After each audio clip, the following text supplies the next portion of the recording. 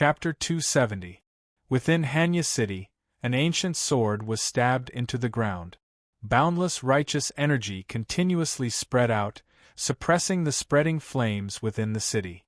However, the flames within the city were too big and couldn't be suppressed in a short period of time. Extremely far away, the battle had already reached its climax.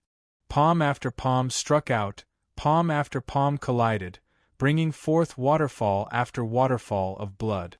The blood-soaked figures didn't know pain. One was crazy, the other was firm. They constantly crossed each other, gradually becoming indistinguishable. Only the splashing blood was so dazzling, and it blossomed into the most gorgeous style under the night sky. Xia Zi, who had lost his sword, was still extremely powerful. His heart was unshakable as his righteous energy reached its peak. His attacks were swift and fierce. He was determined to leave this calamity here forever. Underworld Child had the underworld origin protecting him. His recovery speed far surpassed ordinary people.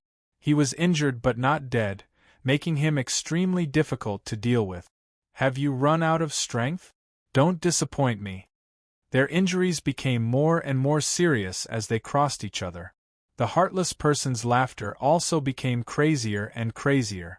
The desperate battle dyed the two people's bodies with blood. Their fists and palms shook the earth, causing the world to lose its light. Boundless learning. Xia Zi didn't waste any words. He flipped his palm, causing his righteous energy to continuously rise. A golden ancient scroll unfurled between heaven and earth. Immediately, the dazzling golden words emitted an extremely bright light, causing the pressure to multiply. The Confucian school's secret art had once again appeared in this world. Underworld flame burning the heavens. Underworld Child saw this and used his ultimate move as well.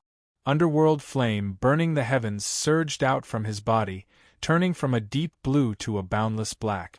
Its terrifying might seem to be able to devour heaven and earth. The collision of their ultimate moves caused the world to lose its color. A huge explosion resounded through the night sky. After one move, the outcome of the battle would be decided. Boundless righteous energy devoured the demonic flames and ultimately suppressed the demonic flames. Underworld Child retreated a dozen steps as a terrifying wound appeared on his chest. His heart was heavily injured, causing blood to spurt out. On the other side, Xia Zi also suffered a backlash from the demonic energy and retreated 3 steps. His mouth was red as he was heavily injured.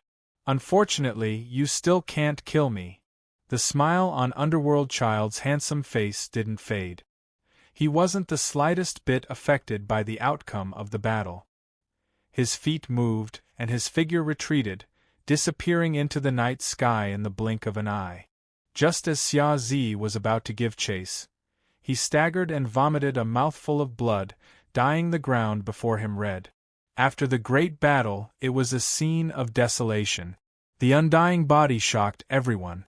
Even though half of his heart had been smashed away, he was still difficult to kill.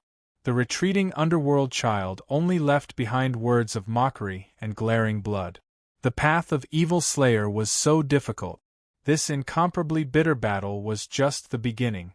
Seeing that it was already too late to chase after Underworld Child, Xia Zi was worried about the commoners in the Sea of Fire. Ignoring the injuries on his body, he quickly rushed toward Hanya City. In the blazing city, mournful screams rang out one after another. Resentment, hatred, despair, all kinds of atmosphere spread inside and outside the Sea of Fire. The true colors of human nature were undoubtedly revealed. With a flash of his body, he entered the Sea of Flames and stood beside the Autumn Water Sword. Both of his hands flipped, and one seal after another rose up, drawing upon the power of heaven and earth. Immediately, a sweet rain fell, quickly extinguishing the dancing flames. Blood flowed out from the corner of Xia Zi's mouth once more. His heavily injured body drew upon the power of the heavens and earth, which immediately worsened his injuries. It's raining, it's raining. The people outside the flames shouted excitedly and crazily. The heavens have eyes!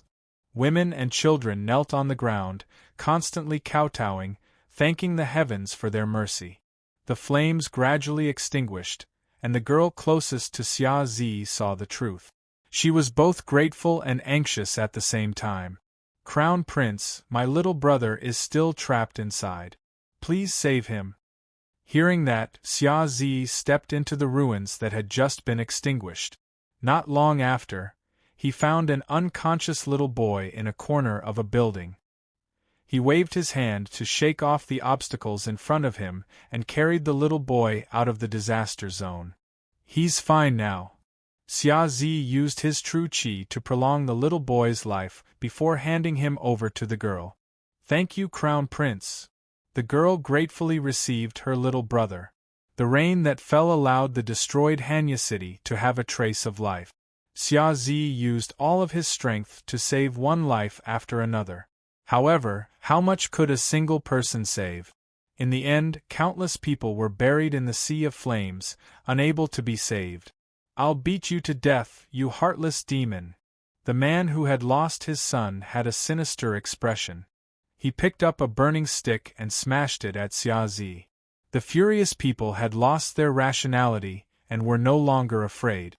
Facing the crown prince they once respected, they revealed the ugliest side of human nature. One person, two people. Gradually, the countless survivors who had lost their loved ones began to pick up rocks and throw wooden stakes. Curses, insults, and extreme viciousness. The ugliness of human nature was completely revealed at this moment. Stop. It's the crown prince who saved us. The girl's face was filled with anxiety as she continuously tried to stop the crazy people. However, since they had already gone crazy, how could a weak girl stop them? The young girl was pushed to the side, and her anxious cries were drowned out. There was no longer a trace of a ripple in her voice. Rocks flew over, but they were all blocked by Xia Zi's protective true qi. Xia Zi was covered in blood as he walked forward step by step. His heart was throbbing with pain. He blamed himself for not being able to kill them, and even more so for not being able to save them. Insults rang out in Xiao Chen's ears. Curses fell on his body, making his heavily injured figure even heavier. The Eternal Night God sect had two huge palaces in the west. The martial monarchs of the first palace were outside, so there was no one on the throne. The current Eternal Night God sect was overseen by Zong Qianqiu, who was in charge of handling the matters of the two palaces. Zong Qianqiu didn't care too much about General Tongguang being sent back with heavy injuries. After ordering people to take good care of him, he continued to do what he needed to do. In the second palace, Zong Qianqiu pushed open the door behind the throne and walked forward step by step. After walking for an unknown distance, the scene suddenly changed, and a huge demonic statue appeared in front of him. In front of the demonic statue, there were numerous stone coffins, and their auras were heavy and powerful. This was especially so for the one in the middle, which gave off a terrifying pressure that caused the surrounding space to violently distort. After countless years of accumulation, the Eternal Night God sect's foundation had reached an unimaginable level. Especially in terms of the number of peak experts, even the invincible Grand Xia couldn't compare. Unfortunately, due to special reasons, these experts were still in a deep sleep. Just like the martial monarchs and Zong Qianqiu, they weren't allowed to be awakened unless absolutely necessary. Zong Qianqiu stood in front of the devil statue for a long time.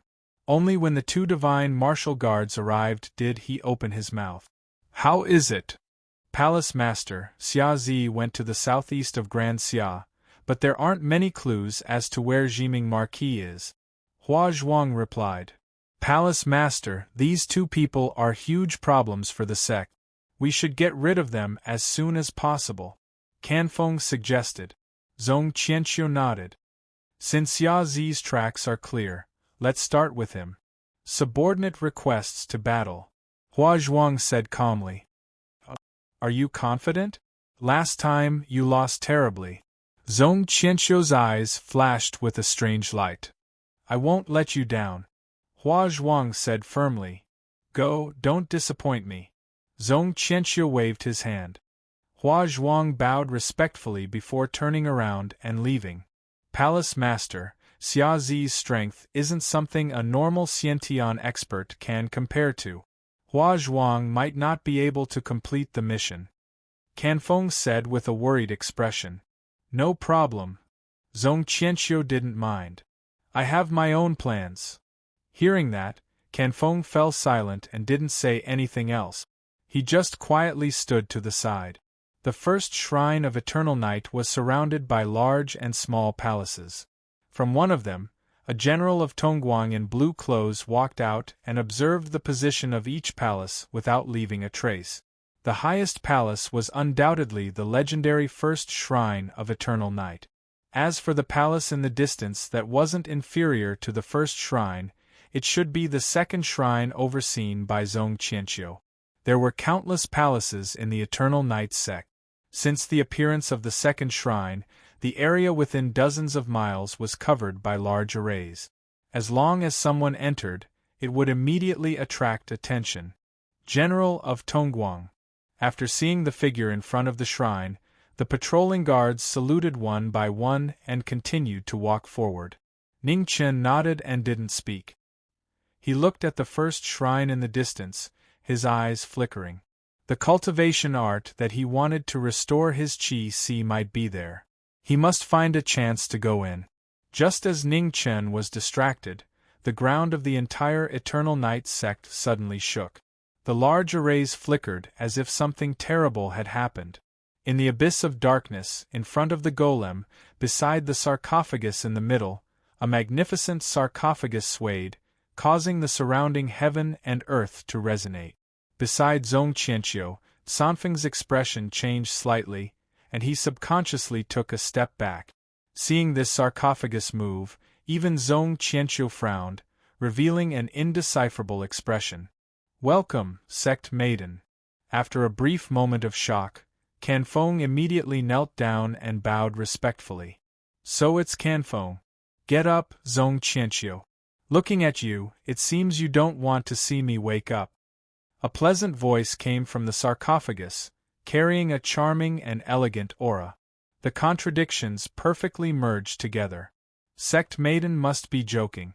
Of course, Zhong Qianqiu welcomes sect maiden's awakening. It's just that now isn't the time for you to wake up, Zhong Qianqiu said indifferently. Ha! A chuckle came from the sarcophagus. I've been in there for too long. It's a bit stuffy, so I'm ready to come out for a walk. Zhong Qianqiu didn't say anything more. He knew very well that the person in the sarcophagus was not someone he could control. In the next moment, a powerful aura spread out in the darkness, causing the surrounding ground to shake even more violently. The gorgeous stone coffin slowly opened, and amidst the rumbling sounds, a beautiful figure walked out. However, before he could see her face clearly, she had already disappeared from the abyss of darkness. Temple Master. Canfeng glanced at the person who left, and a hint of fear flashed in his eyes. Zhong Qianqiu raised his hand to stop the former from continuing to speak. He turned and walked towards the temple, his eyes slowly narrowing. The birth of the sect maiden was indeed a bit unexpected. This woman's behavior was unpredictable, and she was very difficult to control. However, there was no doubt about her strength. If she could be used well, she would be a great help to the sect. It seemed that he had to rearrange his future plans. Chapter 271. In front of Tongguang Palace, Ning Chen also only saw a beautiful figure flash by. Before he could even see her face, she had already disappeared. Her powerful aura was extremely abnormal. If he had to describe it, it would be like this world. Although it was powerful, it was very difficult to sense.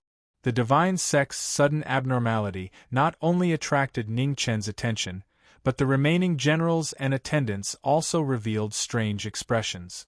Clearly, there weren't many people who knew what was going on. Tongguang, you've yet to recover from your injuries. Don't walk around too much in case you catch a cold. A man in azure-green battle robes walked over with concern. General Tan Zhu. The patrolling guard respectfully bowed. Tan Zhu nodded. His elegant expression contained some gentleness, giving people an indescribable feeling of warmth. "It's fine. I've been lying down for too long, so I came out to get some fresh air," said Ningchen calmly. "Hey, you're still the same. You can't stay idle for even a moment," laughed Tan Zhu. Ningchen didn't reply. He didn't want to reveal his identity so quickly. "Once you're better, we'll exchange some pointers. I still have matters to attend to, so I'll take my leave first." Tan Zhu smiled and walked away. Ningchen nodded. After the former left, he frowned slightly. So that general who hadn't appeared this entire time was him. General Tan Zhu was the martial lord's #1 general, but he rarely appeared outside. Every time the martial lord went out to battle, he would stay behind to protect the divine sect. Based on the other general's tone, this person's strength was at least on the level of a martial Marquis. As long as such a person didn't commit crimes, it shouldn't be a problem for him to break through to the Xiantian realm. Once he broke through to the Xiantian realm, his strength would rapidly increase. His future was immeasurable. General Tan Zhu walked over from the second divine sect. Looking at the figure in the hall, he respectfully bowed. "Greetings, sect master. Tan Zhu, the sect maiden has already awakened. Someone needs to fill her position. This is a divine heaven pill. Take it and quickly break through to the Xiantian realm." After saying that, Zhong Qianqiu waved his hand, and a divine heaven pill flew into the former's hand. Immediately, boundless medicinal energy surged through the divine sect, causing rays of light to appear extremely extraordinary. "Understood." Tan Zhu accepted the order, put away the divine heaven pill, and left. In front of the Tongguang Hall, Ningchen was just about to return to the hall when he saw Tan Zhu return. Her green battle robes fluttered in the wind. She was still very far away just a moment ago, but when he regained his senses, she was already right in front of him. "Looks like you're about to break through." "Congratulations," said Ningchen with narrowed eyes. It was not that he could predict the future, but he could tell based on the enormous medicinal power that Tan Zhu was emitting. There were countless types of medicinal pills in the world, but a medicinal pill with such a majestic aura could only be the sacred medicine of the eternal night cult, the divine heaven pill. In this world, any pill with the word Tian in it was extraordinary. For example, the Xiantian pill of Grand Xia and the Buddha heavenly pill of Mijie Mountain. However, compared to the divine heaven pill, there was still quite a gap between these two pills. Tan Zhu smiled helplessly and said, "It's hard to say whether it's a good thing or not. Now that Zhongnu has woken up, someone needs to fill the empty spot in the abyss of darkness. I don't know when I'll be able to come out again." Ning Chen's heart skipped a beat, but he suppressed his desire to continue asking. He calmly said, "No matter what, I still have to congratulate you for being able to take such a crucial step." "Oh, thank you," Tan Zhu replied with a smile. After chatting for a while, she walked towards her palace. Once Tan Zhu left, Ning Chen immediately returned to his palace. He had never heard of Zhongnu and the Abyss of Darkness. Since Tan Zhu had told him this, Tongguang should also know about this. He couldn't continue asking, or he would definitely be suspected. It seemed the Eternal Night Cult was hiding even more secrets than he had imagined. In the southeastern region of the Grand Xia, over 10 days passed in the blink of an eye. After a life-and-death battle, the underworld child had been heavily injured and had completely disappeared. Xia Zi had been searching for him for over 10 days, wanting to get rid of this calamity once and for all, but he had been unable to find any trace of him. His body was becoming increasingly weak. Just as Xia Zi was about to return to recuperate, the weather changed and 5 figures appeared in the sky. Their auras were connected, and they were abnormally powerful. "It's you." Xia Zi recognized the woman in front of him. "Xia Zi, you won't be able to escape today." The moment she said that, Hua Zhuang's figure quickly closed in, and the halberd in her hand slashed down.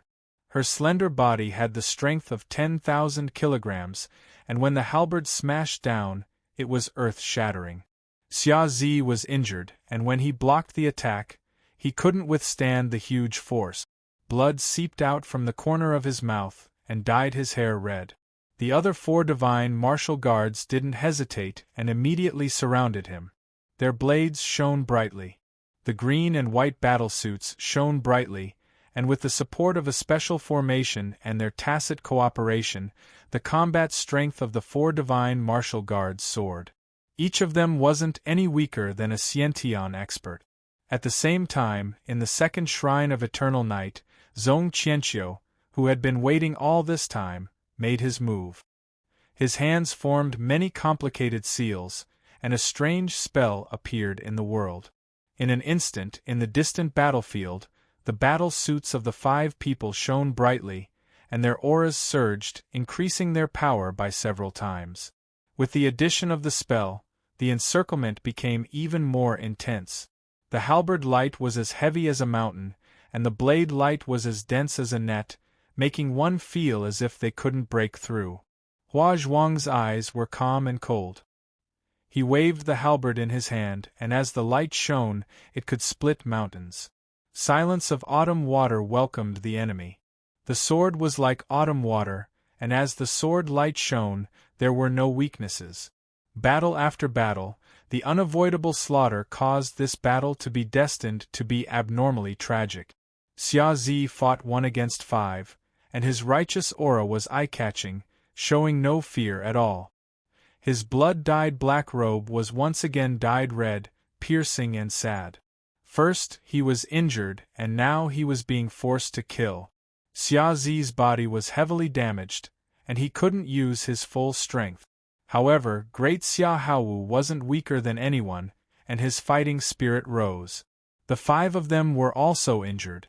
Even with their special techniques, they still couldn't gain much of an advantage against the man in the battle. As their moves intersected, blood dyed their battle suits. Looking at the valiant figure in the battle, Hua Zhuang's eyes shone brightly.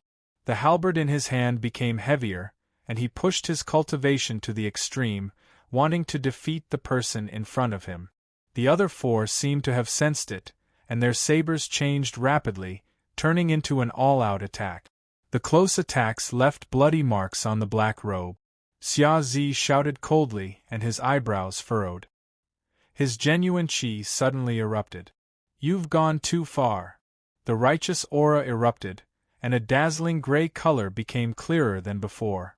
Silence of autumn water changed from its usual mercy to a ruthless Azura-killing move. The sudden change made the 5 of them even more injured, and blood splashed everywhere. In the second divine palace, Zhong Qianqiu sensed the change in the battle, and his hands formed seals again. With the help of the 4 people in the distance, he summoned strange magical beasts. In the battle, the talismans that had been prepared flew out from the 4 people's bodies, and flames soared into the sky, turning into 4 flame generals to assist in the battle. The change in the battle tilted the unequal balance again. 9 against 1, Xia Zi was sweating profusely, which couldn't be washed away in this cold winter. The dancing autumn waters streaked across the air with sharp killing lights. Even though they were trapped here, their fighting spirit did not diminish. The low-key and kind Grand Xia's Grand Xia Martial King had always displayed incredible strength. Compared to him, all the geniuses in the world seemed laughable. Zhong Qianqiu, who was in the distant divine palace, saw Xia Zi's powerful side through the perception of a spell. The killing intent on his face became even stronger. If such a person was left alone, he would become another legend of Grand Xia in a few years. Xia Zi's final trump card was revealed. Another talisman flew out from his robe, and the evil god's body appeared in the world. The green-faced, fanged evil god's battle-axe fell with a heavenly might that shook heaven and earth. Feeling the killing intent, Xia Zi changed the direction of his sword, and the revolving sword shook off the people around him. His sword soared into the sky, and a golden splendor soared into the sky. The two extreme moves collided and the sky collapsed. The surrounding figures were all sent flying, and the sand was dyed red with blood. Ugh! Amidst the dust, Xia Zi's blood gushed out like a fountain. He staggered, unable to suppress the injuries in his body. The evil god in the distance was affected by the sword light. It couldn't withstand the overwhelming sword power, and it shattered, dissipating between heaven and earth. Kill! The four immediately rushed forward again. Together with the four flame divine generals, they were determined to get rid of the divine sect's greatest threat. Hesitation flashed through Hua Zhuang's eyes, but it disappeared after a moment. Holding the halberd in his hand, he rushed forward. Heavy breathing sounds came one after another. However, the battle didn't stop for a moment. The saber light and halberd shadows closed in, making it hard for people to be distracted. The divine sect's calamity came after the evil god. Xia Zi couldn't suppress the hatred in his heart, and his azure state became even stronger. His black hair was dyed with frost, and it fluttered in the cold wind. It was so dazzling. It was anger toward the evil god, and hatred for his own powerlessness. The sword is eternal, the evil god hasn't been eliminated, and the spring and autumn sighs. In extreme anger and hatred, the Confucian faction's evil-slaying move that had been sealed for 1,000 years appeared for the first time. Xia Zi injected all his vital energy into the autumn water sword. Instantly, the autumn water sword was dyed red, and the extreme move was unleashed. A move that could destroy heaven and earth caused the entire heaven and earth to be without a second color. The blood light and sword intent covered a radius of 10,000 feet. The four flame divine generals were the first to bear the brunt of the attack, shattering into pieces. Following which, the four divine martial guards were pierced through by the terrifying blood light. Their bodies collapsed, and they shattered into pieces. Hua Zhuang raised his halberd to block. With a clang, the halberd flew out of his hand, and he was forced back several steps. His green and white battle robe was dyed red, and there wasn't a single part of it that wasn't damaged. This was the first time in 1,000 years that someone had cultivated the evil-slaying move. The moment it appeared, even gods and ghosts were shocked. After using the forbidden move, Xia Zi's last bit of strength was used up, and his consciousness started to blur. However, how could the body of a king fall? The autumn water sword stabbed into the ground, forcefully supporting the unyielding pride of a king. Great Xia's Haowu king was never weaker than anyone. It was like that in the past, and it was still the same today. What a shocking expert! Just at this moment, a gentle and beautiful figure stepped into the battlefield. Looking at the battle that had already ended, a bright light flashed across her beautiful eyes. In the next moment, Luo Fei carried the nearly unconscious Xia Zi and turned into a streak of light. Hua Zhuang stumbled forward. He wanted to chase, but he couldn't. In his anger and unwillingness, he could only watch as the two of them disappeared. Chapter 272. In the arena of the Eternal Night Divine Sect, two figures were facing each other. One was wearing a green battle robe, while the other was wearing a light blue battle robe. The battle between the first and second-ranked generals of the First Palace immediately attracted the interest of many deacons and elders of the Divine Sect. They all came to watch. "Tongguang, please," Tanju said with a smile. "Please," Ningchen said calmly. It was hard to refuse Tanju's challenge. After the last battle before the Xiantian realm, there would be no more generals of Tanju in the First Divine Palace. Tanju waved his hand and a green ancient sword appeared beside him. He reached out and grasped it. One of the three legendary swordsmen of the Divine Sect reappeared. His green radiance illuminated the world. Ningchen drew his sword to meet the enemy. The long and narrow blade shone with a cold light. In an instant the sword and the blade clashed. The elegant sword intent was extraordinary. He used 70% of his moves and 30% of his defense. The sword momentum was endless. He was undefeated. Ning Chen was already Tongguang. He used the long sword in his hand. The The cold blades intersected and the blade light reached its peak. General Tongguang's saber is even sharper than before, one of the spectating deacons said from outside the sparring field. Yes, but General Tanju is still the strongest among the generals. It's not likely that General Tongguang will win, an elder of the divine sect analyzed calmly. I wonder if I'll have the chance to see General Tanju's aqua shadow body this time, the previous person sighed. It'll be difficult. General Tongguang shouldn't be that strong yet, the elder of the divine sect next to him replied. The conversation between the two was also a question that the surrounding people wanted to know the answer to. Outside the martial hall, everyone was seriously watching the increasingly intense exchange. They wanted to see how the strength of the two battle generals would change after a year. While Ning Chen was facing the enemy with his long sword, he was also paying attention to the people around him. He didn't care about the outcome of the battle. He was more interested in learning more information. His Xiantian spiritual sense covered the entire arena. Everyone's words fell into his ears. This was the first time he heard the name Aqua Shadow Body. He couldn't help but wonder. Ning Chen suppressed his spiritual sense and increased the speed of his sword. He suppressed the enemy with every move and forced the person in front of him to fight back. A strange light flashed in Tanju's eyes. Seeing that the former had used his full strength, she no longer held back. She took a step forward and her figure turned illusory. Amidst the flowing water, she had already disappeared. Ning Chen narrowed his eyes and concentrated on observing the mysteries of the movement technique. As the sword and saber clashed, it was hard to distinguish the real from the fake. As the cold saber slashed across, the watery light shattered and dissipated. The exquisite movement technique was mesmerizing. The combination of speed and dexterity displayed the might of a top-notch martial art. With ear-piercing clanging sounds, the sword and saber had already exchanged dozens of blows. A moment later, a dark green longsword silently appeared in front of Ning Chen's chest. It was only half a step away when it stopped. The battle ended. General Tanju won again. I lost, said Ning Chen calmly. You've improved a lot this year. General Tanju put away his sword and smiled warmly. Unfortunately, I'm still no match for you, Ning Chen replied. I'm 2 years older than you, so I have a lot of advantages. With your perception, you will surpass me sooner or later.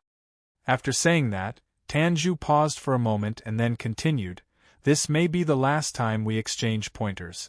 I'm about to step into the Xiantian realm and fill the position of sect girl.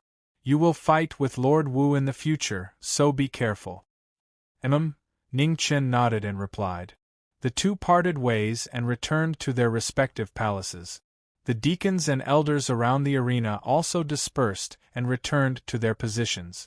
10 days later, the Second Divine Palace of Eternal Night issued an order for General Tongguang to leave for the front line as soon as possible. After receiving the order, Ning Chen was silent for a moment. Although he hadn't found a better opportunity, he knew that he couldn't wait any longer. Late at night, Ning Chen, who had returned to his original appearance, used the Chaos Volume to hide his aura. According to his observations these days, he quickly rushed toward the First Divine Palace. The patrolling guards of the Divine Palace didn't notice him at all. A third tribulation Xiantian expert was definitely not something these ordinary guards could discover. Ning Chen knew that Zhong Qianqiu had been guarding the Second Divine Palace and wouldn't appear under normal circumstances. So, as long as he didn't get close to the Second Divine Palace, he was safe for the time being. In front of the majestic First Divine Palace, 2 peak 9th-level generals were guarding the door, observing every movement around. At this moment, a sword light flashed. The 2 generals only saw a blur in front of their eyes, and then they lost consciousness. At the same time, several experts of the Divine Palace hidden in the dark had blood gushing out of their throat. They opened their mouths, but no words came out. The door of the Divine Palace opened, and Ning Chen walked in. He scanned the place with his spiritual sense and walked forward step by step. The enormous palace was now empty, and the throne was completely empty. The hall was cold and cheerless. There was nothing valuable in it. Ning Chen didn't stay long and quickly walked to the back of the hall. The figure who suddenly appeared didn't even have time to say anything before his throat was slit by a sword and he fell into the dust. Even in death, he couldn't close his eyes. He couldn't understand how the person in front of him had broken into the divine sect and how he had deceived so many people. There were no inborn experts in the divine palace. The strongest was only peak 9th level or half step to inborn. However, such people posed no threat to Ning Chen. They didn't even have the chance to speak in shock. It wasn't a long way, but there were fallen figures everywhere. Blood flowed and dyed the long corridor red. Suddenly, a strange sound was heard. The scene around Ning Chen suddenly changed. Countless figures of white bones appeared in all directions and quickly approached him. The densely packed white bones stretched as far as the eye could see. There were thousands of them, which made one's scalp tingle. Is this an illusion? Ning Chen's expression didn't change. He stabbed the long sword in his hand into the ground and pressed down with his right hand. A strong sword will came out. The white bones around him suddenly turned into ashes and disappeared. However, after the white bones disappeared, thousands of nether soldiers gathered between heaven and earth. The decaying spears were full of yin qi and surrounded him again. Ning Chen's expression became serious. He had seen this scene in the netherworld 3 years ago. He didn't expect to see it again today. This time, there was no little white horse to help him break the formation. Ning Chen held his sword and turned into a flowing light that disappeared into the nether soldiers. In an instant, his sword moved like the wind, and broken bodies and soldiers flew everywhere. Clang! The sword and halberd collided. The headless horseman appeared in the formation and waved his halberd to stop the former's advance. The 4 halberds cooperated seamlessly, and the horse's hooves stomped on the ground. Looking at the nether soldiers surrounding him again, Ning Chen didn't want to delay any longer. Frost condensed on the long sword in his hand, and snowflakes fell from the sky. He used the emotion art when it's about to snow and opened up a path. 3,000 miles of sword snow. The sharp sword will came out with extreme cold air. The surrounding nether soldiers and headless horsemen were frozen in an instant. In the next moment, the sword will exploded, and the frozen figures shattered. At the same time, the illusion formation couldn't withstand the extreme power. The 4 formation beads shattered, and the surrounding space returned to reality. Ning Chen didn't know if the commotion just now had alarmed the other members of the sect. He didn't dare to delay and rushed forward. In the second hall of eternal night, in front of the crisscrossing chessboard of heaven and earth, Zhong Qianqiu was deep in thought. Just as he was about to place a piece, a cold light flashed in his eyes and his figure disappeared. In the first hall, after passing through the illusion formation, Ning Chen finally entered the core hidden place of the Eternal Night sect, the 100 Revolutions Heavenly Pavilion. The Heavenly Pavilion was very spacious, and there were countless scriptures inside. However, the truly precious martial arts were protected by restrictions and were easy to identify. Ning Chen spread out his spiritual sense and soon found what he was looking for. He swung his sword and broke the restrictions, picked it up, and left. At this time, the Chaos Codex in Ning Chen's body trembled violently, as if it had sensed something. Heavenly scripture? Ning Chen's expression changed. Following the feeling, he slashed away the obstacle in front of him and rushed forward. Behind the 100 Revolutions Heavenly Pavilion was the Void Shrine. In the boundless land of chaos and nothingness, silver light reverberated between heaven and earth, forming a world of its own. In the void, an ancient scripture shimmering with black light floated up and down. It was as black as ink, swallowing the light around it like a black hole. The Eternal Night scripture was said to have recorded the history of the Eternal Night sect. After seeing the ancient scripture in the void, the Chaos Codex in Ning Chen's body trembled even more violently. Shocked, his figure flashed, and he immediately rushed forward. However, just as he approached, the Eternal Night's scripture shone brightly and blocked his path. In the past, in order to prevent Fan Lingyue from using the Chaos Codex to spy on the secrets of the Eternal Night sect, the martial monarch had personally set up restrictions around the scripture. Ning Chen sensed a powerful aura rapidly approaching from afar. He no longer hid it. His aura rose, and he gathered all his energy on his sword. A loud explosion resounded. Cracks appeared on the light of the restriction, and then it collapsed with a bang. Ning Chen went forward and grabbed the Eternal Night scripture. However, he didn't expect that at this moment, a terrifying aura that he had never felt before would descend. A terrifying palm broke through the void. Ning Chen didn't have time to dodge the palm that came without warning. He held his sword horizontally to block, but his sword was broken and blood gushed out. His white body flew out covered in blood. The extremely terrifying expert who had been heavily injured in one move hadn't shown himself yet. Just the move he had left behind was enough to display a shocking strength. So it's you. What a great burden. At this moment, Zhong Qianqiu rushed over. Seeing the heavily injured figure, his killing intent surged. Ning Chen didn't say anything. He endured his heavy injuries and turned around to escape. You think you can escape? Zhong Qianqiu snorted coldly and chased after him. A green talisman flew out from his hand, and a sea of lightning descended. Ning Chen waved his sword to block, and the broken sword continued to pierce through the lightning. With a bang, the white figure fell from the sky and smashed into the palace below, raising a cloud of dust. Zhong Qianqiu walked down from the sky and waved his hand to disperse the lightning and dust. However, the figure was nowhere to be seen. Hall Master! Canfeng and the 5 divine martial guards rushed over and asked. Search each hall. He's heavily injured and can't run far. Zhong Qianqiu said coldly. Yes. Canfeng and the 5 divine martial guards respectfully accepted the order. Behind a hall not far away, Ning Chen covered his mouth and spat out a mouthful of blood. His entire sleeves were dyed red, and he stumbled as if he could faint at any moment. The power of that palm was so terrifying. Chapter 273. In the Sandalwood Palace, a majestic aura kept shaking and was extremely unstable, alarming everyone in the sect. It's General Sandalwood. The deacons and elders of the sect looked over in shock. The next moment, a green beam of light shot up to the sky, shaking the earth and space. Countless people in the Divine Prefecture looked over in shock. Did the Eternal Night sect have a new Khanate expert?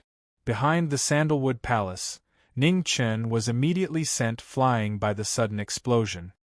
His injuries worsened and blood stained the ground. When it rains, it pours. The worst luck came to the worst place. This strange movement immediately attracted the attention of Zhong Qianqiu and the others, who quickly rushed over. Ning Chen got up and staggered away from the most dangerous place, rushing to other places. However, he didn't go far before he saw residual wind and the others blocking his way. Ning Chen knew that if he didn't fight his way out, there would be no way out. He gathered ice and snow on the broken sword in his hand and made the first move. You're really reckless. How much strength do you have left? Residual Wind waved his sword to block the attack. He was not at a disadvantage at all. Ning Chen suppressed the heavy feeling in his head and waved his sword to attack, trying his best to move forward. How sad, Marquis Jiming. Zhong Qianqiu walked over and said lightly, one wrong move and the whole game is lost. If it were any other day, he might not be able to stop the person in front of him if he wanted to leave, but it was different now. That palm could even injure a 3 disasters expert. He was a little surprised that this person was not dead. However, the result was the same. A seriously injured Marquis Jiming of the Great Xia could not escape. At the same time, on the bed in the Haowu Palace, Xia Zi, who had been in a coma for several days, had his aura become chaotic again. Not far away, Luofei's expression changed and she quickly walked over. She turned over her palm and injected a vast amount of vital essence into his body. However, it didn't have much effect. His injuries worsened day by day, and he was already at the end of his life. After using the forbidden move, his blood and chi dissipated, and it was difficult to reverse. His body was also gradually dispersing. All the elixirs had been used up, but it still couldn't stop his vitality from fading. The strands of snow-white hair in his black hair were so dazzling. The demonic tribulation of his Tao heart might only end when he died. Beside the bed, Xia Xinyu watched as her brother grew weaker day by day. Tears fell from her eyes, and her heart felt as if it was being stabbed by a knife. Yet there was nothing she could do. The Eternal Night Cult was being invaded by a great enemy. Upon receiving the order, the guards put on their armor and rushed over. Leading them were several peak 9th grade generals, and they blocked off the path in front of them. Ning Chen had no way out. Canfeng and the 5 divine martial guards surrounded him while Zhong Qianqiu was at the side. They were going to cut off the strongest wing of Great Xia. Today, it was impossible for him to escape. Earth Scroll. Facing such a desperate situation, Ning Chen was not willing to give up. He used a palm to force back the 2 divine martial guards in front of him. He stabbed his sword into the ground, and the scroll of earth appeared once more. Boundless sword lights flew out from the ground and rushed straight up. Suddenly, within 100 feet, the sword lights were boundless like a reverse torrent. Hundreds and thousands of divine guards suffered the most horrifying massacre. Blood splashed all over the sky as countless casualties were inflicted. Canfeng and the 5 divine martial guards forcefully blocked the attack. Their mouths were dyed red, and they were forced back several steps. After that strong move, Ning Chen's consciousness became blurry. He forcefully resisted the feeling of fainting, and he stepped on the ground, turning into a streak of light as he charged out of the gap that he had opened up with much difficulty. Pointless struggle. Chase. Zhong Qianqiu scoffed coldly. His body flashed as he swiftly chased. Canfeng and the other 5 suppressed their injuries and chased forward. Ning Chen, who was close to fainting, became more and more unstable. He only had a strong will to live supporting him. He knew that if he gave up, he would not have another chance. Kill! The divine sect guards charged at him endlessly. Ning Chen used his last bit of consciousness to wave his sword and charge forward. His white shirt was dyed with who knows how much blood. Some belonged to others, some belonged to him. The strongest will to live turned the broken sword in his hand into the scythe of the death god. There was no longer any difference between emotions and heartlessness. Only killing his way out was his only thought. A flirtatious female general blocked his path. However, she only saw a sword light flash in front of her eyes before she lost all consciousness. She fell to the ground, no different from the numerous dead divine sect guards. The blood-dyed road, the cold moon in the sky. In this world where lives were like grass, it was so difficult to live every moment. His beating heart became faster and faster. The golden phoenix blood continued to spread. After a full cycle, it became 30% stronger. The strong will to live in this desperate situation increased the growth of the phoenix blood.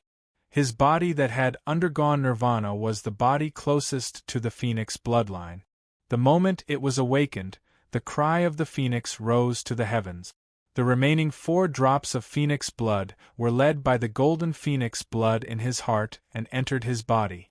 Instantly, a red glow spread out and his blood started to recover. His heavily injured body was recovering at a visible rate. However, time waited for no one. How could the continuous killing allow him to stop? The blade light and sword shadows that chased after his life could not be seen clearly. Ning Chen did not know where he had walked to and where he was. Only the sword that he waved was the only thing he could rely on. The sharpness of the sword was bone-chilling. The broken sword was dyed in fresh blood. At this moment it was comparable to a god weapon. Everywhere it passed, broken limbs flew. Remnant wind chased up, and the sword light stabbed toward his back. Ning Chen instinctively turned around and waved his sword. With a purring, he was forced back several steps, and blood splattered out of his mouth. The 5 divine martial guards' blade light appeared once more, sealing all directions and cutting off his path of survival. The formation patterns on the green and white armor lit up, and with the buff of an external force, the sharpness in his hands was several times stronger than before. Zhong Qianqiu laughed coldly, activating the curse to raise the 6 of them to the limit. This battle would totally end the legend of knowing destiny. More and more divine sect guards appeared. Peak Grade 9 generals gathered from the various halls to work with Remnant Wind and the 5 divine martial guards to kill the great Xia Jiming Marquis. The life and death crisis was hard to solve. At this very moment, a green body shot out from the Sandalwood Palace. The moment it appeared, the water light flickered, and a green sword light slashed out with the color of death. The sudden change caused the 2 divine martial guards to fall to the ground. Their throats were slit by a sword. "Hold on!" Sandalwood held on to Ning Chen, whose consciousness was slowly fading, and said solemnly, "Traitor!" Zhong Qianqiu was furious. He waved his hand and 4 talismans flew out. The ground rumbled and 4 stone giants appeared. Their giant fists smashed down, shocking the heavens. Sandalwood's expression was really solemn. He stepped back and his body flashed. His body was like a water light, and he dodged the giant fists. The water light shadow displayed a special ability, the combination of speed and agility. Blades and swords could not touch his body. Why? Killing intent jumped in Zhong Qianqiu's eyes as he asked coldly. "The heart of Kaiying has never betrayed Great Xia," Sandalwood said calmly. "It's you." Zhong Qianqiu was stunned and rage surged. He flipped his hands and formed seals. Instantly, lightning descended from the sky, turning into an ocean of lightning. "Then die." The furious second hall master used his full strength for the first time, controlling the lightning to kill the previous martial Marquis of Great Xia. The third tribulation and the first tribulation were on completely different levels. Sandalwood stepped on the water light shadow, dodging the lightning bolt. He did everything he could to fight for a chance for the junior on his back. He was very happy to see that the junior had already surpassed them. Too many martial marquises had died, and he could no longer watch as a junior died in front of him. The water light shadow flashed, but it was difficult to dodge the endless lightning. Finally, a bolt of lightning struck the water light. However, it was not an illusion. Sandalwood staggered and was injured. Zhong Qianqiu's body flashed, and he stepped into the ocean of lightning. He clenched his hand, and a long spear condensed from lightning appeared. The clash of swords and spears was a one-on-one battle. With the absolute suppression of realms and the interference of spells, Sandalwood immediately fell into a disadvantage. Even if the water light shadow was unparalleled, it could not change the huge difference in realms. A moment later, Sandalwood's right rib was swept by the lightning spear. Blood spurted out, dyeing his clothes red. In order to find a chance for survival, Sandalwood did not want to continue fighting. He retreated as he fought. However, the moment he left the ocean of lightning, a cold sword light mercilessly came for his life. The sword that had been waiting for a long time appeared behind him, wanting to end the lives of 2 generations of martial marquises. In that moment of crisis, Sandalwood could not dodge in time. He leaned to the side and grabbed the sword, using his body to block it. "Idiot!" Remnant Wind coldly shouted, and the sword light changed direction, stabbing into Sandalwood's chest. Sandalwood groaned and retreated 3 steps. Blood flowed out of his left hand and chest. "Today, none of you will be able to leave," said Zhong Qianqiu coldly. Sandalwood swung his sword, and his figure flashed, once again fleeing out of the Eternal Night God sect. Final struggle. Zhong Qianqiu quickly gave chase. Behind him, Remnant Wind and the other 3 divine martial guards caught up, not giving the 2 of them any chance. Sandalwood clutched his chest, coughing out blood. However, He was not willing to give up, bringing the young martial Marquis on his back and fleeing. This was the first time they met, and it could not even be considered an official meeting. However, as martial marquises of Great Xia, no reason was important. The glory of a martial Marquis was above everything. Great Xia's West Shadow Marquis was destined to live in the shadows. For the future of Great Xia, this was the first time he appeared under the sun, but it would also be the last time. His broken heart continued to spurt out blood. Sandalwood looked at the first rays of dawn rising from the east, and his eyes were unprecedentedly bright. Senior! Ning Chen's consciousness temporarily recovered, and he looked at the figure in front of him. Sandalwood's right hand formed a sword finger, activating his vast essence and injecting the last of his precious wealth into Ning Chen's forehead. He then pushed with his palm, sending Ning Chen thousands of feet away. Live on! His last order was so calm, and he did not say anything more. This was the first and last time the two martial marquises of Great Xia faced each other. From today onwards, they hoped that they would never meet again. After sending Ning Chen away, Sandalwood turned around. Looking at Zhong Qianqiu and the others who had caught up, he blocked with his sword. Chapter 274. The sounds of the great battle were coming to an end. The broken Bai Ling was stabbed into the ground, accompanying its master as he walked through the last part of his life. In the distance, the glow of phoenix blood was incomparably brilliant. Ning Chen's body was surrounded by a red light that soared into the sky. Under the first light of dawn, it was like a second sun had risen, illuminating the world. Seeing the shocking phenomenon in the east, Zhong Qianqiu, Residual Wind, and the others felt uneasy. Everywhere in the world was shocked once again when they saw this bloody pillar of light. Phoenix cries shook the heavens and the earth. Everyone saw the bloody light in the sky. It was so dazzling that it was as if the entire sky was dyed in blood. It was extremely beautiful.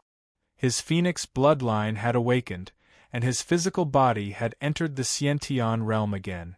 In an instant, he broke through layers of shackles and drew the power of the world into his body. After 2 years, his cultivation and realm had finally become one again. Ning Chen, who had recovered, did not hesitate to temporarily suppress his terrifying injuries. His killing intent surged into the sky. On the top of the spiritual platform, the strange rock appeared again and soared into the sky. In front of the eternal night cult, Tan Zhu, who had fallen to the ground, saw the beautiful colors in the distant sky. A hint of relief flashed through his gradually dimming eyes. It was worth it, Senior. A blood-red figure flashed past and caught the fallen Wu Ho with a pained expression. Tan Zhu gently opened his mouth and said a few words. They were very soft and could not be heard clearly. Only the last sentence could be vaguely heard as it floated in the wind. From now on, the Great Xia is in your hands. His last wish was still the Great Xia behind him. The Great Xia Martial Marquis would not rest until he died. Senior, Junior will take you home. Ning Chen's heart ached like a knife. He gently closed Marquis Xiang's eyes, then tore off his bloody clothes and tied him to his back. Last night, Senior had taken him out of the encirclement. Today, he was taking Senior home. Zhong Qianqiu felt the dangerous aura coming from the former. His expression turned serious. 4 purple talismans appeared in his hand and he summoned his technique spirit. The evil gods descended. Swords, halberds, axes, and battle-axes shook the heavens. It was one of Zhong Qianqiu's strongest technique. Every evil god had strength that surpassed the third tribulation of the Xiantian realm. They were abnormally powerful. Ning Chen looked at the 4 green-faced evil gods in front of him. His blood-red robe fluttered in the wind. He waved his hand and forced the knowing destiny sword out of his body. Suddenly, a tragic scene of blood gushing into the sky. The power of the thunder, ice, and wind sources surged and swept across the land. Knowing destiny held in his hand. The blood patterns on the cyan sword shone brightly. After a breath, the bloody clothes disappeared and the sword pierced through the clouds. The two evil gods, Fu and Yu, were the first to bear the brunt of the attack. They were shattered by the terrifying sword light and disappeared in the blink of an eye. The knowing destiny sword spun and waved. With a bang, the evil god retreated and opened up a path. Ning Chen's silhouette vanished once more as he reappeared in front of Zhong Qianqiu. With a tearing sound, Zhong Qianqiu's clothes tore apart. A gash appeared on his purple robe, and a trace of blood dripped down, dyeing his clothes red. Zhong Qianqiu's face darkened as he gathered his yuan energy with a flip of his palm. Thunderous roars filled the air, turning the world into a sea of lightning. The two evil gods were in the sea of lightning. Their halberds and swords slashed down once more. At the same time, Remnant Wind and the remaining 3 divine martial guards charged up and blocked the path ahead. Ning Chen's expression was ice-cold. With a wave of his hand, the knowing destiny sword spun into the air. The lightning source spread out and absorbed the power of the lightning. In the next moment, knowing destiny sword descended from the sky, and a majestic aura spread out. The 3 divine martial guards could not handle the power, and their bodies exploded. Their blood and bones scattered and returned to the heavens and earth. Remnant Wind could not block this terrifying aura. The ancient sword in his hand broke, and his body flew out. Blood fell like rain. Just a moment ago, he was still being chased by them, but now, he had undergone such a huge change. His situation was completely different, and it was shocking. Ning Chen, who had regained his consciousness, was no longer someone who could be trampled on. The absolute gap in strength made Residual Wind see clearly that the evenly matched sword fight last night was just an illusion that Ning Chen thought was infallible. Remnant Wind, back down. Zhong Qianqiu ordered solemnly. His divine martial guards were pretty much all dead, and he could not sacrifice them for nothing. Yes. Remnant Wind took 2 steps back and dragged his heavily injured body out of the battlefield. Although he was unwilling, he could only listen to the order. He was clear that the following battle was not something he could touch. Develop Yin and Yang, form the 4 divisions, absolute martial arts, create the will of a god. Zhong Qianqiu formed a seal and used the endless power of faith in the god sect. Lightning appeared in the 9 heavens, and mountains and rivers collapsed. Amidst the terrifying phenomenon, an illusionary body slowly formed and shook the universe. The moment the god that gathered faith appeared, 10 miles of land flew up, unable to handle such extreme power. It was like the end of the world. Scroll of the earth. Ning Chen took half a step forward, and a dark yellow light rose around his body. The strongest person in the world used the extreme heaven book once more. The yellow light spread out, and the land that rose up into the sky was once again affected by the power. It crumbled and fell back down, returning to its original state. Black mist floated up and down, and the face of the god could not be seen. Gray feathers filled the sky, and the terrifying aura seemed like the world could not tolerate it. Space twisted and circles of ripples spread out in all directions. Facing the incomparably strong illusionary body, Ning Chen's sword followed. His sword intent gathered, and he arrived in an instant. His sword broke through the void and clashed head-on with the god body. The heaven-opening sword clashed with the deity's body, causing a loud explosion. Raging winds engulfed everything. Ning Chen and Zhong Qianqiu both took a few steps back at the same time. The god body was injured by the sword intent, and it flickered continuously. At the same time, behind the second shrine, the power of faith flew out from the abyss of darkness and entered the god body, stabilizing it. Ning Chen's eyes squinted. He stepped back, and his body disappeared under the sun. Hall Master! Remnant Wind walked up and said anxiously. There's no need to chase. Zhong Qianqiu wiped the blood from the corner of his mouth, waved his hand to send back the power of faith and said, It's hard to keep this person alive for the time being. It's useless to chase after him. Remnant Wind clenched his fists, and his eyes were full of unwillingness. "Let's go back to the shrine." Zhong Qianxiu turned around and his figure flashed toward the shrine. Remnant Wind looked at the disappearing figure in the east, suppressed the anger in his heart, and turned to follow. Inside the shrine, blood flowed and broken bodies were everywhere. Countless guards and generals died in this battle. It was the first time in 1,000 years that they had suffered such a disaster. Since the beginning of the war, there was no justice. All that was left was cruelty and blood. No matter how beautiful the rhetoric was, it was just a lie to deceive oneself and others. The winner was king, and the loser was in the wrong. The history books had always been written by the victors. Every stroke had some truth to it. However, what did the people do? What did the mountains and rivers do? In the western border of the Great Xia, in front of the camp of the Black Water Army, a bloody light appeared. The knowing destiny sword trembled and penetrated into the body, and then disappeared in the blood. Ning Chen coughed out a mouthful of blood. His breathing was chaotic, and the injuries in his body were about to erupt again. Marquis Victorious Return heard the commotion and immediately walked out.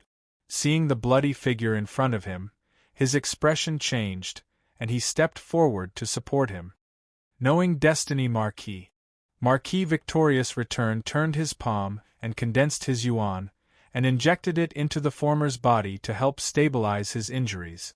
Suddenly, Marquis Victorious Return's body froze.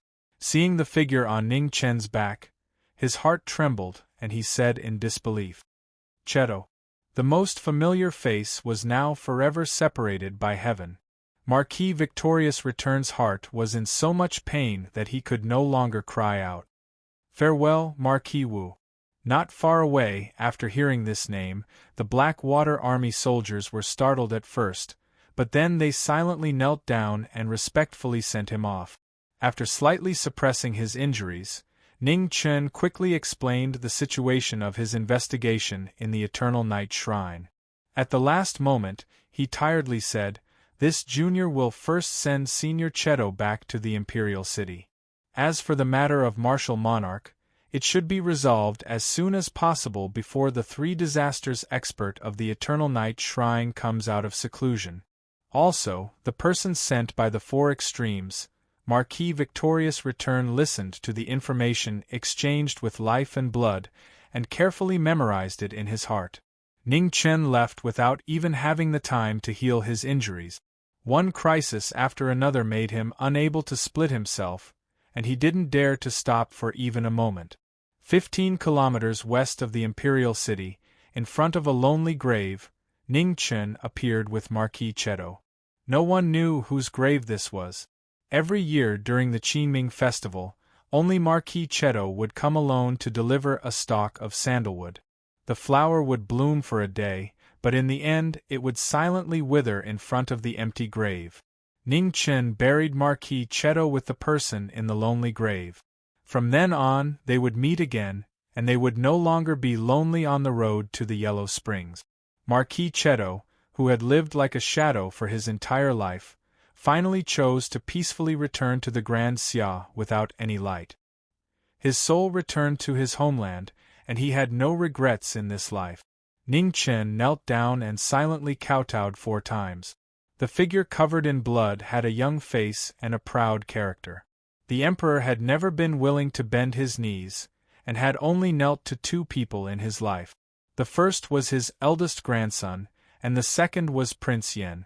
Today, in front of Cheto's grave, he respectfully knelt down.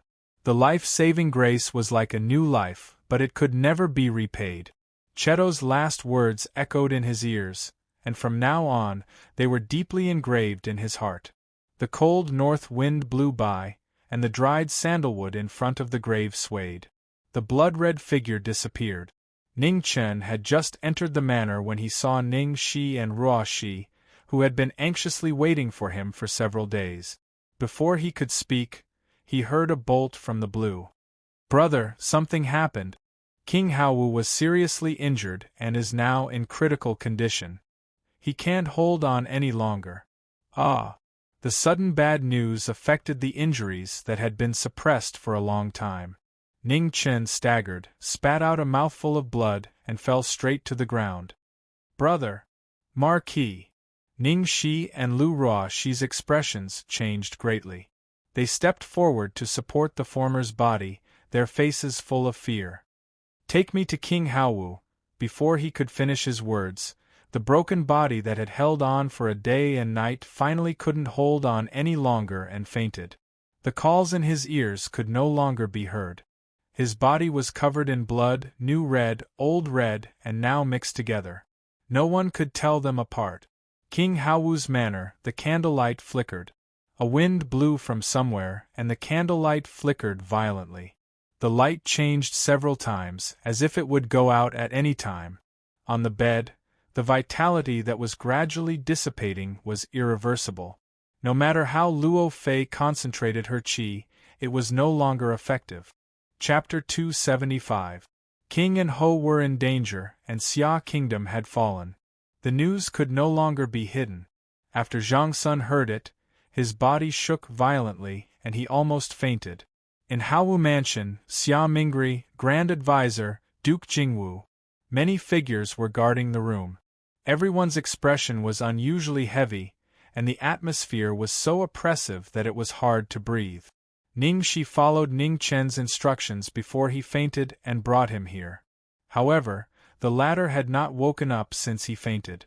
The injury from the palm strike that he had suppressed completely broke out. An unprecedented powerhouse had almost destroyed a person's soul with one strike. Previously, he had relied on his restored cultivation to suppress it. Unexpectedly, the sudden bad news made him anxious, and his injury worsened. Luofei, Qing Ning, and Grand Advisor took turns to inject vital energy into the two, trying to protect their last breath. On the side, Zhang Sun looked at the two. His heart ached as if it was being cut by 1,000 knives. He could not accept this fact. Mother Xia Xinyu supported the former. Tears flashed in her beautiful eyes. She did not know what to say. Time passed little by little. The night was coming to an end. Xia Mingri and the others had left. The war was getting more and more urgent. There was no time to waste. When the emperor left, his face was gloomy. The people behind him were silent. They did not dare to say a word for fear of angering the emperor. In the room, vital energy fluctuations were surging. Qing Ning and the others had tried their best. However, the two were too injured to be of any use. If only he was still awake, Qing Ning's heart ached. In the past, no matter what happened, as long as he was there would be a way. Now, he was in trouble, but she could do nothing. Outside the room, the bell rang. The ghost girl appeared. She pushed the door open and entered. Seeing the figure on the bed covered in blood, her delicate hands turned pale. Once again, he put himself between life and death. Was Xia Kingdom really so important to him? Or did the people of the world have anything to do with him? She did not care about the life and death of the people of the world, but he could not die. The ghost girl stepped forward and waved her hand to urge the ghost source, sending the drop of phoenix blood. He gave her back into his body. Vigorous ghost qi filled the room. In the past, in front of the Heavenly Mandate Palace, Zhang Sun, Qing Ning, and the others had all seen the ghost lady, so they did not stop her, hoping that a miracle would happen. When the phoenix blood entered his body, after a brief moment of ripples, it was like a stone sinking into the sea. It didn't have the effect that he had imagined. It was as if his own blood was returning to his body, and the effect it had was becoming weaker and weaker. Imperial brother. On the other side, the life force in Xia Zi's body started to dissipate faster and faster. Xia Xinyu turned her head away in pain as tears streamed down her face. At this moment, Zhang Sun finally couldn't hold on any longer. His vision turned black and he fell down. Imperial Mother. Nyang Nyang. Xia Xinyu and Qing Ning were shocked. They hurriedly went forward to catch him and carefully helped him sit down on a chair. After a night of worry and anxiety, Zhang Sun was already mentally and physically exhausted. She closed her eyes weakly, and 2 lines of tears quietly slid down her face. Outside the Haowu mansion, a figure in blue brocade appeared. A cold smile appeared on his excessively handsome face. A moment later, he turned into a stream of light and headed for the western border. No one would have guessed that Xianzhi, who had been missing for a long time, was in the imperial city of the great Xia dynasty. He had been patiently waiting for the right time to appear. Today, the time was right. It was also the time for the four extremes and the divine land to join forces. In front of the Eternal Night sect, Xianzhi walked over. The moment he stepped into the formation in the second divine palace, Zhong Qianqiu sensed something. He flashed and came to the front of the formation. The four extremes Holy Land and the Eternal Night sect. The first meeting between the two top military counselors of ancient inheritances had created the most intense sparks. Develop yin and yang, turn into the four divisions. No sun in 8 directions, raging sea and thunder. Without saying a word, Zhong Qianqiu waved his hand and performed a special technique. Wind and clouds rose in the sky and turned into a sea of thunder. Heaven and earth, heaven and earth, heaven and earth, limitless seal space. Xianzhi performed a spell. He flipped his hand and held up the sky. Suddenly, an illusory and invisible cloud spread out, blocking the descending thunder. The surging thunder kept colliding with the cloud, and the dazzling light kept flashing. Below, the two looked at each other. They had the same cold eyes and the same heartless face. Lord, is this how the Eternal Night sect welcomes guests? Xianzhi asked. Who are you? Asked Zhong Qianqiu coldly. Four extremes Holy Land, Xianzhi, said Xianzhi calmly. Zhong Qianqiu narrowed his eyes. It was them. They had finally come. Lord, having guests stand outside doesn't conform to the hospitality of the divine land, does it? Xianzhi's lips curled into an emotionless smile. It's Qianqiu who has been negligent. Honored guests naturally have to be courteous. Zhong Qianqiu smiled and turned to the side. The two of them walked toward the second divine palace, each with their own thoughts. That heartless smile on their faces made people feel even colder. The grand second divine palace was surrounded by many other palaces. Not long after, the two of them walked in and the doors closed. Honored guests, please have a seat, said Zhong Qianqiu courteously. I wouldn't dare. How could I overstep the Lord's authority? Xianzhi shook his head. Zhong Qianqiu smiled indifferently and waved his hand. A table and chair flew over and landed between the two of them. Please. Many thanks. The two of them sat down across from each other. Zhong Qianqiu poured 2 cups of tea and pushed one of them in front of him. Brother Xianzhi, you didn't go directly to the martial lord. Instead, you came here. It seems you're very clear about the divine land's situation. Xianzhi picked up the cup and took a sip. Does the Lord know where the Grand Xia's Jiming Marquis has gone in the past 2 years? The 4 extreme realms, said Zhong Qianqiu. Xianzhi nodded. Since the Lord has already guessed, you should know why I didn't go directly to the martial lord. It seems Brother Xianzhi is very wary of that person, said Zhong Qianqiu. I wouldn't say I'm wary, but it's never wrong to be careful, said Xianzhi calmly. Perhaps Brother Xianzhi will be able to relax soon. That person is no longer a threat. Whether or not he can survive is still a 50-50 thing, said Zhong Qianqiu. I hope so. Xianzhi nodded, then put down the teacup in his hand and said softly, Palace Master, can we talk about business now? Zhong Qianqiu smiled. Haven't we been talking about proper business all this time? The Grand Xia has flourished for thousands of years, and its foundation is extraordinary. In the eyes of the Grand Xia, the Eternal Night Church is undoubtedly a thorn in its side. I think the Hall Master knows better than I do that there is no way to end this war peacefully. The Church needs a strong and friendly ally to face this situation together, Xianzhi said clearly. Qianqiu's thinking is a bit different from Brother Xianzhi's. From the current situation, the Grand Xia's decline is obvious. Now that the Grand Xia has lost 2 key figures, King Haowu and the Jiming Marquis, the decline will only accelerate. It's only a matter of time before the church regains control of the divine land, said Zhong Qianqiu unhurriedly. Lord, do you think the Grand Xia will be defeated so easily? A centipede dies but never falls down. Lord, you must not forget that the majority of the divine land's karmic luck is still in the hands of the Grand Xia. The Grand Xia's flourishing for 1,000 years wasn't just a fluke. Xian Zhi no longer beat around the bush. My lord has promised that once the passage between the two realms is opened, the Holy Lands will immediately send troops to help the Church conquer the Grand Xia. In the future, the four extremities sacred lands and the divine land will be jointly controlled by the Eternal Night Church and the four extremities sacred land. Lord's sincerity has moved me. However, opening the passage between realms requires an enormous amount of energy. Lord Wu is the strongest expert of my church. Once his cultivation base is damaged, it will give the Grand Xia an opportunity to take advantage of. Zhong Qianqiu sighed.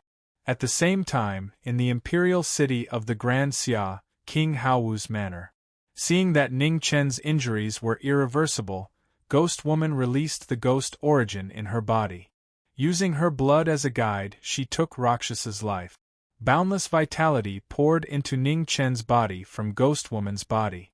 Her strange, spiritual energy surpassed the world's understanding. However, as her spiritual energy left her body, Ghost Woman's body became illusory, as if she would disappear at any moment. At this moment, Ning Chen's finger moved slightly. Ghost Woman saw this and used her ghost origin to heal him. He slowly opened his eyes. They were dim, but it shocked everyone in the room. They were both sad and happy. Ning Chen came back to his senses and directly severed the connection between them. Without wasting any time, he turned to Xia Zi and said hoarsely, "Help me over. You can't even protect yourself. Do you want to die?" Raged Ghost Woman. "Hurry! If you're any slower, it'll be too late," said Ning Chen. No. Ghost Woman didn't care about anyone else's life and death.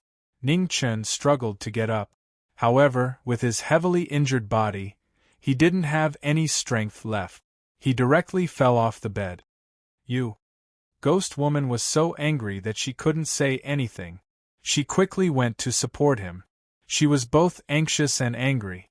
Why couldn't he listen to her just this once? "Hurry!" Seeing Xia Zi's aura grow weaker and weaker, Ning Chen became angry and powerlessly shouted. Ghost Woman couldn't change his mind. She could only help him up and let him lean against Xia Zi's bed. "What are you doing?" asked Qing Ning uneasily. Zhang Sun didn't know what was going on, but he could hear the uneasiness in Qing Ning's voice. He immediately stood up to stop her. "Don't worry. I have phoenix blood protecting me. I won't die that easily." With a weak voice, Ning Chen forcefully condensed his true essence and pointed it at Xia Zi's heart. Immediately, strands of blood flew out from his fingertip and rapidly filled Xia Zi's body. Xia Zi's blood was so weak that it was almost undetectable. Although he didn't know why, his blood contained the power of phoenix blood, so it was the best way to save someone. Blood-changing technique couldn't be used casually. He didn't dare to let anyone else try it, so he was the only one who could do it. Gradually, Xia Zi's scattered vitality began to recover. With the return of his blood and phoenix blood, his injuries were healed. Half of his body was slowly pulled out of the gates of hell. "Good friend, I've done my best. The rest is up to you." A quarter of an hour later, Ning Chen powerlessly dropped his arms. His eyes were filled with exhaustion as he fainted once more. Ghost Woman silently supported the unconscious figure and placed him back on the bed. She unconsciously staggered, but did her best to stabilize herself. Chapter 276. Legend had it that there was a Rakshasa woman in hell. She was heartless, but also loyal. When she met someone she loved, she would give her heart to him. There were always discrepancies in legends. No one could live after giving up their heart. However, it was true that the Rakshasa woman's life was bound to him. Ning Chen sensed that the ghost woman's life force was transferred to him, so he severed the life, but he didn't expect that it would harm the ghost woman. Zhang Sun walked forward to support the former and said softly, "I'm sorry. This is what I owe him," the ghost woman said weakly. Zhang Sun sighed and didn't say anything else. She could decide anything about Ning Chen, except for matters of the heart. Or rather, she hoped that he could find someone he truly loved. People were selfish, and she was no exception. She could see the ghost woman's heart clearly, but she could only pretend that she didn't know. When Qing Ning saw their injuries, she walked to Xia Sinyu's side and asked, "Princess, please come out with me for a moment." Xia Sinyu glanced at her brother, who was still unconscious on the bed, and silently followed Qing Ning out. Outside the room, Qing Ning looked at the girl in front of her and asked seriously, "Princess, what's wrong with your body?" Xia Sinyu was silent for a moment, then begged softly, "Please keep it a secret, Sister Qing Ning." She knew that this matter couldn't be hidden from Qing Ning, who was a Xiantian expert. Every time she went to the palace to pay her respects, it was her brother who used his righteous qi to cover up the 7 extinction phenomena for her. Now that her brother was unconscious and his true qi had dissipated, this matter couldn't be hidden anymore. Qing Ning frowned and said, "I can help you hide it for now, but the Empress will find out sooner or later. We can't hide it forever. You'd better be prepared." Xia Sinyu nodded and sighed, "I'll hide it for as long as I can." "Who's that strange girl in the room?" Qing Ning suddenly asked. "Sister Luofei? I'm not sure, but she saved my brother," Xia Sinyu replied. Hearing the answer, a strange light flashed in Qing Ning's eyes. In the Eternal Night Cult and the Second Temple, the negotiations about opening the passage between the two realms were still ongoing. Both sides had their own positions, and neither wanted to let the other side gain an advantage. Under their fake smiles, they tried their best to test each other's bottom line. The war between the Eternal Night Cult and the Great Xia was getting crueler by the day, and both sides were suffering more and more losses. Xian Ji knew very well that the Eternal Night Cult urgently needed a powerful external aid, and the existence of the 4 extremities could provide this power. Zhong Qianxiu was also not an easy person. He didn't talk about the situation of the divine sect and only talked about the difficulty of opening the passage between the two realms. Now that he had the martial lord, an indispensable trump card to open the passage between the two realms, he naturally had to fight for the benefits of the divine sect to the greatest extent. As for the 4 poles and Evernight's promise to control the two realms together, that was just nonsense and meaningless. What the Eternal Night Cult needed was time. Before the Lord of the Abyss of Darkness came out of seclusion, they must ensure that the flames of war didn't spread to the divine sect. The negotiations were fruitless for a long time. Xian Ji knew that if he didn't show some sincerity, the person in front of him wouldn't relent. So he waved his hand and took out 3 drops of phoenix blood, and gave it to Zhong Qianxiu, saying, "Hall Master, the Realm Lord has already considered all your worries. These 3 drops of phoenix blood will help the martial lord recover as soon as possible after opening the passage between the two realms." Zhong Qianxiu didn't rush to take the phoenix blood, but poured himself another cup of tea and said lightly, "The fact that the Ascension Valley has phoenix blood is no longer a secret. Isn't the Realm Lord a little stingy?" Xian Ji didn't get angry, and patiently explained, "Hall Master, you may not know, but the phoenix that was trapped in the longevity pond in my realm has been released by Marquis Jiming. Now there are only 3 drops of phoenix blood left, and the phoenix is different from other divine beasts. It can control the world's extreme speed. Once it escapes, it will be difficult to trap it again." "That's too unfortunate." Zhong Qianxiu sighed and stood up. "Brother Xianji, it's already late. Why don't you rest for the night? We can talk tomorrow." Xianji frowned. This Eternal Night strategist really wasn't easy to deal with. His appetite was even bigger than he had imagined. "Then I'll have to trouble you to make the arrangements." Xianji stood up. Zhong Qianxiu clapped his hands, and a beautiful woman walked out. She bowed and respectfully said, "Hall master." "Bring the honored guest to rest," said Zhong Qianqiu. "Yes." The woman walked over to Xian Ji and bowed. "Please. Thank you for your trouble." Xian Ji followed the woman out of the hall. In the side hall, after the woman had made the necessary arrangements, she left. Xian Ji stood in the room, his eyes flashing. Confidence and appetite always went hand in hand. This strategist of the Eternal Night sect didn't seem very sincere about the negotiations. He was either bluffing or pretending, or he was truly confident that the Eternal Night sect had a better chance of winning this war. Thinking of this, Xian Ji formed a seal with his hands. Light gathered around him, and an illusory figure appeared in the air. "Realm Master." Xian Ji bowed respectfully. "Xian Ji, how did it go?" asked the Realm Master of the Four Extremes. "Reporting to Realm Master, the candidate has been chosen, but—" Xian Ji gave a simple explanation of what had happened in the Divine Prefecture and the results of today's negotiations. After hearing the report, the Realm Master of the Four Extremes said, "Give him the Fortune Jade. Don't delay any longer. Open the passage between the two realms as soon as possible." "But—" Xian Ji was startled. "There's no need to say more. If the jade is lost, we can always snatch it back. The bigger picture is more important." With that, the figure in the air slowly faded away. Xian Ji silently bowed, then got up and walked to the window. Looking at the rising moon, his tightly furrowed brows didn't loosen. In the Haowu Manor, Ning Chen had already woken up. After being severely injured, he was weak and needed to recuperate. Ning Shi took him back to the manor so that it would be easier to take care of him. Although Xia Zi's pulse was much better, he was still unconscious. No one knew when he would wake up. Zhang Sun and Qing Ning couldn't stay outside forever, so they returned to the Weiyang Palace. Before leaving, Zhang Sun bowed to Luofei solemnly to thank her for saving his son. Luofei moved away and didn't accept the bow. She smiled and said, "I don't dare to accept your bow.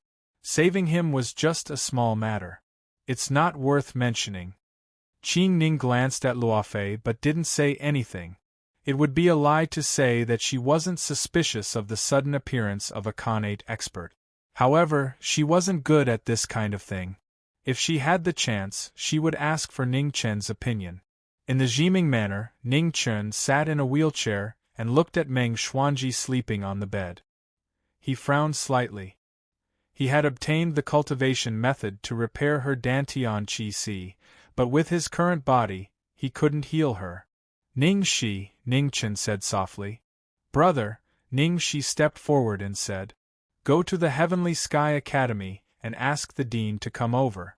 Tell him that the manor needs his help," Ning Chen instructed.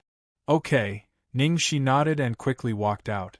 "Ruo Shi," Ning Chen called again.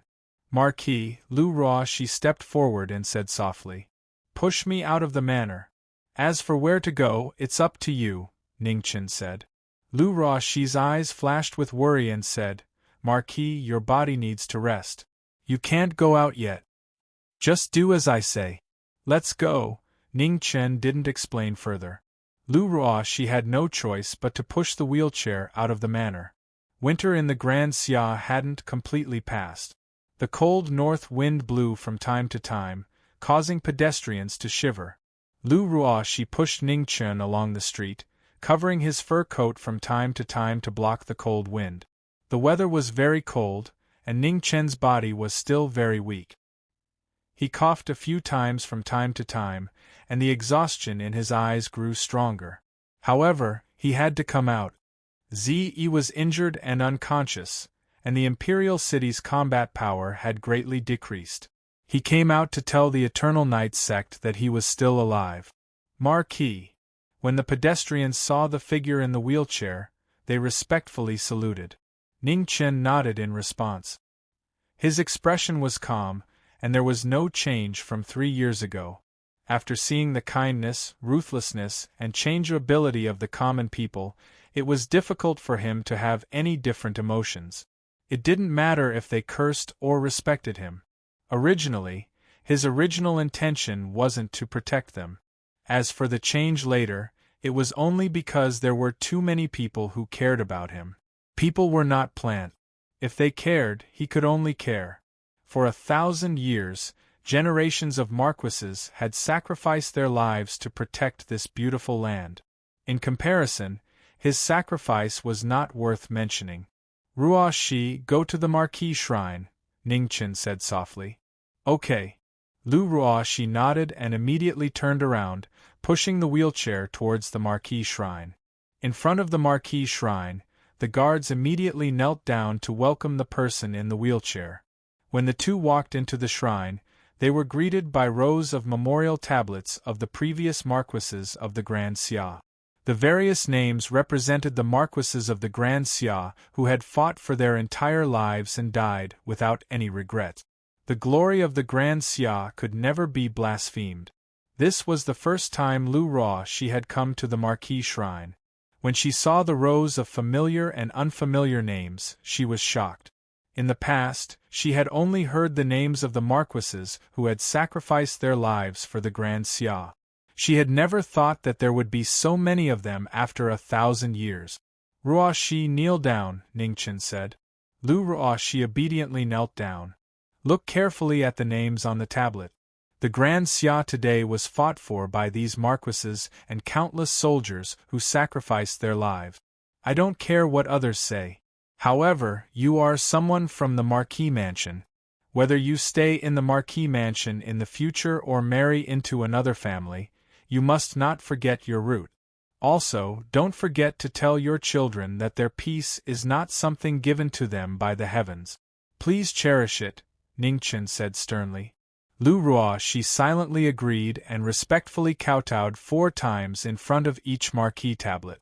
Seeing Ruo Shi kowtowing in front of the shrine, Ningchen's tired eyes flashed with a trace of emotion. If the people could trust each other more, the war between the Grand Xia and the Eternal Night sect wouldn't be so difficult. He already knew about the matter in Great Wisdom City. It was impossible not to know.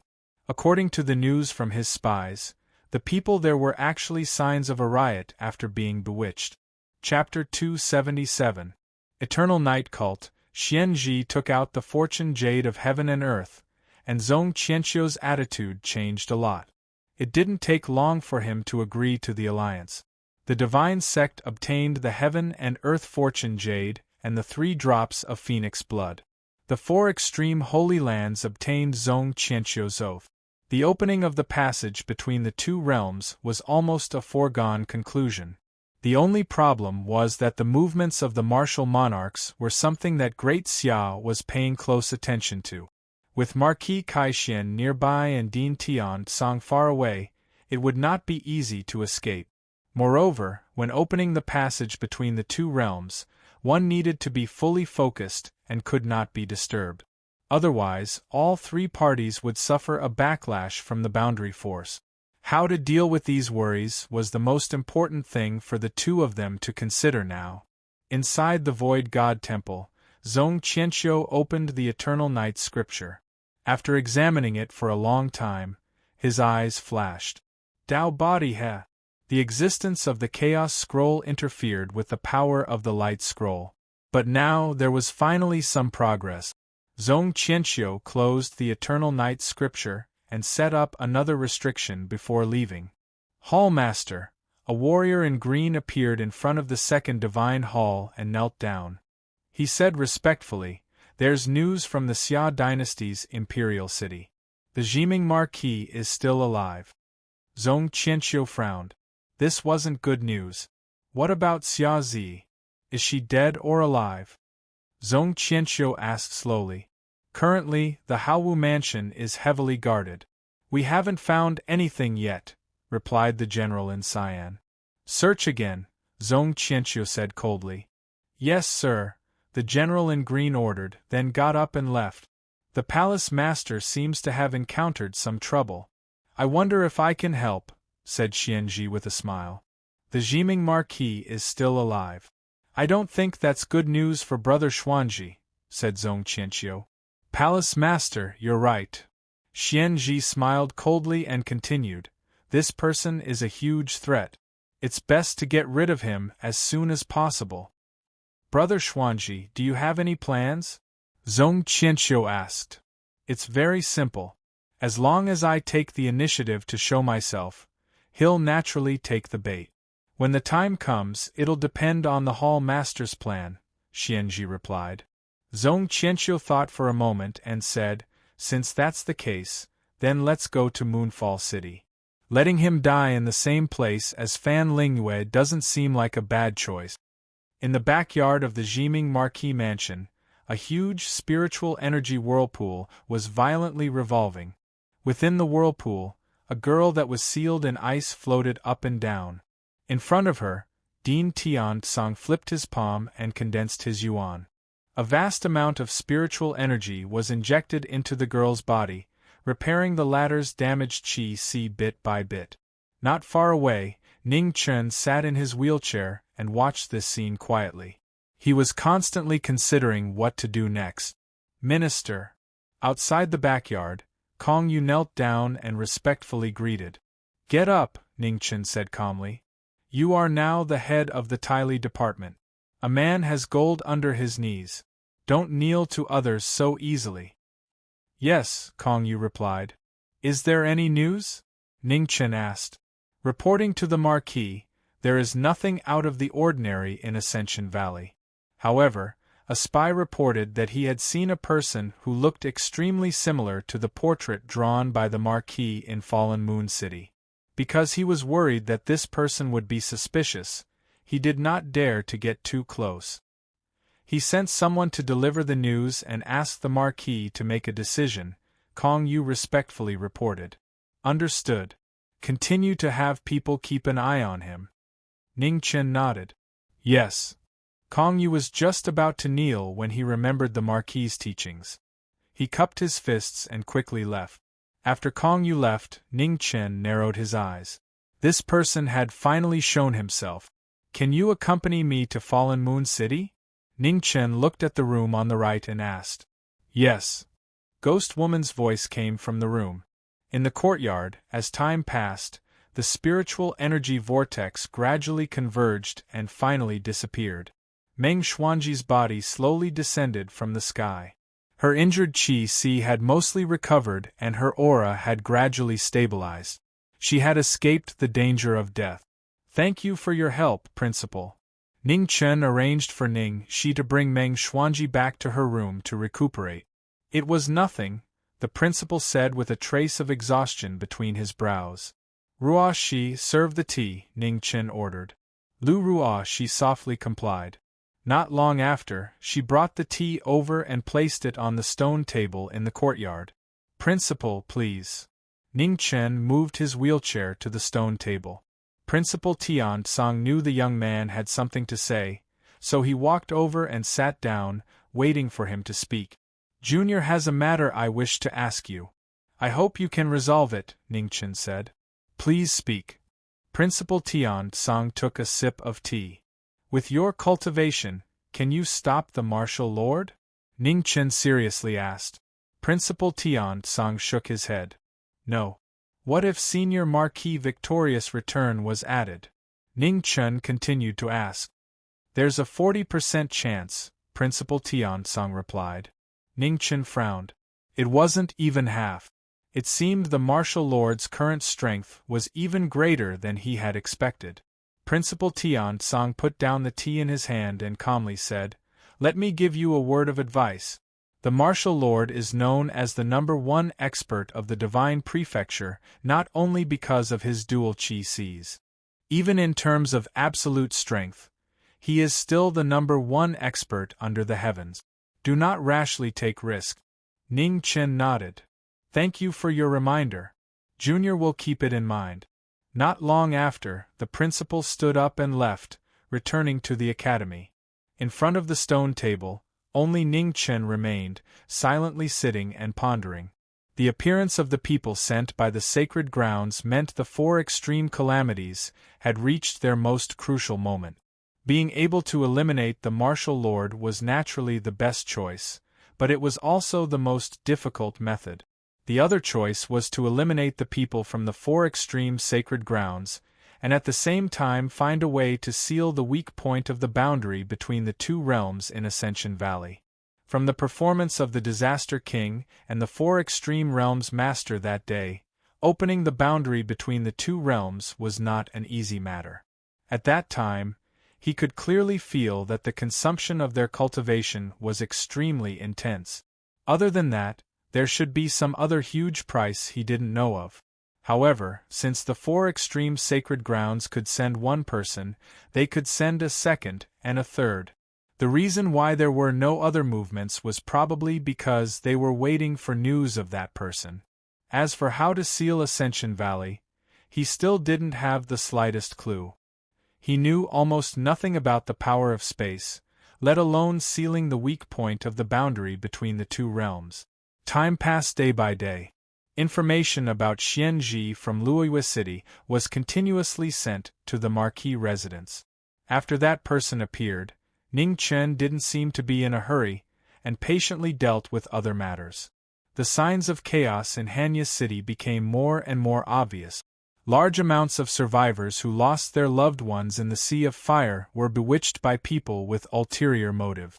They continuously gathered, and it looked like a huge riot was about to happen.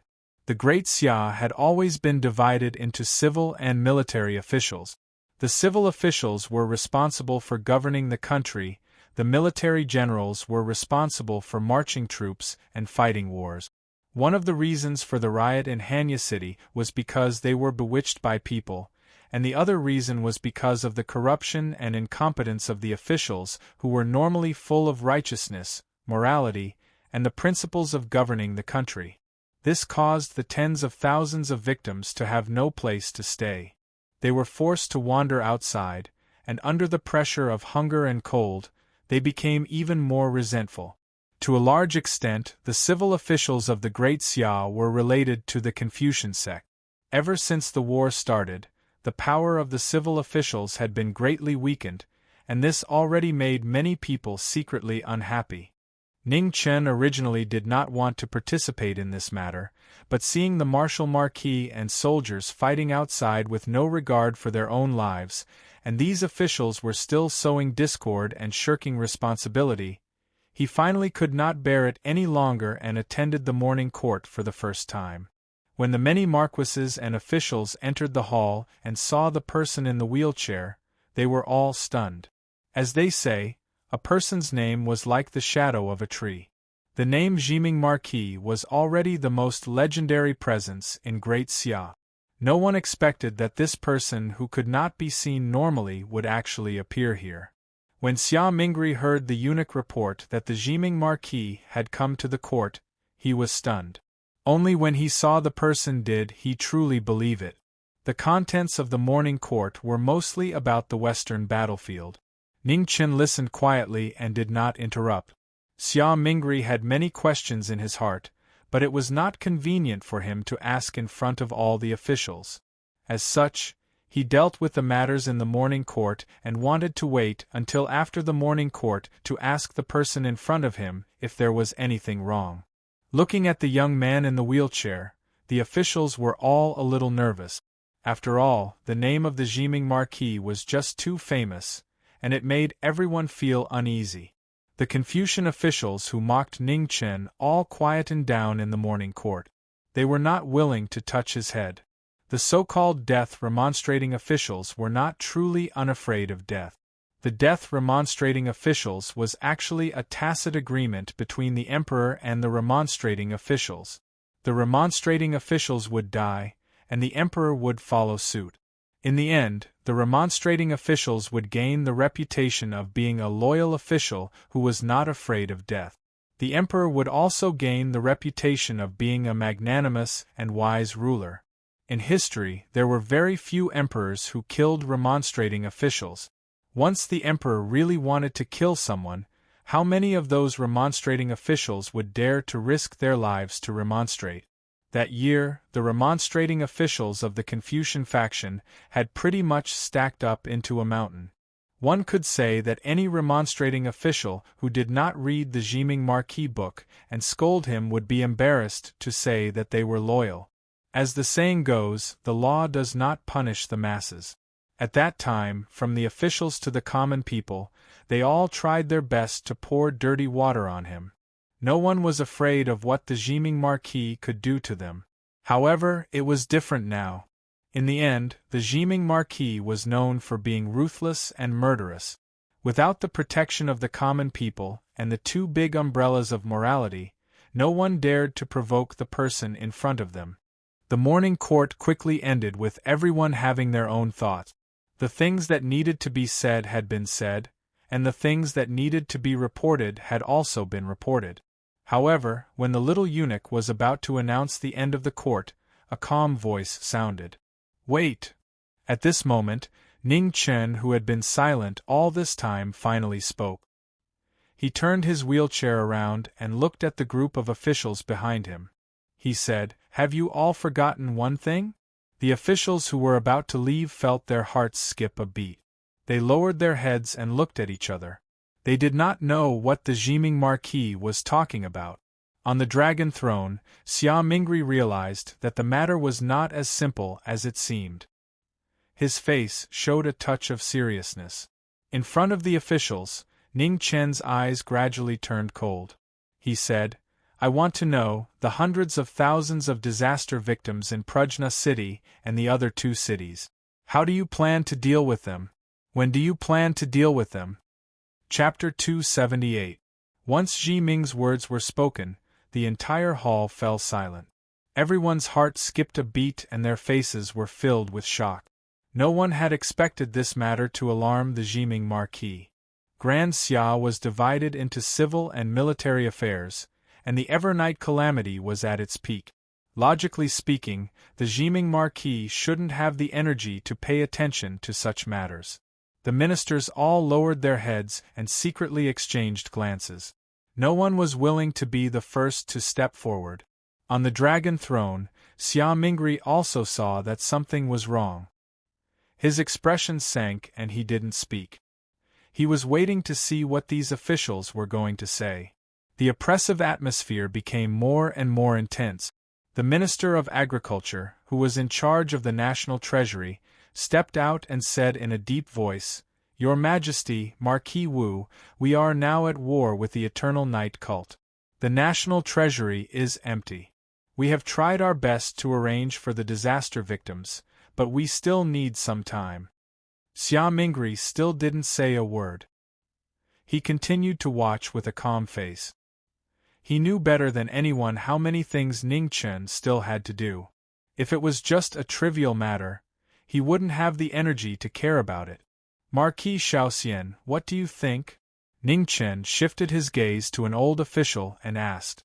Marquis Shaoxian trembled as he walked out, a look of fear flashed past his old eyes. He lowered his head and said, "Marquis, this matter is not under my jurisdiction." "Marquis Pingling, does this matter have anything to do with you?" Ning Chen calmly asked the middle-aged man behind Marquis Shaoxian. Hearing the Marquis call out his name, Marquis Pingling's heart trembled, and immediately knelt down. "Your Majesty, Marquis Wu, this subject has already done his best to arrange a place for the disaster victims, and has not slacked in the slightest." Ning Chen did not respond. He shifted his gaze to another important official in the imperial court and said, "Minister of Imperial Patronage, you are the head of the remonstrants in the imperial court. Would you like to express your opinion?" On the dragon throne, Xia Mingri listened to the names Ning Chen mentioned. His face became more and more gloomy. Although he didn't speak, it was obvious that his anger was about to erupt. "I have a clear conscience." Below, the Minister of Imperial Patronage walked out with a resolute and righteous expression. There was no fear on his face as he replied. "Minister of Imperial Patronage is indeed worthy of being the head of the remonstrant officials. His noble spirit is awe-inspiring and admirable." Ning Chen laughed coldly. Soon after, he glanced at Kong Yu, who was among the officials, and opened his mouth to say, "Minister of Imperial Patronage, Bring the things you have found to His Majesty. Yes, Kong Yu nodded and took out the accounts he had collected over the past few days and handed them over. A little eunuch in front of the dragon throne hurriedly stepped forward and took it. Then, he handed it to Xia Mingri. Xia Mingtian looked at the account book, page by page. After a long time, he gently put it down. Very good. However, in the next moment, Xia Mingri suddenly slammed his palm on the table beside him. With a loud bang, the entire heavenly mandate palace trembled. How dare you! Behind the collapsed table, Xia Mingri looked at the ministers below. His eyes were filled with anger and killing intent. Men! Yes. One by one, the dragon guards entered the main hall and knelt down to receive orders. Send Minister Si, Marquis Shaoxian, and Marquis Pingling to the prison, Xia Mingri ordered. Yes.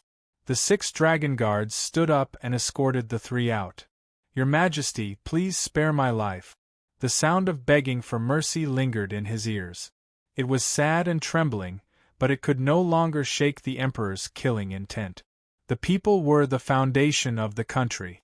Under the pretext of settling the disaster victims, they embezzled the national treasury, gathered for private interests, and even bribed officials to deceive the public. All of these crimes were unforgivable. Minister of Imperial Treasury, do you have something to tell me? Xia Mingri looked at the head of the ministers below with a gloomy expression. I have a clear conscience.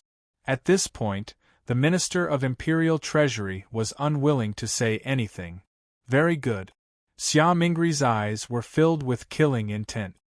He said coldly, Minister of Imperial Treasury, I leave this matter to you. Any officials involved in the settlement of the disaster victims will be thoroughly investigated. Yes, Your Majesty. Kong Yu respectfully accepted the order. 4th Imperial Uncle. Xia Mingri looked at the man in the royal robe among the ministers and said seriously, the settlement of the disaster victims is imminent. I hope that Imperial Uncle can work hard and accept this matter. Prince Hua sighed in his heart. He walked out and said, Yes, Your Majesty. Xia Mingri was relieved. He glanced coldly at the Minister of Imperial Treasury kneeling below and said, Court is dismissed. Court is dismissed. The little eunuch's voice rang throughout the heavenly mandate palace. All the ministers knelt and shouted, Long live the Emperor. The ministers left one by one. Xia Mingri did not leave. Duke Taisher, Duke Jingwu, and Ning Chen did not leave. Prince Hua was also asked to stay behind. Ning Chen bowed to Prince Hua as a junior. Xia Miaoyu had taken care of him on the way to the wedding. He had never forgotten this favor. Looking at the young man in front of him, Prince Hua was filled with emotions. Time had passed so quickly. The young man of the past had grown up, and Miaoyu had been married into the true extreme nation for 4 years. Imperial Uncle, this settlement of the disaster victims may encounter some resistance. This is the Emperor's sword. If necessary, you can act first and report later. Xia Mingri took the noble Emperor's sword from the right side of the dragon throne and handed it to the person in front of him. Thank you, Your Majesty. Prince Hua took the Emperor's sword and thanked the Emperor. Ning Chen, thank you. Xia Mingri looked at the person in the wheelchair and said seriously, Your Majesty is too courteous. Ning Chen sighed softly and said, I only hope that when the marquises and generals are fighting outside, they won't be stabbed in the back because of the internal affairs of the great Xia. If the hundreds of thousands of disaster victims were to riot, the consequences would be unimaginable. The great Xia already had enough external troubles. They could not have any more internal troubles. Don't worry, such a thing will not happen again. Killing intent flashed through Xia Mingri's eyes. There's one more thing. Your Majesty must be mentally prepared. Ning Chen thought for a bit, then decided to tell the truth. The Eternal Night cult does indeed have another expert who has 3 disasters. Moreover, his strength is definitely not inferior to a martial lord. Hearing the former's words, everyone's eyes sunk. That was the worst news. A martial lord was already an unsolvable problem. If there was another expert who was not inferior to a martial lord, the great Xia would truly be in danger. Ning Chen did not say much about this matter. Instead, he changed the topic to the 4 extreme disasters. With a solemn expression, he said, "The person sent by the 4 extreme holy lands has also appeared in Fallen Moon City. Whether it's true or not, I must go and take a look. In the next few days, I ask the Grand Sage to look for a method to mend the spatial boundary in the ancient books of the Confucian sect." The Grand Sage nodded and agreed to this matter. After saying these things, Ning Chen did not stay any longer. He bid farewell to the others, turned around, and left in his wheelchair. After Ning Chen left, Xia Mingri's expression turned cold. He looked at the Grand Sage and said in a deep voice, "Grand Sage, some of the officials from the Confucian sect are becoming more and more outrageous. We hope you can be mentally prepared." The Grand Sage sighed helplessly and bowed. "I'll leave it to your majesty." Outside the imperial palace, Lu Ruoshi stood there quietly. When she saw the approaching figure, she naturally stepped forward and pushed the wheelchair towards the Marquis' estate. "Ruoshi, do you regret staying in the Marquis' estate?" Ning Chen asked. "I never regret it," Lu Ruoshi replied. Ning Chen chuckled softly and did not ask any more questions. As long as she did not regret it, it was fine. As for the future, it was up to her to choose. In the Marquis' estate, after the two returned, they did not go out again. Ning Chen sat quietly in the courtyard, contemplating things. At sunset, Ning Chen collected his thoughts and calmly said, "Let's go." In the room, 2 voices responded. The next moment, Ghost Chi swept past and the figures in the courtyard disappeared. Fallen Moon City. After 3 years, Fallen Moon City had basically returned to its former prosperity. As the sun set in the west, the city was filled with lanterns. Looking from a distance, it was exceptionally beautiful. Marquis. In front of a dilapidated mansion, a spy from the Grand Sage Department knelt down and respectfully greeted. "Is she still inside?" Ning Chen glanced at the mansion in front of him and asked. She has always been here and hasn't left. She seems to be doing something," the spy replied. "Ghost woman." Ning Chen nodded, then turned his head and whispered. Ghost Chi filled the void behind him, and a beautiful red figure appeared. She turned into a stream of light and quickly rushed into the mansion in front of him. A moment later, a loud rumble sounded. The impact of the 2 palms collided and more than half of the mansion collapsed. A blue figure flew out in a sorry state and fled towards the north. Ghost Woman chased after him. Ning Chen summoned his ghost palanquin and followed closely behind. In front of Fallen Moon Gorge, Ghost Woman blocked Xianji's path. Ning Chen also arrived and turned his wheelchair to get out of the palanquin. "It really is you." Xianji's face was ashen and murderous. "Long time no see," Ning Chen said indifferently. On the other side, Ghost Woman did not say a word. She lightly stepped forward and a mighty ghost chi spread out, covering the moon in the sky. Rakshasa's daughter of the underworld. What a pity! However, at this moment, a cold voice sounded between heaven and earth. A moment later, a dark blue formation spread out in the air and 3 figures slowly appeared. "Surprised?" "It's too late," sneered Xianji. Ning Chen's expression turned serious. He stood up and moved his hand. The saber of remembrance was unsheathed and fell into his hand. The pure white long and narrow blade reflected a blue light in the night, cold to the bone. "Zhenming Marquis, I didn't think we'd meet again so soon. Unfortunately, your luck ends here." Zhong Qianxue waved his hand and an evil god appeared. Its face was blue and its fangs were bone-piercing. The demonic might of its halberd and axe made people's hearts tremble. Xianji's body moved and he sent a palm over.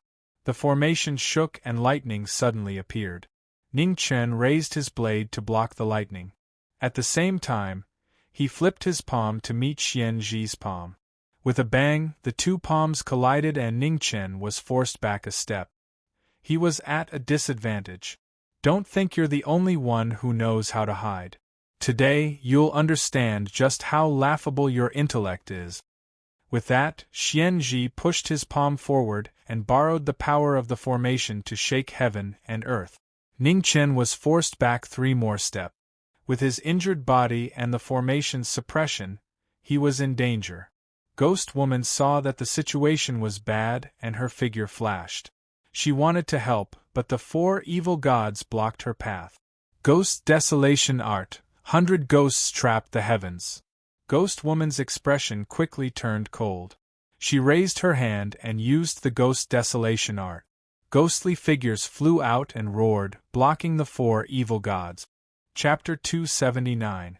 100 ghosts locked down the heavens and earth, making it difficult for gods and demons to move an inch. The ghost girl used the martial arts of the underworld, shocking everyone. Evil god was blocked and an opening appeared. The ghost girl moved her feet and passed through to help Ning Chen. Remnant Wind Hua Zhuang, said Zhong Qianqiu. At his command, azure and white armor appeared on the battlefield. The sword and halberd attacked the ghost girl together. The shining armor condensed a strange power and its power shook the heavens. The ghost girl's advance was immediately blocked again.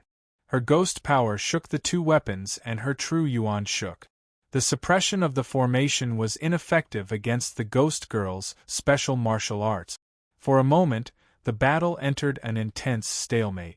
On the other side, the battle also entered a white-hot state. The palm energy was vast and filled with murderous intent. It was going to end the legend of the Knowing Destiny state. Knowing Destiny Marquis, how much strength do you have left? Sneered Xianzhi. Heaven and earth, flame of life. The strange spell surged out of the formation again. The formation and the spell complemented each other, forming a flame that burned the sky and engulfed Ning Chen. Scroll of Earth. Seeing this, Ning Chen flipped his palm and activated the Scroll of Earth. In an instant, the ground rumbled and rose into the air, forming layers of barriers around them, blocking the incoming flames. Idiot! Xianzhi moved and broke the barrier formed by the ground. The flame rushed in and engulfed the person in front of him. However, at that moment, endless cold qi surged out of the broken barrier. The world stopped for a moment and the flame of life quickly turned into ice crystals. Xianzhi's pupils shrank. Before he could react, his blade saw blood and the ground was dyed red. You! Anger, shock, and disbelief were all on his face. His blue clothes were dyed red, completely igniting Xianzhi's murderous intent. He stomped his foot and his hair stood up. Xianzhi flipped his hand and the Jade of Fortune flew into the sky, drawing a dazzling 4-colored light. It was like a coiling dragon rising into the sky. Its power shook the heavens and earth. Heaven and earth, 4 extremes, fortune, smoke. Swift lightning, cold ice, raging flames, and strong winds. The origin powers of the 4 extremes appeared in the world. The clouds broke and the sky shook. A shocking treasure appeared for the first time in the world. Immediately, the world could not bear the terrifying power. It collapsed. Space distorted, and the ground caved in. It was a scene of doomsday. Not too far away, Zhong Qianqiu's eyes flashed with a dazzling light as he saw the terrifying power of the worldly fortune jade. Seeing the power of the Jade of Fortune that could split the sky and earth, Ning Chen moved his feet. His body was like an illusion as he used the unparalleled martial art of West Shadow again. Lightning and raging flames descended, but the water was extinguished. The afterimages seemed real, and the extremely precise movement technique avoided the power of the lightning and fire. At the last moment, the martial Marquis of Great Xia passed down a set of martial arts. Ning Chen stepped on the water, each step creating an illusion. Between real and fake, he went all out to deal with the might of heaven and earth. Heaven Scroll. The Heaven Scroll revolved, and the pure white blade lit up with a blue brilliance. The blade flashed past and instantly appeared in front of Xianzhi. Feudal struggle. Xianzhi's eyes turned cold. He flipped his right palm, adding the power of fortune to his body. The heaven-breaking palm swept out to meet the heavenly scroll's attack head-on. Ning Chen took 3 steps back. Looking at the worldly fortune jade in the air, his eyes narrowed. Marquis Jiming, you won't be able to escape today. Xianzhi roared as he fully activated the worldly fortune jade. The light of the 4 extremes illuminated the entire formation. The terrifying pressure shocked everyone present. The 100 ghost god trapping art was the first to collapse. The evil gods charged out of the cage, their halberds and axes cutting through the air toward the ghost woman. Ning Chen stepped on the water and went around Xianzhi, wanting to stop the 4 evil gods. At this moment, Zhong Qianqiu, who hadn't attacked until now, finally moved. His vast energy was activated, and killing intent appeared. His purple coat flashed, and the moment Bai Yi's silhouette reformed, he sent out a palm. The powerful shockwaves split the ground. The 2 each took half a step back. During this short pause, Xianzhi once again surrounded the person in front of him, blocking his path. With the 4 extremes sacred ground and the eternal night cult working together and the formation's power, this was a sure-kill situation. There was no way to break through.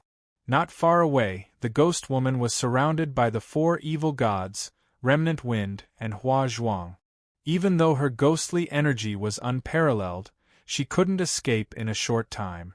Develop Yin and Yang, transform into the 4 divisions, no sun in 8 directions, true extreme flames. Heaven and earth, heaven and earth, heaven and earth, fire burning city. The 2 used their arts at the same time. The worldly fortune jade also activated, sending down wind and lightning to help the flames. The bright moon within 10 miles lost its color. Facing the 2's ultimate moves, Ning Chen raised his hand and pointed, pushing his cultivation to the limit. Wind and snow surged, spreading rapidly. Love comes when snow is fast, soared snow 3,000 miles. Ice and snow fought the flames. Raging waves swept across the world. With a bang, Ning Chen was forced back several steps, the corner of his mouth dyed red. The outcome was decided. Seeing that there was hope for success, Xianzhi dashed forward and pushed his palm to the limit. He was about to end this battle once and for all. However, Zhong Qianqiu's expression suddenly changed and he cried out, "Careful!" But his warning was too late. A sharp sword silently appeared and pierced through Xianzhi's heart. The killing blow came so suddenly, no one expecting it. It came without any warning, leaving everyone shocked. "Meng Xuanji, you're still alive?" Xianzhi spat out a mouthful of blood. "Surprised? This sword is for you." Meng Xuanji snorted coldly and condensed qi in her right palm, sending the person in front of her flying. Zhong Qianqiu's fury soared, and he charged at the strange woman. However, Ling's saber light didn't allow the person in front of him to take even half a step forward. Ning Chen had been putting on a show for a long time, so he had been holding back for a long time. At this moment, he finally let go of his arms and legs. Zhong Qianqiu immediately felt the pressure on him increase. He dodged, but he was surrounded by danger. "Go help the ghost woman," shouted Ning Chen. Meng Xuanji nodded. Her silhouette flashed past, and with a swing of her sword, she parried the halberd light and arrived beside the ghost girl. The encirclement was completely reversed because of Meng Xuanji's sudden appearance.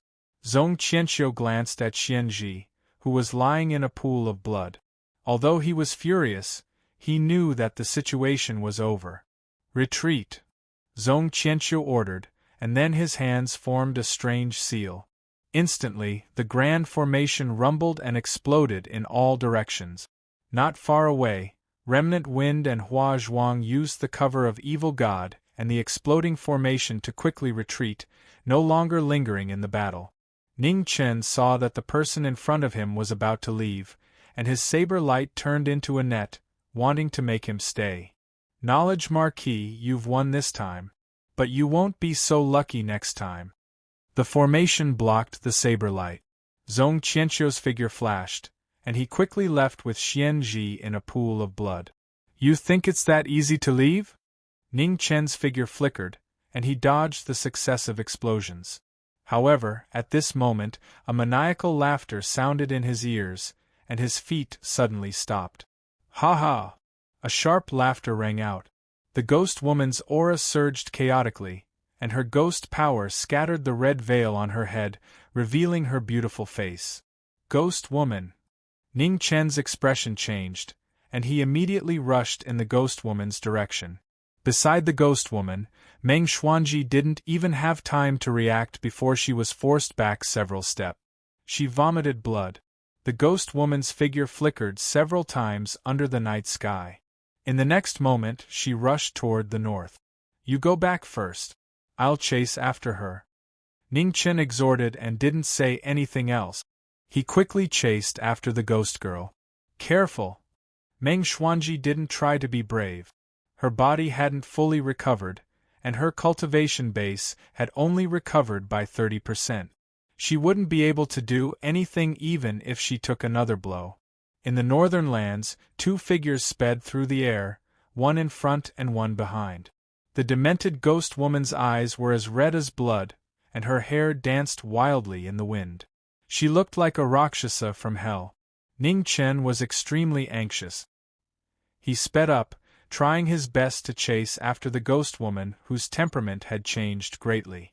The two figures were so fast that it was hard to see them clearly. In the blink of an eye, Ning Chen finally caught up to the ghost woman in front of the fog forest outside the underworld. Before he could even speak, he was met with a fierce attack. Ning Chen was forced to receive the attack. However, his old injuries hadn't healed, and he was afraid of hurting the ghost woman in front of him, so he held back a lot of his moves. After just a few exchanges, his body was covered in blood. The ghost woman, who had lost her heart, didn't hold back at all. Every move was a killing move, making it difficult to dodge. Ghost woman, I'm sorry. Seeing that the consequences would be even more unpredictable if he held back, Ning Chen's expression became serious. He withdrew his saber and formed a sword finger, wanting to quickly capture the ghost woman. Oh! The sound of a great battle rang out. In the fog, a handsome figure in blue armor opened his eyes and disappeared in an instant. Ning Chen attacked with all his strength. The ghost woman showed signs of weakness. Just as she was about to be captured, another figure joined the battle, and the situation changed again. My dear fellow cultivator, are you finally willing to wake up? It was a familiar voice and a familiar smile. Underworld Child activated the Netherworld Origin and sent out a palm strike. Evil energy crazily surged out. Ning Chen's palm strike met it. With a bang, heaven and earth shook violently. Underworld Child. Seeing the person in front of him, Ning Chen's killing intent erupted.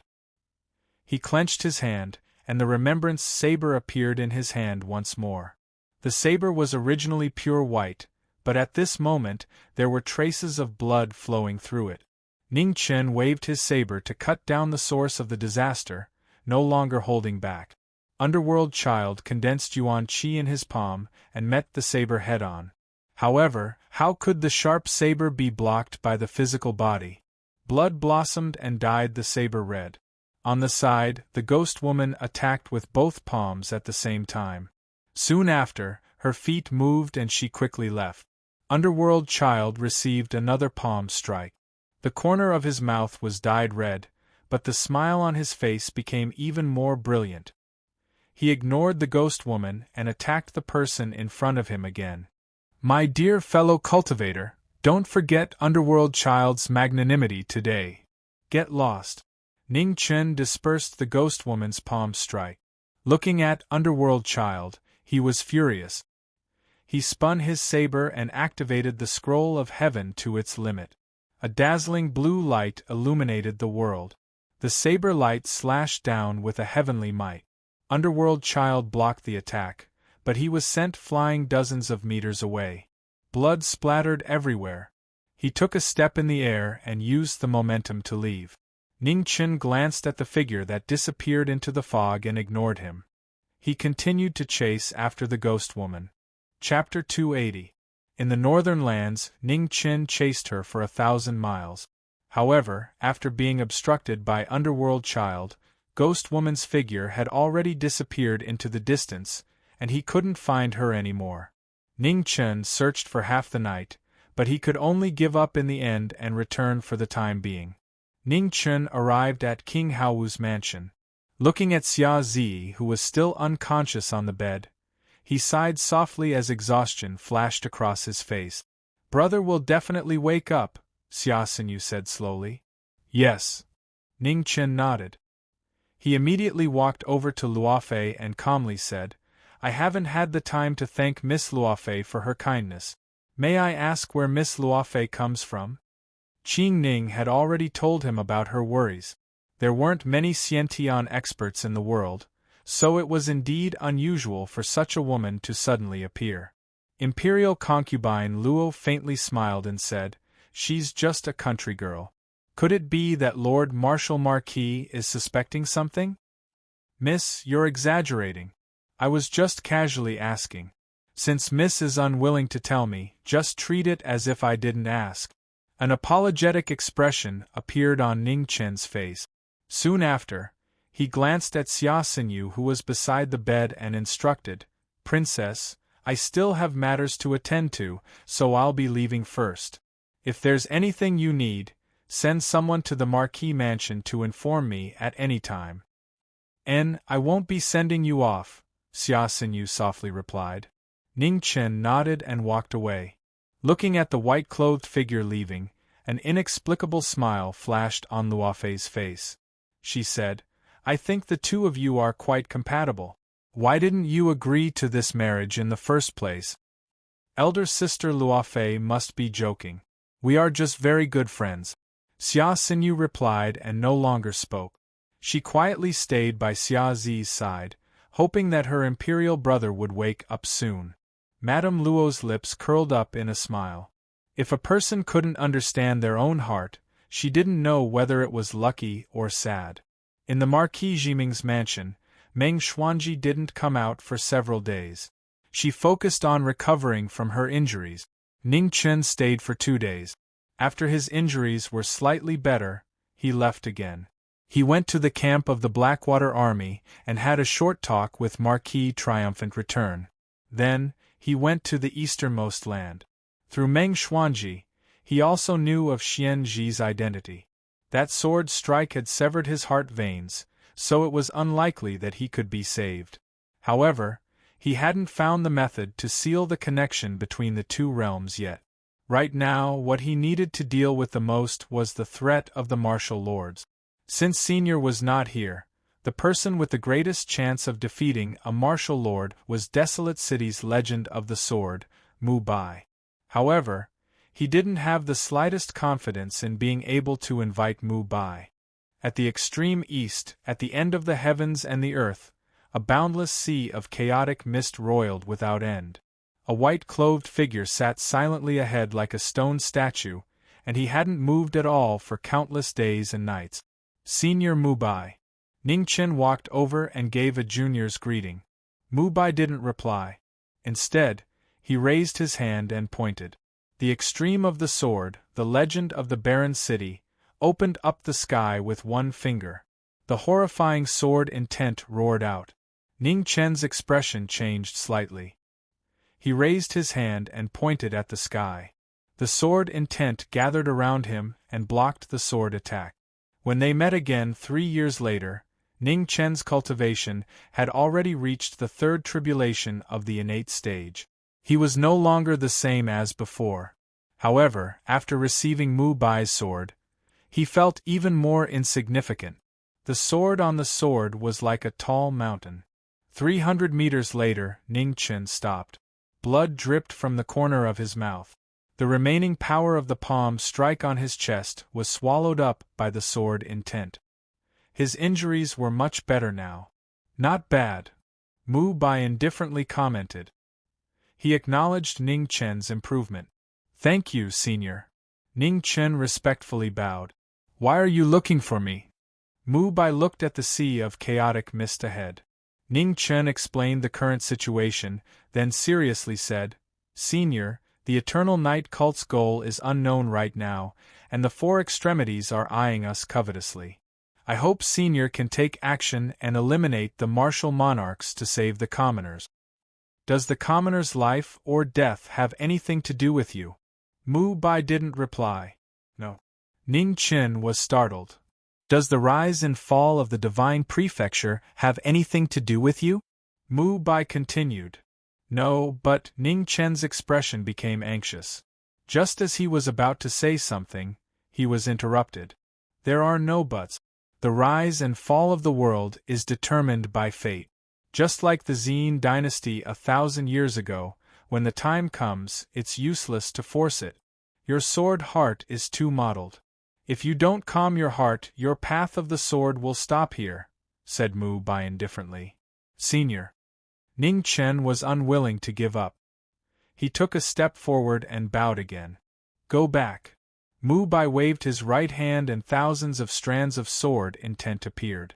They turned into sword wind and forcefully sent Ning Chen 1,000 miles away. Sun, sigh. 1,000 miles away, Ning Chen sighed. He could only helplessly turn around and go back. If Senior Mu Bai wasn't willing to take action, who in this world could stop a martial monarch? In the western battlefield, in the main camp of the Marquis of Victorious Return's residence, Ning Chen walked over and looked at the Grand Xia's war god. Senior Marquis of Victorious Return, I'm sorry. Don't think too much. If Mu Bai was so easy to invite, he wouldn't be a legend of the sword. We can settle the matter of the Grand Xia ourselves. There's no need to trouble others, said Marquis Victorious Return calmly. Generations of marquises of the Grand Xia had used their blood and lives to protect the country behind them for 1,000 years. He believed that they could do the same. Senior, let me think. There's definitely a way. Ning Chen stood in front of the army map, frowning as he carefully thought of other methods. Marquis Victorious Return didn't disturb him any longer. He sighed in his heart. The heavens really treated the Grand Xia well. In this most dangerous time, there was such an outstanding youth, who was still racking his brains for the future of the Grand Xia. Dong, dong, dong. At this time, the sound of war drums rang out in the distance. The Evernight army had once again launched an attack, alarming everyone in the camp. Ning Chen, who was still in deep thought, was immediately awakened. He quickly followed Marquis Victorious Return out of the tent and looked toward the west. The swaying banner of the divine sect was becoming clearer and clearer. The majestic army was like a black cloud, making people feel apprehensive. Prepare to meet them. Marquis Victorious Return calmly gave the order to prepare to resist the Evernight army's attack. I'll go with Senior, said Ning Chen. Your injury? A trace of worry flashed across Marquis Victorious Return's face. It's fine. Ning Chen shook his head. Then let's go. Marquis Victorious Return immediately stepped forward to meet the divine sect's attack. In the western Qing plains, the two armies were facing each other. The martial monarch stood in front of the divine sect's army. He was incomparably majestic, and his battle intent was soaring. On the other side, Marquis Victorious Return stood in front of the army with his saber in hand. His aura surged, and his tall and straight posture was not the slightest bit inferior to his opponent. He displayed the might of the Grand Xia's army. Kill! The battle between the martial monarch and divine sect had been going on for more than 3 years. They were incomparably familiar with each other. Both sides simultaneously gave the order to start another battle between the Grand Xia dynasty and the Eternal Night divine sect. Soldier against soldier, general against general. Only the area around the two of them formed a huge vacuum that no one could approach. Of the Grand Xia dynasty's martial marquises, only the Victorious Return bloodline was inherited. It was an honor, but also a responsibility. Waves of energy surged around the Grand Xia war god's body. With Victorious Return's treasures, the glorious battle armor and the glorious era saber, He forcefully raised his aura from the peak of the fifth tribulation to the level of the three calamities, bravely resisting the invincible martial monarch. The great Xia war god raised his saber and a war song rang out. The grand Xia war god stepped forward, causing the earth to crumble. He drew his saber and slashed out. Heaven and earth changed color, and ghosts and gods were silenced. "Come!" the martial monarch shouted. He raised the sky desolate halberd, stirring up the void. With a bang, he met the martial monarch head-on. The saber light was fast, and the halberd light was strong. The battle caused mountains to crumble and the earth to split. The cries of ghosts shook the heavens. The battle on top of the battlefield dazzled the world. Not far away, Ning Chen quietly stood outside the battlefield, watching this battle. Behind him, Nian Qing was constantly trembling, ready to be unsheathed at any moment. 3 styles of Imperial Heaven, 9 evils sunbreak / The martial monarch's halberd condensed power. Boundless evil energy unceasingly rose around his body. Black chi spread, and everything collapsed. The sunbreak / caused ghosts and gods to cry. Military might spreads 10,000 miles. The victorious return Marquis used his ultimate move. The glorious era saber was raised, and a vast and mighty aura surged out. The two ultimate moves collided, and a berserk chi wave violently surged out. Both sides were injured and retreated. One took half a step, while the other took 3 steps. The difference in strength was obvious. At that moment, Ning Chen, who had been quietly waiting, finally moved. His water body reached its limit, and in the blink of an eye, Nian Qing was unsheathed, breaking through the chi sea in front of the martial monarch's chest. "Your reaction isn't bad, but it's too slow." The martial monarch's aura condensed, and the pure white saber was blocked. It stopped an inch away from his chest, unable to advance any further. Heavenly Scroll. Ning Chen activated the Heavenly Scroll, and the saber emitted a blue light. Its sharpness was incomparably fierce, and it advanced another half an inch. At the same time, the victorious return Marquis raised his saber to assist. "Back off!" the martial monarch shouted, and his aura spread out, sending the person in front of him flying. Then, he brandished his halberd, breaking the saber's power. The two retreated several steps at the same time. The victorious return Marquis stamped his foot and stopped his retreat. He raised his saber to the sky and used his ultimate move again. Long river setting sun, glorious world. The glorious era saber and the glorious era saber resonated with each other, and a dazzling brilliance soared into the sky, rising endlessly among the thousands of soldiers and horses. It was like a long river going against the flow of the sun. Seeing this, the martial monarch's expression became serious. The peerless ominous weapon in his hand danced, and a power that surpassed the limits of heaven and earth erupted. 3 styles of Imperial Heaven, God-slaying heaven. God-slaying heaven, if a god blocked it, it would kill a god. If a Buddha blocked it, it would destroy a Buddha. It was unstoppable. The space could no longer bear it, and cracks appeared, spreading horizontally and vertically, reaching 1,000 miles away. The martial monarch and martial monarch both retreated several steps, and the corners of their mouths were red. It seemed like a draw, but due to the difference in their cultivation bodies, it was a decisive difference. The victorious return Marquis body swayed, and the evil power in his body was difficult to disperse. He vomited a mouthful of blood, dyeing the ground in front of him red.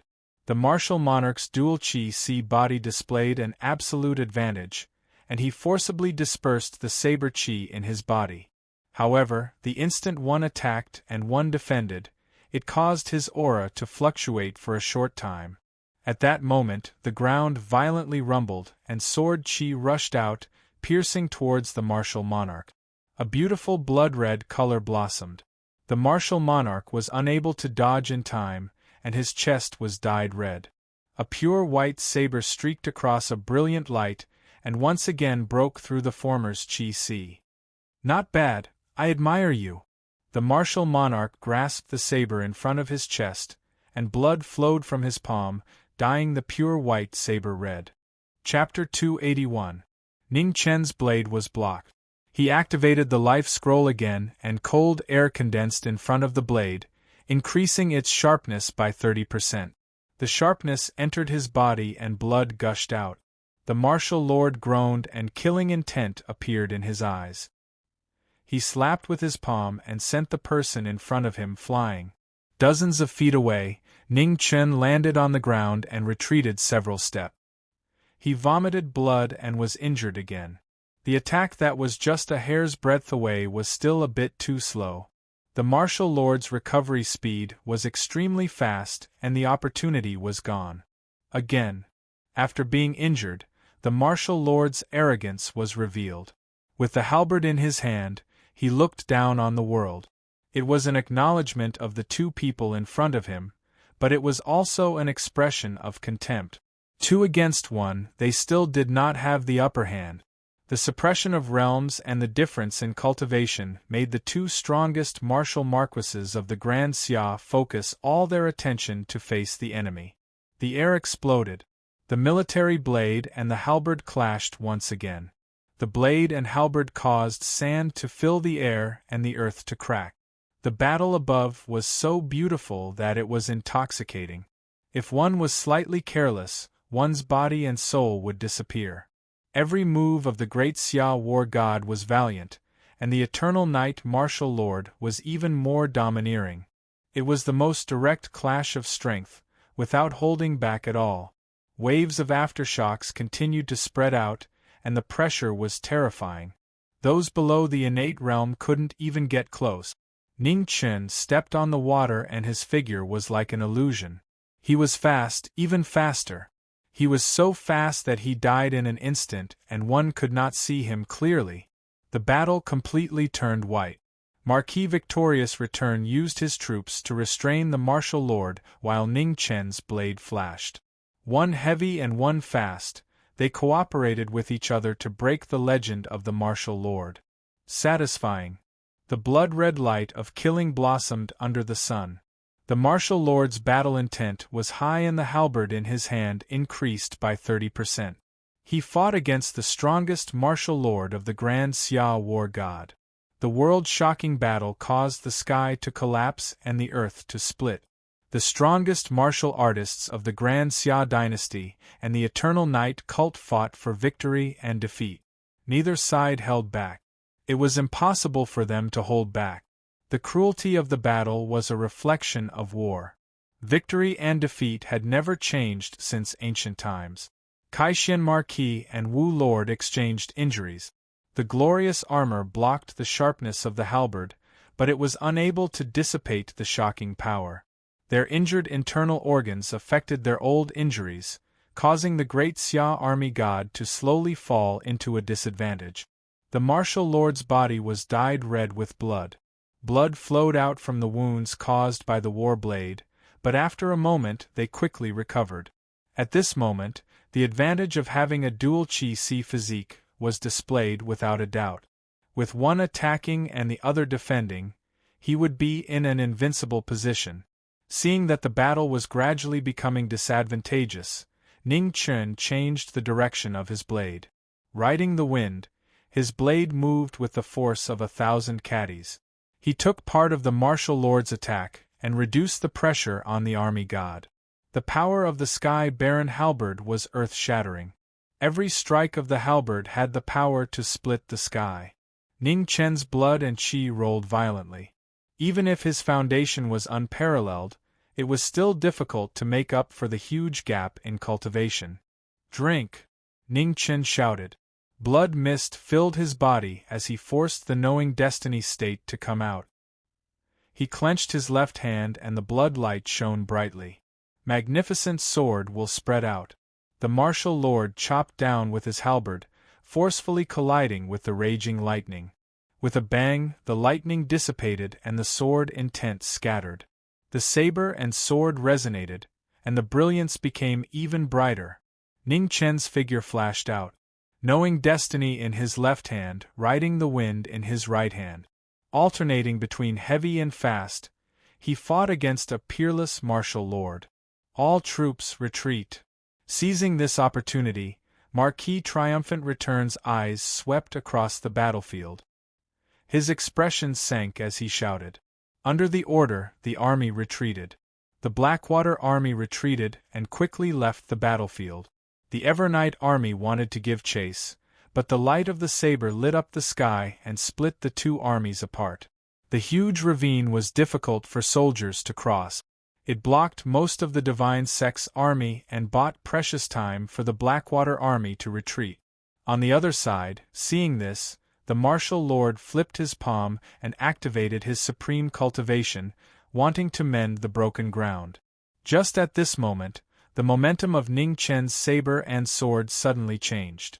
Riding the wind, the knowing destiny state sword suddenly turned and shone brightly. The martial lord was momentarily distracted. Blood spurted out from his chest and dyed his battle clothes red. The great Xia actually has such a young expert like you. You've surprised the martial lord.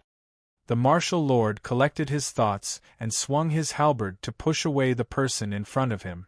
A strange light flashed in his eyes. The martial lord's name is also well deserved. Ning Chen wiped the blood from the corner of his mouth and replied, there's no point in talking nonsense. Pay attention, the next move will take your lives. The martial lord's halberd circulated a vast amount of energy. Before he even used his move, the sky had already changed color and the earth shook.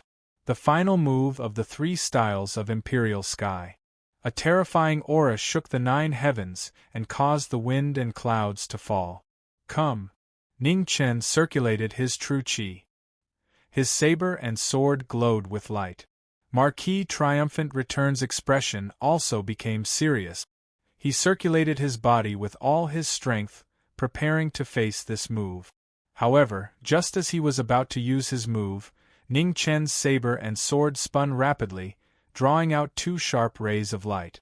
Soon after, he brought the martial lord to the side and quickly left. We'll meet again someday.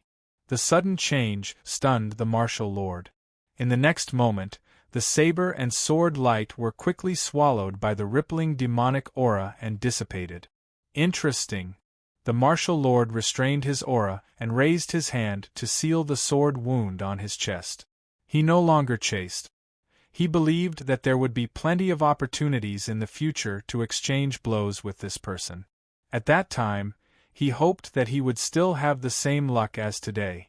100 miles away, the Blackwater army temporarily set up camp to rest. Ning Chen returned to his tent and focused on recovering his true qi. Today, he had personally experienced the strength of a martial lord. After a long time, Ning Chen opened his eyes and walked out of his tent. When he saw Marquis Triumphant Return listening to the battle report, he stopped and waited for a moment. How are your injuries? Marquis Triumphant Return dismissed the general in front of him and asked with concern. They're already fine, Ning Chen replied. The majority of the battle had been Marquis Triumphant Return blocking the martial lord's attack. He hadn't faced the martial lord head-on much, so his injuries weren't too heavy. How do you feel? Asked Marquis Triumphant Return. Very strong, Ning Chen honestly said. They were both experts of the 3 disasters, but compared to the disaster king he had faced before, the 2 of them were simply not on the same level. The title of the number 1 expert of the Divine Prefecture was not just in name but also in reality. Marquis Triumphant Return didn't make any further comment. He encouraged, don't be discouraged. There will always be a way. As long as you do your best, there will eventually be a time when you succeed. Ning Chen nodded. Thank you, Senior, for your teachings. Night rose and the cold moonlight shone down, sprinkling a faint chill. After the battle, the soldiers still persisted in their posts in strict discipline. They patrolled, investigated, and prepared their troop. Each of them divided the work in an orderly manner. The Grand Xia's Blackwater Army was one of the most elite armies in the world. Every soldier was a martial artist. Although they didn't have outstanding individual battle strength like the Second Hall of Eternal Knight's Divine Martial Army, their strict discipline and tacit cooperation in battle made the Grand Xia's Black Water Army the most important opponent of the Eternal Knight cult. For the Western battlefield to last until today, Marquis' triumphant return and the Black Water Army's contributions couldn't go unnoticed. Marquis. The patrolling soldiers of the Black Water Army bowed and saluted before continuing on their way. Ning Chen nodded in return. His eyes looked toward the west, the brilliance in his eyes constantly pulsing. Ever since he had explored the Eternal Night cult, he had been unable to feel at ease. That was why he was so impatient to eliminate the Martial Lord.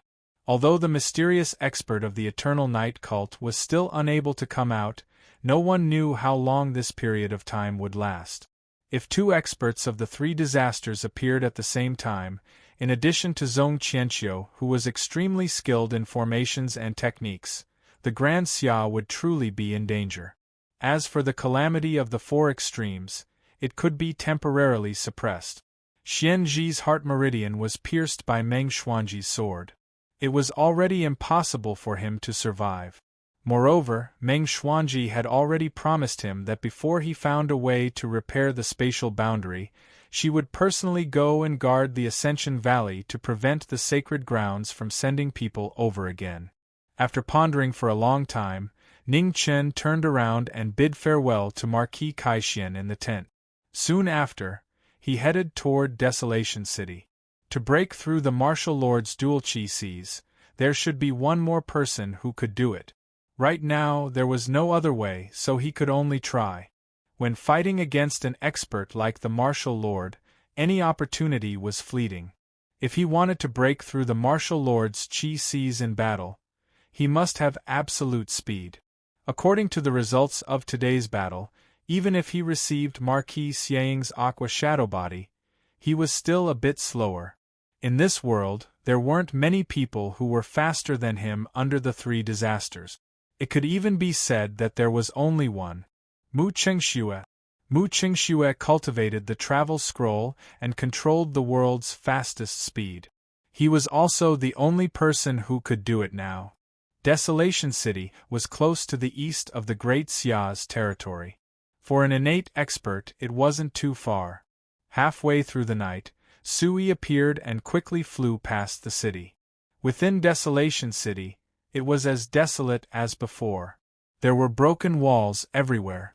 On the ground and on the walls, sword marks could be seen everywhere, showing how different the sacred grounds of the sword were. Coming to Desolation City again, Ning Chen's heart was even more complicated. They met but didn't know each other. His previous expectations had gradually sunk into the abyss with disappointment again and again. After Mu Bai left, Desolation City became even more desolate. The number of swordsmen who came to Desolation City to learn the sword decreased by a lot. The current guardian of Desolation City was Jian Yi, a person who didn't like to talk.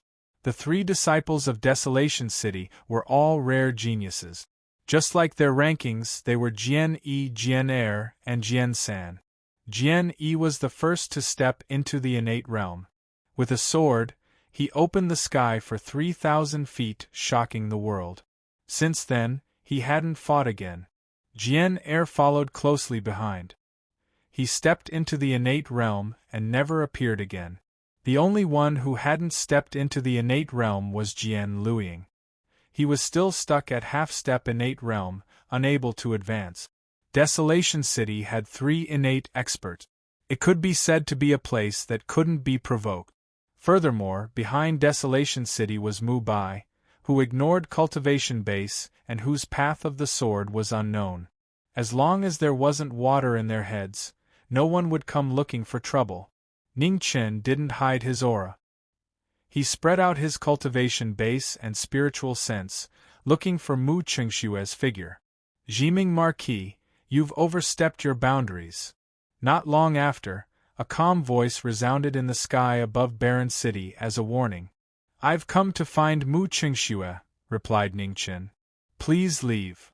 A broken sword appeared between heaven and earth, and its tone became a bit colder as it spoke. "Please forgive me. If I don't see her, I won't leave," said Ningchen seriously. Swish. The broken sword's sharpness was dazzling. In the blink of an eye, resplendent splendor streaked across. Bai also appeared, holding the sword. His sword opened the sky. Desolation City's Jian Yi, after 2 years, once again attacked. His sword was so dazzling that the world immediately lost its color. Chapter 282. 3 years ago, a legend of the Grand Xia had broken the edge of the ancient sword. Now, only half of the ancient sword remained. It was no longer as sharp as before. However, Jian Yi had relied on this broken sword to reach the Xiantian realm. From then on, no one dared to say that after Mu Bai, there would be no more swords in Desolate City. Above Desolate City, Jian Yi didn't hold back at all. Jian Yi didn't like to waste words. His previous words were already an exception. His eyes were cold and his sword intent surged. Ningchen raised his hand and pointed. Wind and snow floated down from the sky. Jian Yi's finger shook the cold blade. Sword intent constantly spread around the two of them. Below them, the broken walls of Desolate City were affected by the aftershocks and collapsed. The two strongest swordsmen of the younger generation clashed. They used their full strength as soon as they exchanged blows. Broken sword and fingers crisscrossed. Returning sword and condensing finger. It was another round of rapid exchanges. Jian Er and Jian Luiying also walked out of Desolate City. They looked at the two people fighting above. They didn't interfere and just watched quietly. They knew that with their eldest senior brother's personality, he wouldn't allow them to help. The sword was the king of weapons. How could he allow others to blaspheme it? The two people fighting above the city became more and more intense. Clanging sounds rang out incessantly. The rarely seen battle of swords was fully displayed under the moonlight. The Marquis of Jiming's cultivation in the sword isn't inferior to eldest senior brothers, said Jian Luiying with surprise. Watch carefully. It will help you break through to the Xiantian realm, reminded Jian Er. Yes, replied Jian Luiying. The sharpness of the battle was dazzling. Although this was the first time Ning Chen and Jian Yi had met, they weren't strangers to each other. In the past, when Fan Lingyue had led his army down south, Desolate City and the Grand Xia had clashed several times. Jian Yi's sword was very strong. Apart from Mu Bai and Yan Qinhuang, it was very difficult for anyone else to reach his level. Even Xian Tian of the Four Extreme Holy Lands, who had reached the fifth tribulation of the Xiantian realm, was slightly inferior in terms of comprehension of the sword. Ning Chen fought back with all his might. His saber didn't appear, but he met the sword with his sword. Mu Bai had taught him before, so he naturally had to show respect to the disciples of the Desolate City. Her sword finger touched the air, and snow surged in the air. The sword intent raised to the peak coiled around Sui's body like a dragon swimming in the air. Finally, it turned into a sharp light that was as dazzling as the moon. Jian Yi also condensed a sword, the sword splitting open heaven and earth. Amidst an ancient brilliance, the broken sword was reforged, its cry reaching the 9 heavens. However, just as the two swords were about to clash, a beautiful figure suddenly appeared in the middle of the battle. Without any warning, the shadow-bearing sword appeared between the two of them. Eldest senior brother, since this person has come looking for me, let me deal with him. Mu Qingxue turned to look at Jian Yi and calmly said. A light flashed in Jian Yi's eyes. He nodded without saying anything. With a wave of his hand, he withdrew his ancient sword and disappeared with a step. Let's go. Below, Jian Er called out, then turned and left. Jian Luiying followed and left with him. Since their junior sister was willing to come out, there was no need for them to stay any longer. The rest had nothing to do with them. Seeing Mu Qingxue appear, Ning Chen also withdrew the sharp light from his finger. Looking at the woman in front of him, he said, Long time no see. Jiming Marquis, why have you personally come to Desolate City? Asked Mu Qingxue calmly. Let's go. This isn't the place to talk. Ning Chen smiled and his figure flashed, landing in Desolate City. Mu Qingshue's lotus steps moved lightly, landing as well. Let's go. Ning Chen wasn't in a rush to explain why he had come. Mu Qingxue didn't refuse and calmly followed. Desolate City couldn't be considered small. The two of them walked on the streets one after the other. Ning Chen would occasionally say something while Mu Qingxue would just quietly listen. She didn't reply, nor did she rush him. Suyi and white robes gently fluttered in the night. They were a perfect match, but now they were like strangers to each other. Mu Qingxue, do we count as friends? Asked Ning Chen. The people of Desolate City never have any friends. This was the first time Mu Qingxue had spoken. I count as the first. Is that okay? Smiled Ning Chen. Mu Qingxue frowned and said, You are a Marquis of the Grand Xia, and I am a descendant of the previous dynasty's imperial family. Do you think that's possible? Ning Chen thought for a moment and raised his right hand. The wind and clouds changed and strands of sword intent condensed. A moment later, they quickly dissipated. Senior Mu Bai is also a member of the previous dynasty's imperial family. He also gave me a so-called Marquis of the Grand Xia. So your reason can't be considered an excuse. Ning Chen smiled. Mu Qingxue stopped and looked at the former for a long time before continuing to walk. Whatever you say. Hearing this reply, Ning Chen's lips curved into a faint smile. He didn't say anything more. He couldn't be too impatient. Let's take it step by step. Time always passed quickly when they were together. Gradually, a trace of white appeared in the eastern sky. The night was about to pass and dawn was about to arrive. I'll return this scroll to you. When the two stopped, Mu Qingxue took out a golden scroll and calmly said. Ning Chen was startled. He took the life scroll and asked in surprise, You remembered the past?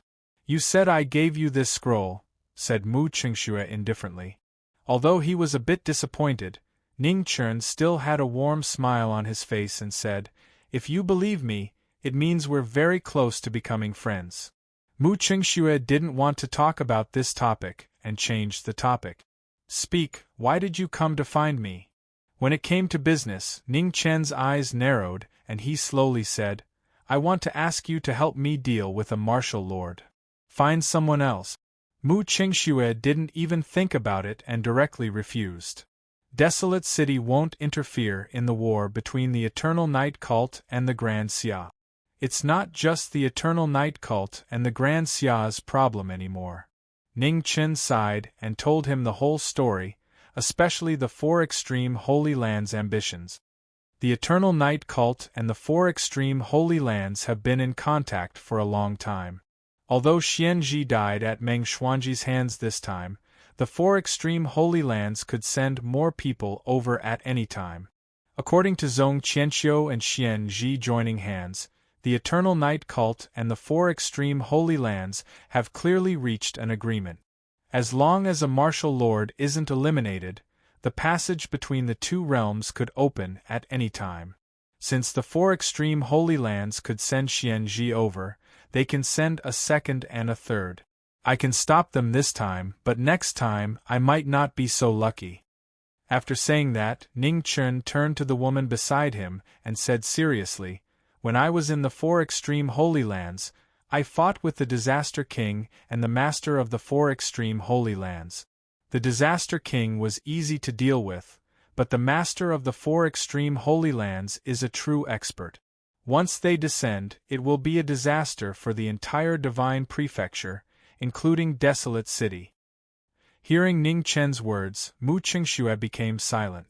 After a long while, he said, The strength of a martial lord is not something I can deal with alone. Ning Chen smiled and said, I'll go with you.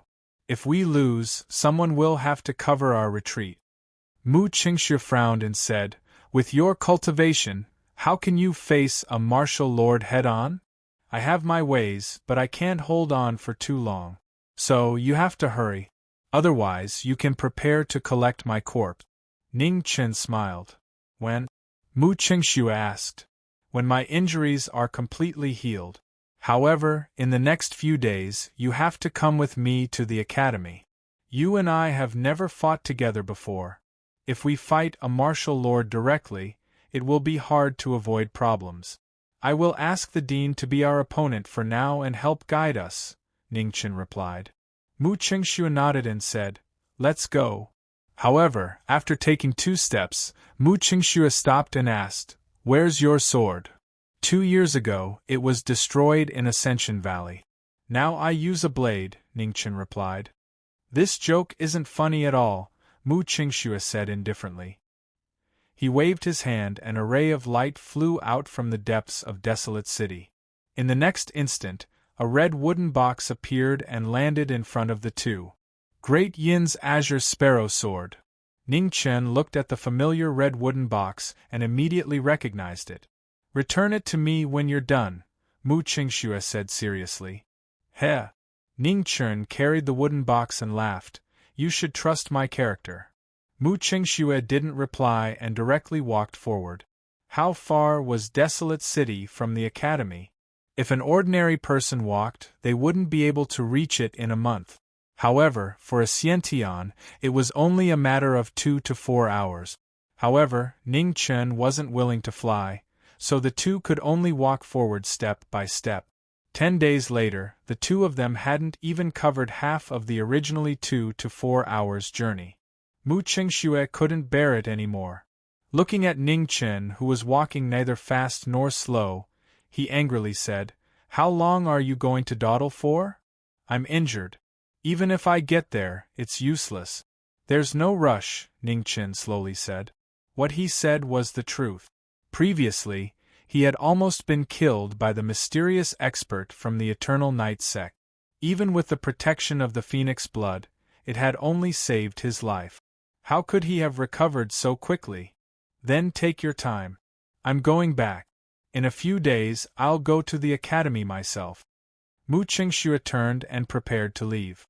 Zong Qianxiu, Ming child, martial lord, let me think. Oh right, there's also that abbot from Mijia Mountain. So there are so many people who want my life. That's fine. In any case, I'm so heavily injured, and I don't know when I'll be able to recover.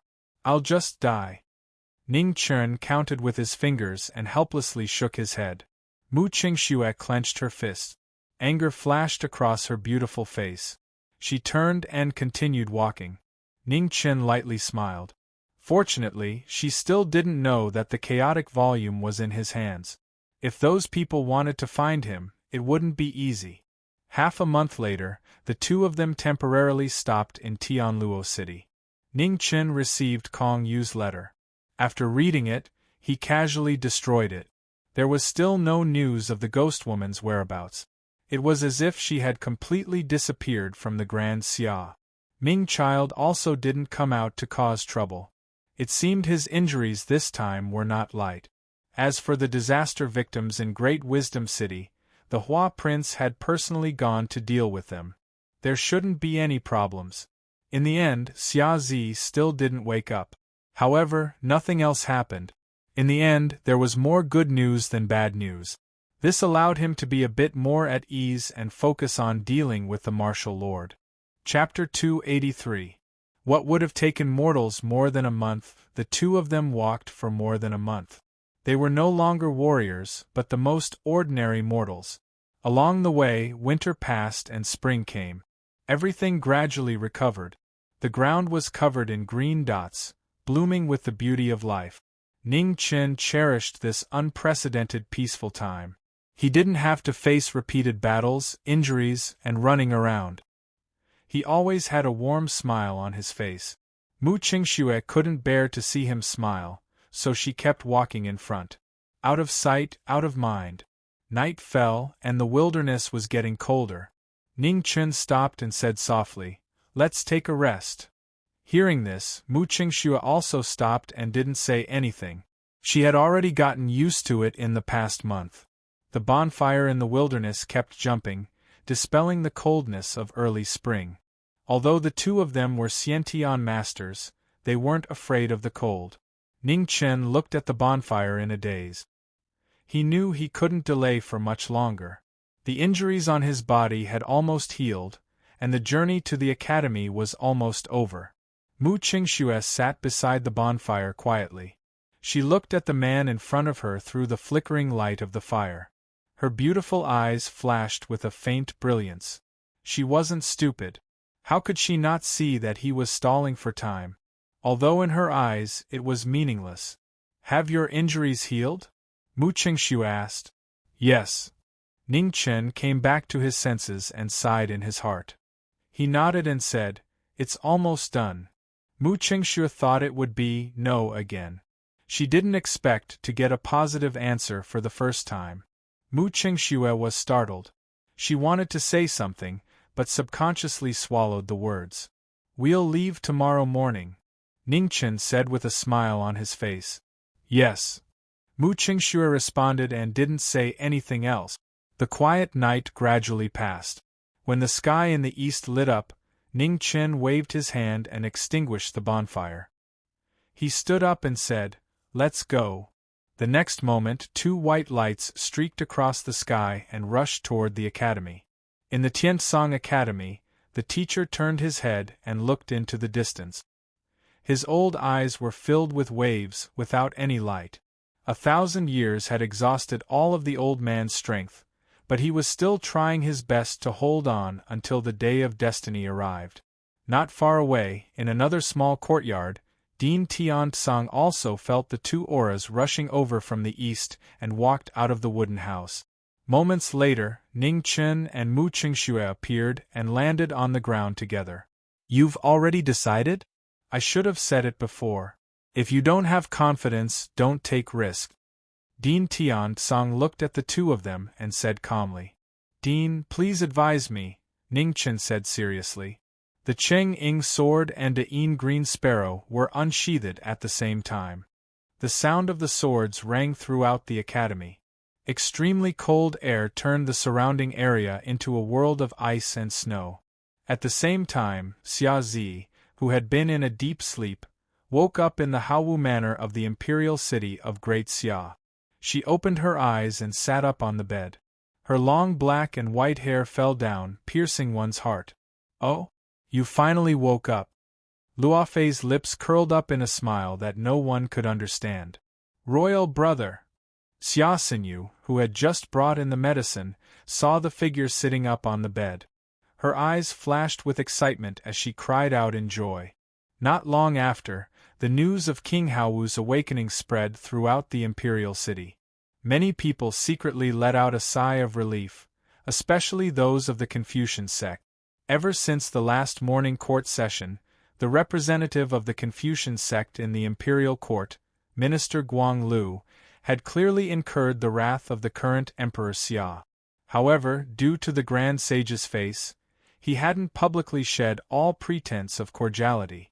The Confucian sect's influence in the imperial court was now in imminent danger. Fortunately, King Haowu had woken up in time. Perhaps he could salvage this unfavorable situation. However, by the time all the important figures of the Confucian sect had gathered at the Haowu Manor, Xia Zi had already left. In the Weiyang Palace, Zhang Sun looked at the figure kneeling in front of her with a grave expression. Have you thought it through? I've already made up my mind. I hope Mother won't stop me, Xia Zi slowly said. Zhang Sun fell silent. After a long time, she sighed and waved her hand. Go! Thank you, Mother. Xia Zi respectfully kowtowed, then stood up and left. Behind Zhang Sun, a faint trace of worry flashed through Qing Ning's eyes. She could sense that King Haowu had changed quite a bit after waking up this time. In the depths of the imperial palace, the divine artifact of the empire floated up and down. Boundless karmic luck filled the air. At this moment, a black-robed figure walked over. Not long after, he disappeared into the purple mist. A rumbling sound rang out as the door opened. A moment later, it closed with a bang. Since then, there had been no news of King Haowu. The purple mist swirled, and a huge stone door vaguely appeared. The Forbidden Land was once one of the Grand Xia's strongest trump cards. However, after nearly 1,000 years of evolution, it had now become the most dangerous forbidden land in the world. Xiaozi entered. This was the first time someone had entered after 300 years. In the abyss of darkness of the Eternal Night sect, there was still no movement from the coffins in front of the huge devil statue. Only a powerful aura spread out, filling the entire abyss of darkness. Zhong Qianqiu walked over and respectfully knelt down, quietly waiting. In the Eternal Night sect, the various palace masters all had equal status. None of them were above the others. The fact that the second palace master was kneeling was shocking. Suddenly, a dark aura that surpassed heaven and earth appeared, suppressing everything. It was both noble and cold. The instant it appeared, it caused everything to tremble and fall silent. Zhong Qianqiu, you're too slow. A voice suddenly rang out. It was impossible to tell where it was coming from, but it gave off an unprecedented pressure that surpassed any expert. It made people feel insignificant. Master, please forgive me. Zhong Qianqiu kowtowed. What about the Void Scroll? How's your search going? There's still no news. Due to the Chaos Scroll, the Eternal Night Divine Scripture is being disrupted. It might take some time before we can find any traces of it, replied Zhong Qianqiu. Do it as quickly as possible. I hope you won't disappoint me next time. Yes, replied Zhong Qianqiu. The dark aura scattered and a blue figure landed. It was Xianji, who should have died at Meng Xuanji's hands. A sword had pierced through his heart. Even a Xiantian shouldn't be able to save him. This scene was truly incomprehensible. Zhong Qianqiu stood up and narrowed his eyes at Xianji, who was gradually recovering. Palace Master. Xianji knelt down. Stand up. You're still the 4 extreme holy lands, Xianji. Don't reveal any flaws, said Zhong Qianqiu. I understand, Xianji said respectfully. Inform the masters of the 4 extreme holy lands to prepare to open a path between the 2 realms, said Zhong Qianqiu. Understood. Xianji accepted the order, got up, and quickly left. Within the Sky Azure Academy, the twin swords grew sharper with each passing day. Even Dean Tian Song felt a powerful pressure. Ning Chen's injuries had finally healed. His body had recovered and his injuries were gone. For the first time in 2 years, he was able to use his full strength. With 3 scrolls and an unparalleled foundation, combined with Mu Qingshue's peak speed, even someone as strong as Dean Tian Song had no choice but to fully focus. His palms clashed with the twin swords. Although both sides were holding back and hadn't used up all of their moves, the sharpness of their battle still caused sand to fill the air, covering the sky. Dayan's azure sparrow sword hummed unceasingly. It was light as if it was heavy. Mu Qingshue's figure was so fast that it was hard to see him. His sword couldn't be seen, but it was already the reincarnation of a dozen swords. Half an hour later, the 2 sides stopped. Dean Tian Song waved his hand to disperse the sand, and the cracked ground slowly closed. I can only help you this much. However, a martial lord's ability is above mine. You must be careful. If the battle situation changes, don't force it. Quickly withdraw. Thank you, Dean. Ning Chen bowed respectfully. Ning Chen, come here. At this moment, an old voice rang out. It was a hoarse voice. You also come here. At the same time, Mu Qingxue heard his master's voice. Ning Chen was startled. He looked at the small courtyard in the distance. He didn't understand why his master was looking for them. Mu Qingxue narrowed his eyes. He didn't think the Sky Azure Academy would have such an expert. Master is calling you. Go over. Dean Tian Song clearly heard his master's voice and reminded them. Ning Chen nodded and quickly walked towards his master's courtyard with Mu Qingxue. In the small courtyard, the master rarely came out of his room. Looking at the 2 people walking towards him, a faint tiredness flashed across his old face. At the same time, in the great Heavenly Edict Palace, Xia Mingri was about to stand up when he suddenly staggered. Black blood flowed out of his mouth, and he directly fell back. Your Majesty. The Grand Advisor and the others were shocked. They immediately went forward and anxiously said, "Ah, ah." Black blood flowed out of Xia Mingri's mouth. He just said 2 words and then fainted. Your Majesty. The officials panicked. They didn't know why this happened. Outside the Heavenly Edict Palace, many maids, eunuchs, and patrolling guards saw this scene. At this moment they were scared out of their wits. They were afraid that they would be killed. The Grand Advisor stepped forward and used his innate qi to protect Xia Mingri's last breath. Then he ordered in a deep voice, "Someone, quickly call the Imperial Physician. If anyone dares to say anything, kill their entire family." Yes. A hidden dark dragon guard appeared. His figure flashed and disappeared in the palace. The emperor of the great Xia dynasty was in danger. The officials were in a panic. The Grand Advisor's eyes were filled with killing intent. He quickly calculated the possible culprit. The biggest suspect was definitely the Eternal Night sect. However, the people around Xia Mingri were all strictly interrogated. The possibility of a spy from the sect was very small. The Imperial Physician quickly came. After taking the pulse, his face changed. "Please cooperate and help to seal the Emperor's heart meridian."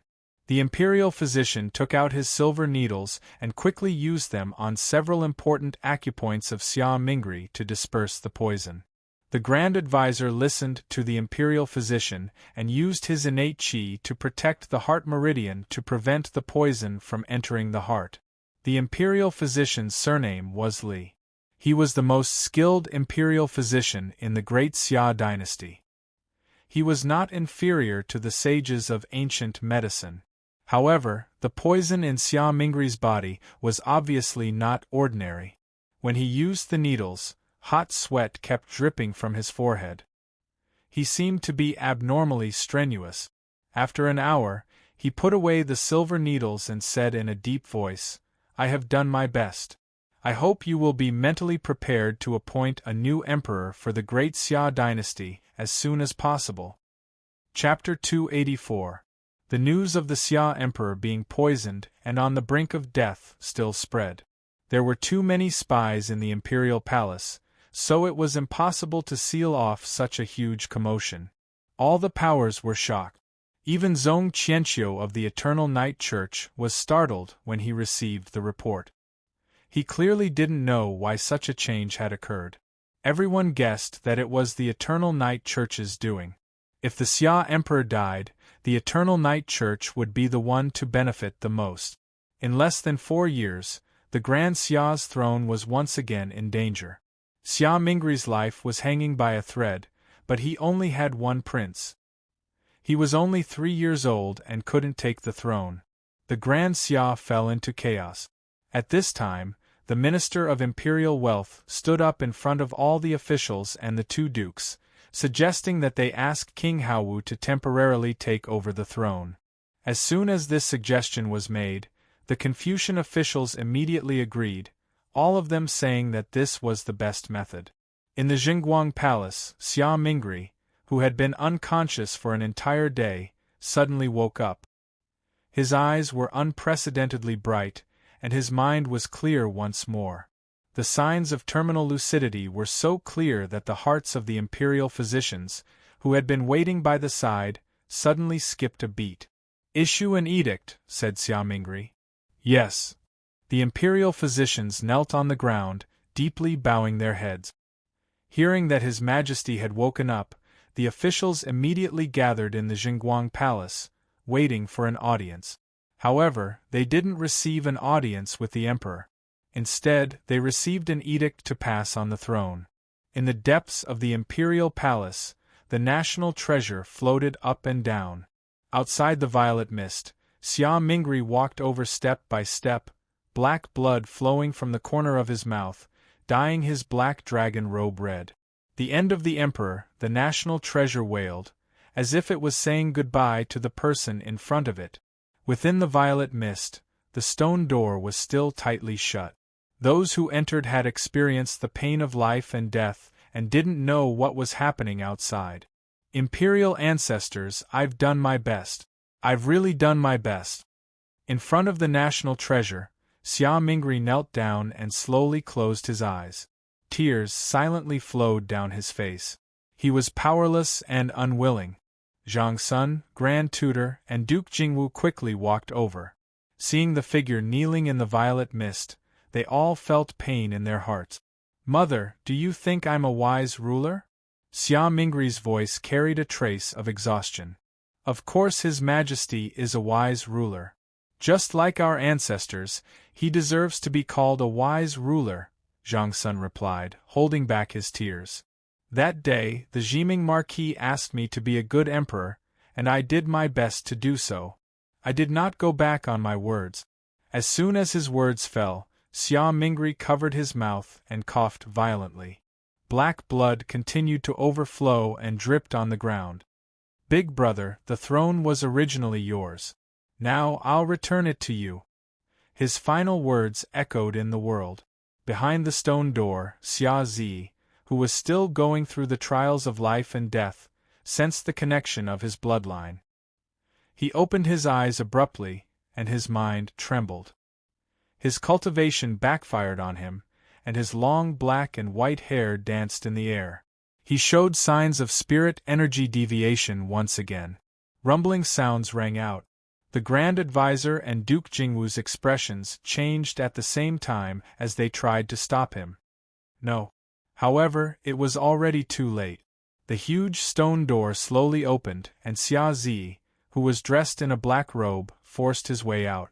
Boundless gloomy aura surged and was about to spread out, but it was forced back by the majestic fate of Great Xia. The next moment a shocking scene appeared. The gloomy aura that was blocked by Xia Zi's demonic aura seemed to have found a vent and crazily poured into his body. Half of his long hair was dyed white, but Xia Zi didn't seem to notice. Looking at the kneeling figure in front of him, his heart was in pain. Mingri. The person kneeling on the ground could no longer hear the heart-wrenching call.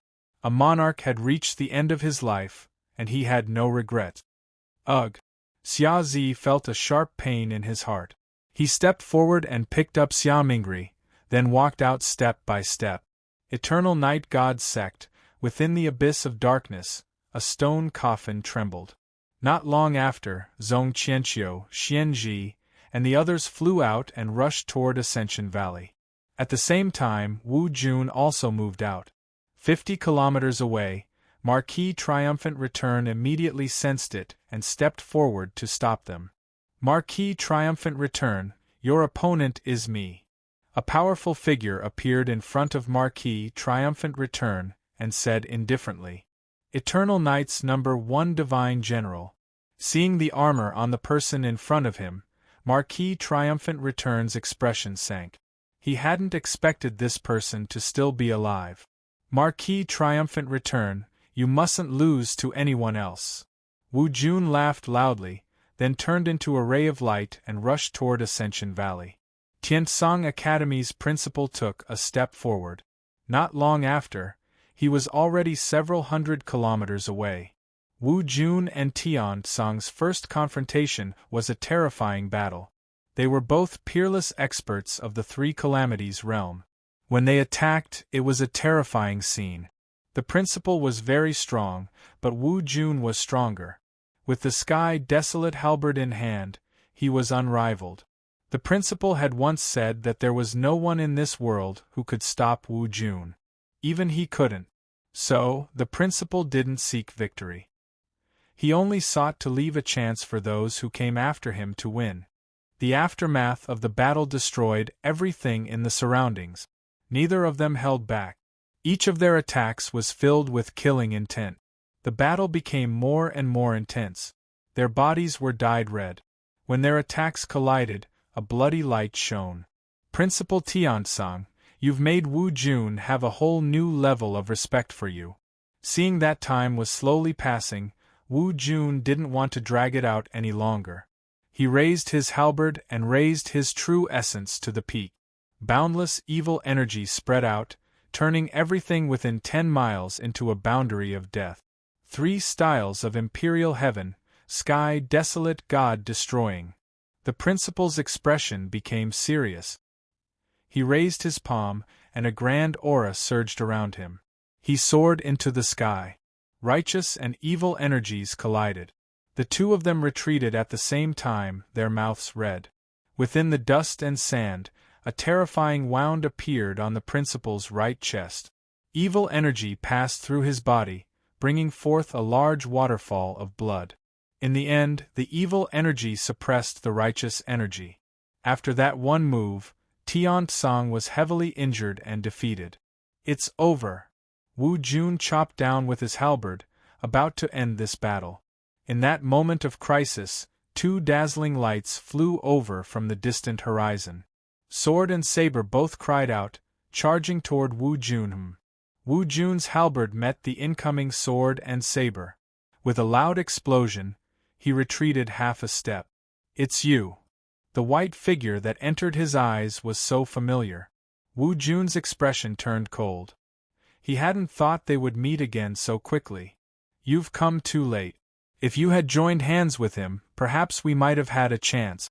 But now we don't even have that chance," said Wu Jun coldly. "Perhaps. But whether there's a chance or not, we'll only know after we fight." Ning Chen went up and helped the principal up. With a step, he left the battlefield. "Principal, leave the rest to us." After speaking, Ning Chen's figure flashed and he once again returned to the battlefield. Looking at the Wu Jun in front of him, sword and saber in hand, he said, "Please. Then let me see where your confidence comes from." Wu Jun waved his halberd. His ferocious aura surged, splitting the sky and breaking the mountains. Ning Chen retreated and his figure instantly transformed. Light flickered and his figure was like an illusion. Behind Wu Jun, the great azure sparrow sword hummed. It was light as if it weighed heavy. With the power to break the sky, it suddenly chopped down. Heaven wasteland met it head-on. With a loud explosion, sand flew everywhere. "Your foundation is not bad. However, you're still too young." Wu Jun's halberd spun in his hand. Majestic power surged out, immediately pushing back the person in front of him. Ning Chen stabilized his body, suppressing the surging qi and blood in his body. He narrowed his eyes. Wu Jun was indeed a Wu Jun. Even after a huge battle, his strength was still undeniably strong. Earth scroll. Ning Chen stabbed his sword into the ground. Immediately the earth trembled. Surging sword intent surged out, boundless and endless. It turned into a soaring sword light, its power shocking the world. "Heavenly scroll?" Wu Jun coldly snorted. His halberd swung in all directions. With a loud explosion, the 10,000 swords shattered and disappeared. Seeing that his opponent was unshakable, Ning Chen stepped on the water again. The remembrance blade in his left hand rose with the wind. It was as light as a leaf in the wind, and as fast as a flying swan. The sound of the halberd clashing rang out incessantly. The blade spun like a willow, moving as soon as it touched it. Fast and strong, the battle of martial arts was so brilliant. The light of the halberd and the light of the blade constantly swept out. It was sharp and beautiful, mesmerizing. Heaven's scroll. The blade that was as fast as the wind suddenly changed direction. Blue light flourished, and its power seemed to split the sky and earth as it suddenly chopped down. Boom! With a loud explosion, Wu Jun's foot sank 3 inches into the ground. Cracks appeared and spread out. "Satisfying."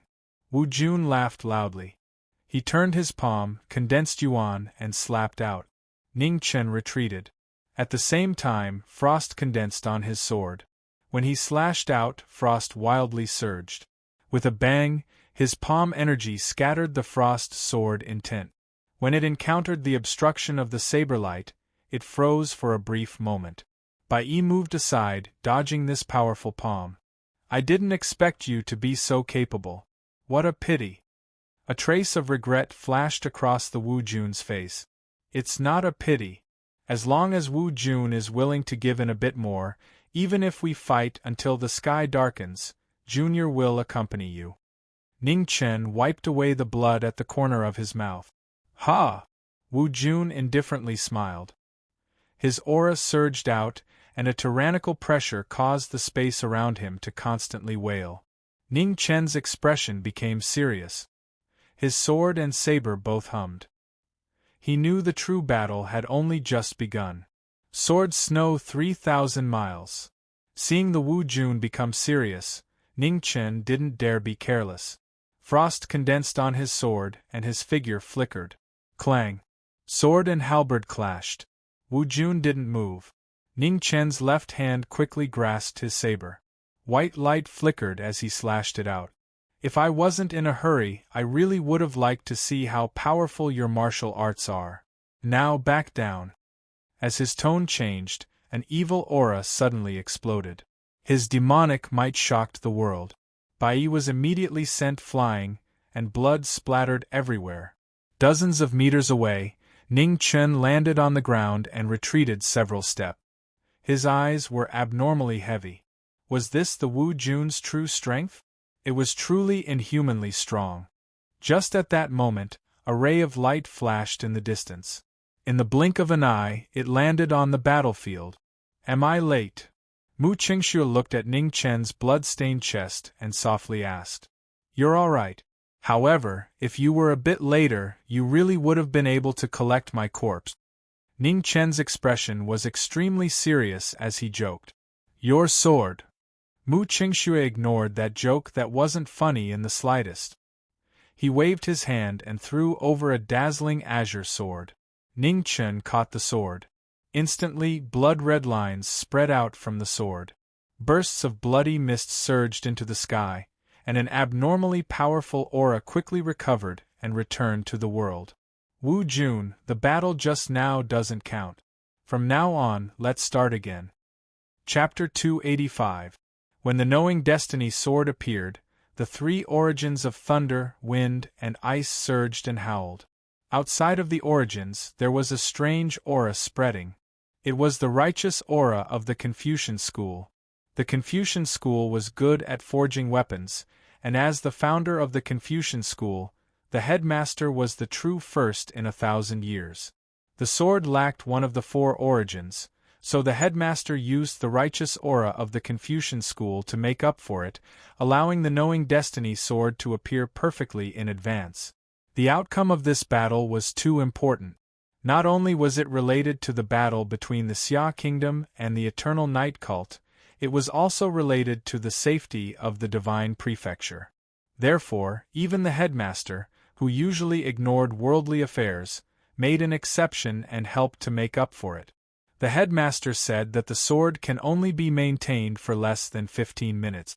Let's end this quickly, Mu Qingxue reminded. Understood. Ning Chen responded. His feet moved and light flashed. Dazzling lightning and wind filled the eyes. After a moment, the cyan sword slashed down, and ice and snow were scattered. Wu Jun raised his hand to block, but with a loud bang, the ground collapsed. Waves surged and sand filled the air. It was a scene of destruction. After the sword fell, the saber light fell down with great momentum. The saber and the sword shook the halberd. Under Wu Jun's feet, the ground caved in by another foot and fell apart hundreds of feet away. Satisfying, haha. Seeing that his opponent's strength had changed again, Wu Jun's fighting spirit soared. The Sky Baron halberd exploded and shook. Ning Chen did not retreat. Instead, he advanced. Every move of his was as heavy as Mount Tai. Heavenly Scroll, unparalleled in the world. The reappearance of the Heavenly Scroll was even more powerful. The saber light poured down, and the blue light was dazzling. Like a flood, the world lost its color. Wu Jun turned his palm to block the saber light. With a bang, the distance between the two was suddenly pulled apart. 1,000 Earth revolutions. Ning Chen stomped and activated the Earth Scroll. Immediately, the broken ground rose up violently. In the next moment, it closed and swallowed Wu Jun good. With a loud shout, Wu Jun condensed his aura with the spinning halberd slash. With a rumbling sound, the closed ground cracked and fell down. At that moment, Mu Qingxue, who had not moved, flashed and disappeared. Qing Ying was unsheathed, and the sky and the earth were aligned. In the instant the sword pierced towards the Dantian Chi in front of the martial lord's chest. Good reaction. With a clang, the genuine Qi in front of the martial monarch surged, blocking the Cheng Ying sword. Shortly after, Tian Huang slashed down, attacking the woman in front of him. Boom! The cyan sword radiance arrived in front of him and blocked the tip of the halberd. Amidst the sandstorm, the saber was as fast as lightning as it sliced through his throat. Stand down! The martial lord's eyes turned cold as he shouted in a deep voice. Killing light rippled on the ominous halberd, and immediately, the two of them were both sent flying. Scroll of Earth. Ning Chen landed on the ground. After taking 3 steps back, he stabbed the sword in his hand into the ground and used the heavenly book again. In an instant, the sword will that flew backward rushed into the sky like rain. The ground collapsed, and only the green light of the sword was left in the world. It was the same move, but after it reappeared, it had a completely different might. The martial lord didn't dare to be careless. His expression turned serious, and the evil aura around his body spread. He quickly used his most powerful move. 3 moves of the Imperial Sky, 9 evils breaking Sun Chop. The 2 moves collided. The evil move destroyed all the sword radiance in the sky and headed towards the person in front of him. Ning Chen stomped his foot and his body turned into a blur, dodging the halberd radiance. Several shadows merged into one, and then he arrived in front of the martial lord. Taking advantage of the martial lord's recovery, the knowing destiny sword hummed, and with a thunderous momentum, it broke towards the latter's Dantian Sea of Qi. Too slow, the martial lord said. He turned his palm and the boundless evil power quickly gathered, and then rushed out. The palm power was so close that it was already impossible to avoid it. However, Ning Chen didn't plan to dodge it. The frost on his sword surged, and with 30% more power, the sharp sword will gathered and rushed forward. The palm power swept over, and with a loud bang, blood splashed out, and Bai Yi flew several feet away. A sword radiance broke through the evil aura. The martial lord didn't expect it and couldn't react in time. He saw the sword radiance enter his body, and a dazzling blood flower appeared. The sword will exploded, and the flaw was the first. The moment the Dantian Sea of Qi sealed the injury, thousands of sword Qi gathered in the sky. A huge pair of wings appeared behind Mu Qingshua's back, and before he could blink, the beautiful figure in white had already disappeared. The sword arrived in an instant, and no one had time to react. It went straight for the martial lord's Dantian Sea of Qi. Unexpectedly, a hand suddenly appeared in front of him and grabbed the sword edge, blocking the sword. Blood flowed out from the gap between the hand and the sword edge, dripping onto the ground. Seeing this, Mu Qingxue flapped his wings, and the sword edge went in another inch. What a pity! The martial lord's demonic aura surged, and the evil aura spread out, sending the former flying. Mu Qingxue. Although he was worried, Ning Chen didn't dare to be distracted. His sword and saber flashed, and the sharpness was raised again. The sword and halberd clashed. The wind whistled, and the thunder was like 1,000 years old. It spread around the two, and they fought with each other. Mountains were split open, and extremely cold air spread out at the same time.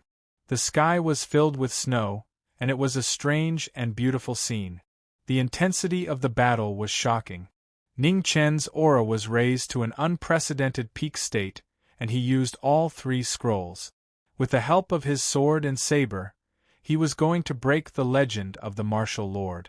The weapons clanged, and the saber and sword alternated, fast and slow. The heavenly book's martial arts shone, and he turned defense into offense, forcefully suppressing the martial lord's moves. The light in the martial lord's eyes became brighter and brighter, and his battle intent became higher and higher.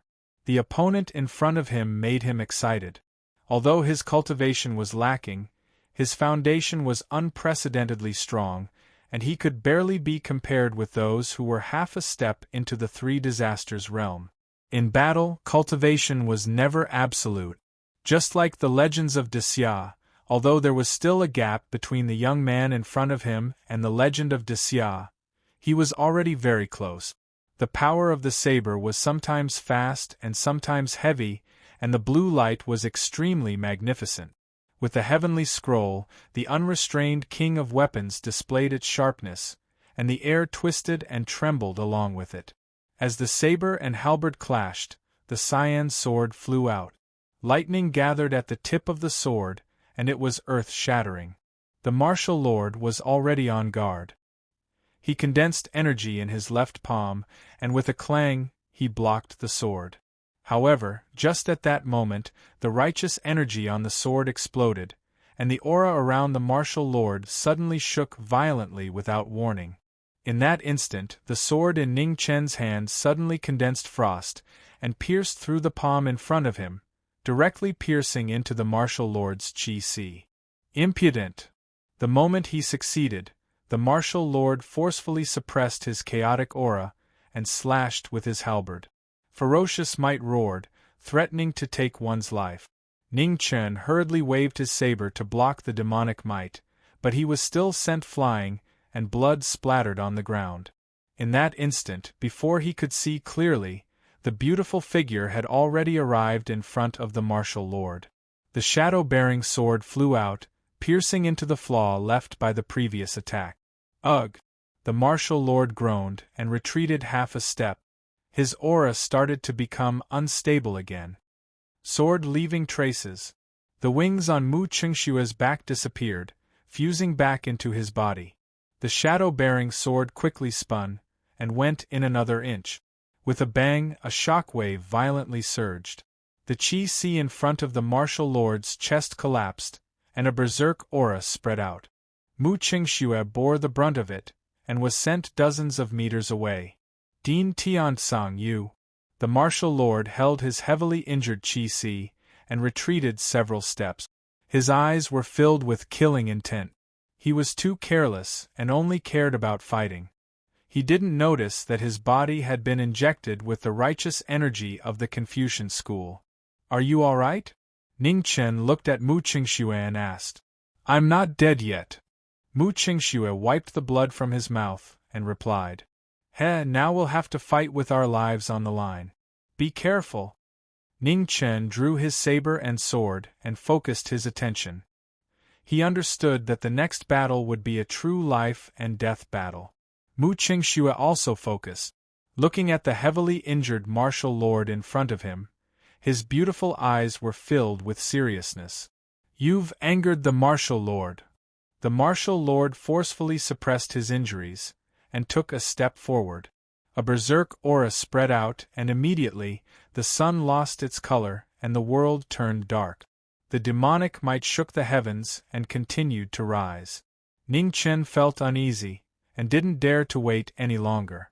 His feet moved, and he was the first to attack. The life scroll revolved, and the ice source within the sword was activated. An extremely cold aura spread out, and the surrounding 1,000 miles turned into a world of ice and snow. In the next moment, Su Yi disappeared, and Ling appeared in front of the martial lord.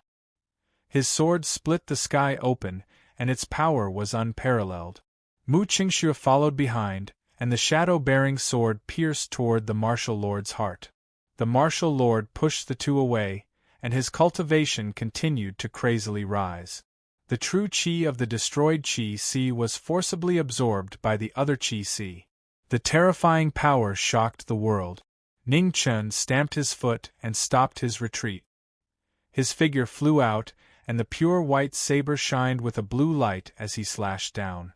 The saber and halberd clashed, and the power was completely different. Ning Chen's mouth turned red, and a trace of blood flowed out. He took half a step back, and the wind and thunder on his sword changed, and he stabbed forward. The martial lord grabbed the tip of the sword. Blood dripped down, and the azure sword was unable to move an inch further. In that instant, Mu Qingxue's figure appeared again, and he accurately stabbed toward the martial lord's heart. Ugh! The martial lord spat out blood, and he took a step back. He could no longer suppress his anger, and he endured the pain in his chest, and forcefully counterattacked. Junior, you don't know the immensity of heaven and earth. 3 styles of imperial heaven, desolate heaven-destroying gods. The berserk evil power suddenly spread out, and with a bang, the two were both sent flying. The instant they landed, they vomited blood. The martial lord's strength didn't decrease in the slightest, even though his chi was destroyed. The evil power that completely erupted was even more powerful. Ning Chen cultivated 3 heavenly tomes, and his foundation was extraordinary, so he was still able to hold on. However, Mu Qingshue's foundation wasn't his forte, and after being heavily injured, he was already unable to hold on.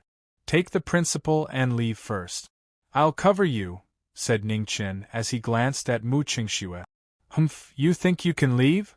The martial lord coldly snorted, and condensed his true qi. Boundless true qi soared, and it pierced through the clouds, annihilating everything. Destruction of the universe. The final move of the 3 styles of imperial sky appeared for the first time. Boundless demonic qi crazily spread out, and the power of destruction caused the earth within several dozen miles to shake, and the sky to collapse. Go!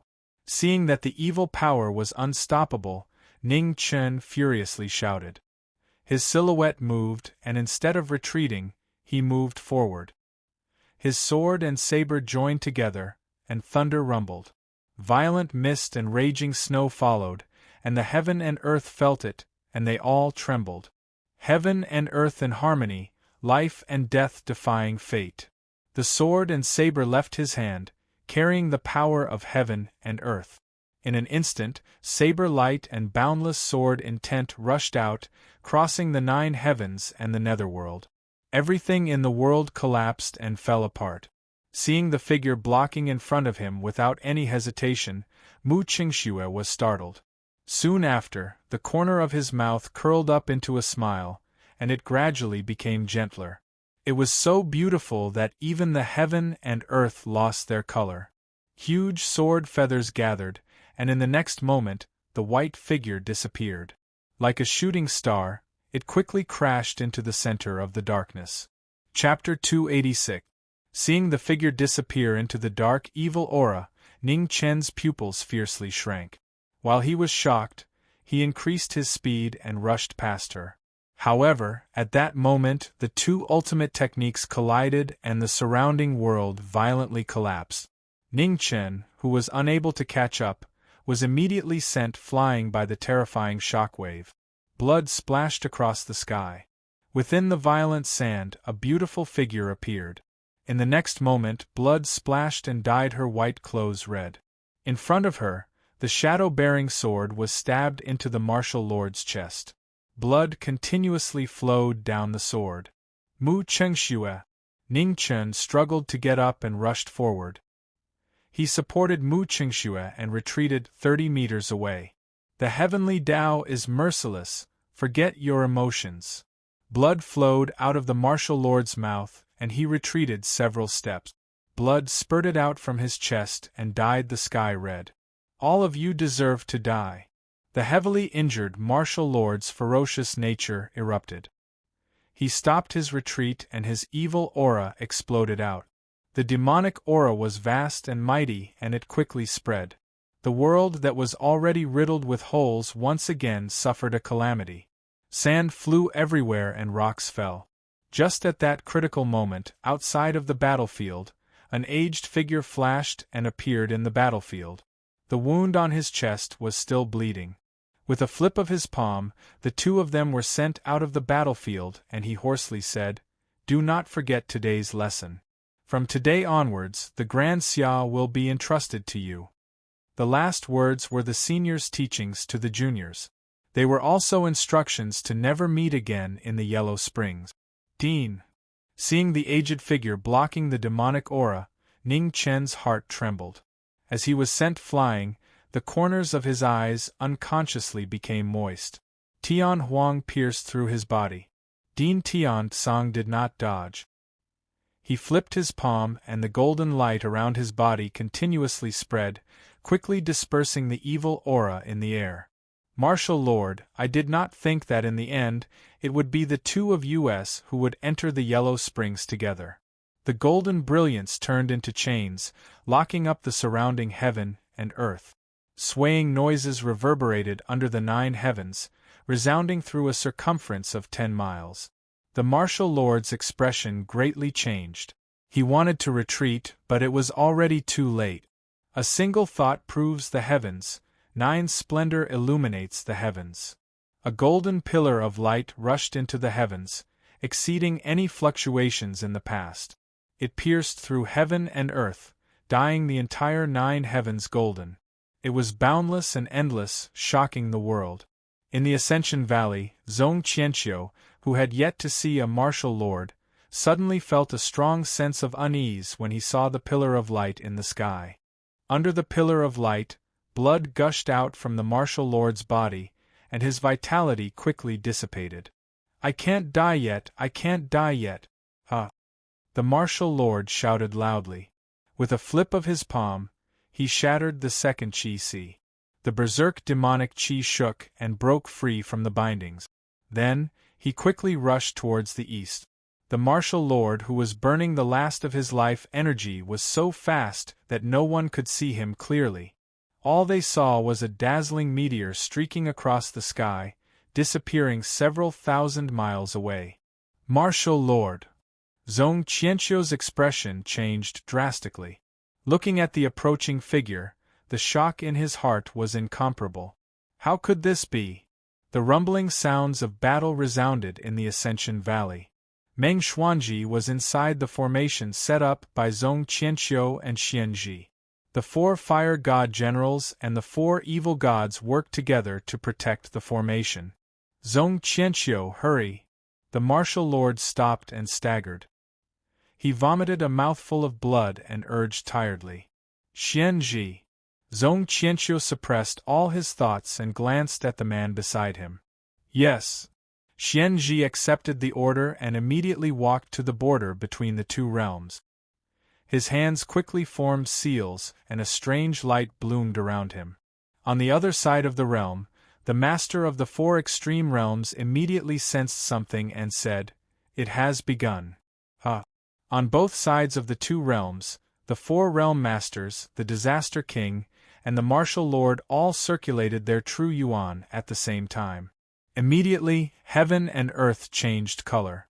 Dark clouds covered the sun and thunder rumbled. Bolts of lightning struck down, punishing those who defied the heavens. However, both sides were prepared. Zhong Qianqiu's Yin talisman flew out, forming a net that blocked the lightning. On the other side, Xian Tian swung his sword and slashed the sky. The lightning that was falling down suddenly dissipated. Within the formation, Meng Xuanji's expression changed.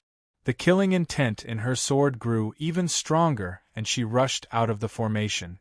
However, the axe blocked her path, and the evil god's might was shocking. Meng Xuanji, who had yet to fully recover, was trapped in the formation.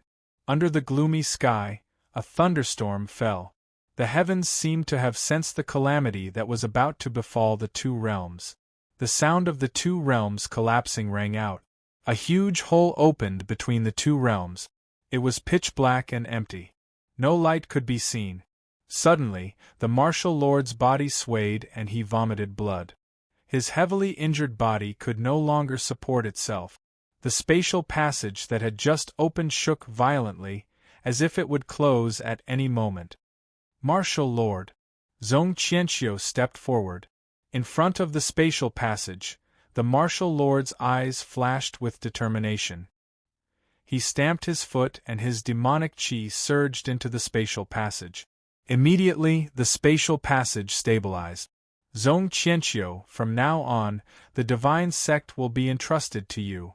After using up his last bit of strength, the martial lord reluctantly looked to the west. Then, his body collapsed. Martial Lord! Zhong Qianqiu supported the falling body. His heart was throbbing with pain. Unfortunately, the martial lord could no longer hear him. The once invincible legend, the undefeated ambitious and ruthless character, after repeated schemes and bloody battles, finally fell into the dust, and his soul returned to the underworld. The boundary between the two realms was completely open. After a brief moment of silence, a never-before-seen spatial power suddenly exploded. The terrifying power was unstoppable, and everyone in the valley was blown away. The great formation collapsed, and the evil force scattered in all directions. The Flame Divine General and the Green Mask Evil God were affected by this terrifying power and instantly disappeared. Outside the Ascension Valley, Meng Xuanji landed on the ground and retreated a few steps. Meng Xuanji clutched her chest and looked at the turbulent spatial passage. Her eyes were abnormally heavy. The worst situation still happened. A moment later, a calm voice rang out in the sky. The wind and clouds changed color. Divine Great Land He! In the flowing light, 3 powerful figures appeared. The Fourth Realm Master, Disaster King, and Xian Tian. The 3 strongest of the 4 extreme realm appeared together. Their terrifying auras were connected. Palace Master, thank you. The 4 extreme realm master glanced at the nearby Zhong Qianqiu. Realm Master, there's no need to be so polite. Don't forget your promise. Zhong Qianqiu's mood was extremely bad after the martial lord's death. He quickly picked up the martial lord's body and left in a ray of light. Realm Master, why don't you leave him behind to get rid of future troubles? Disaster King slowly asked. There's no rush. The Eternal Night God sect is still useful. There's no need to fall out with them for now, said the 4 extreme realm master. After saying that, he looked at the woman outside the valley and calmly said, Meng Xuanji, it's truly a pleasant surprise to see that you're fine. Meng Xuanji's expression sank. Realm Master, even if I die, I will stop your ambitions. Then let me see if you have the strength to do so. After saying that, the 4 extreme realm master raised his right hand. A powerful aura surged out and pounced at Meng Xuanji.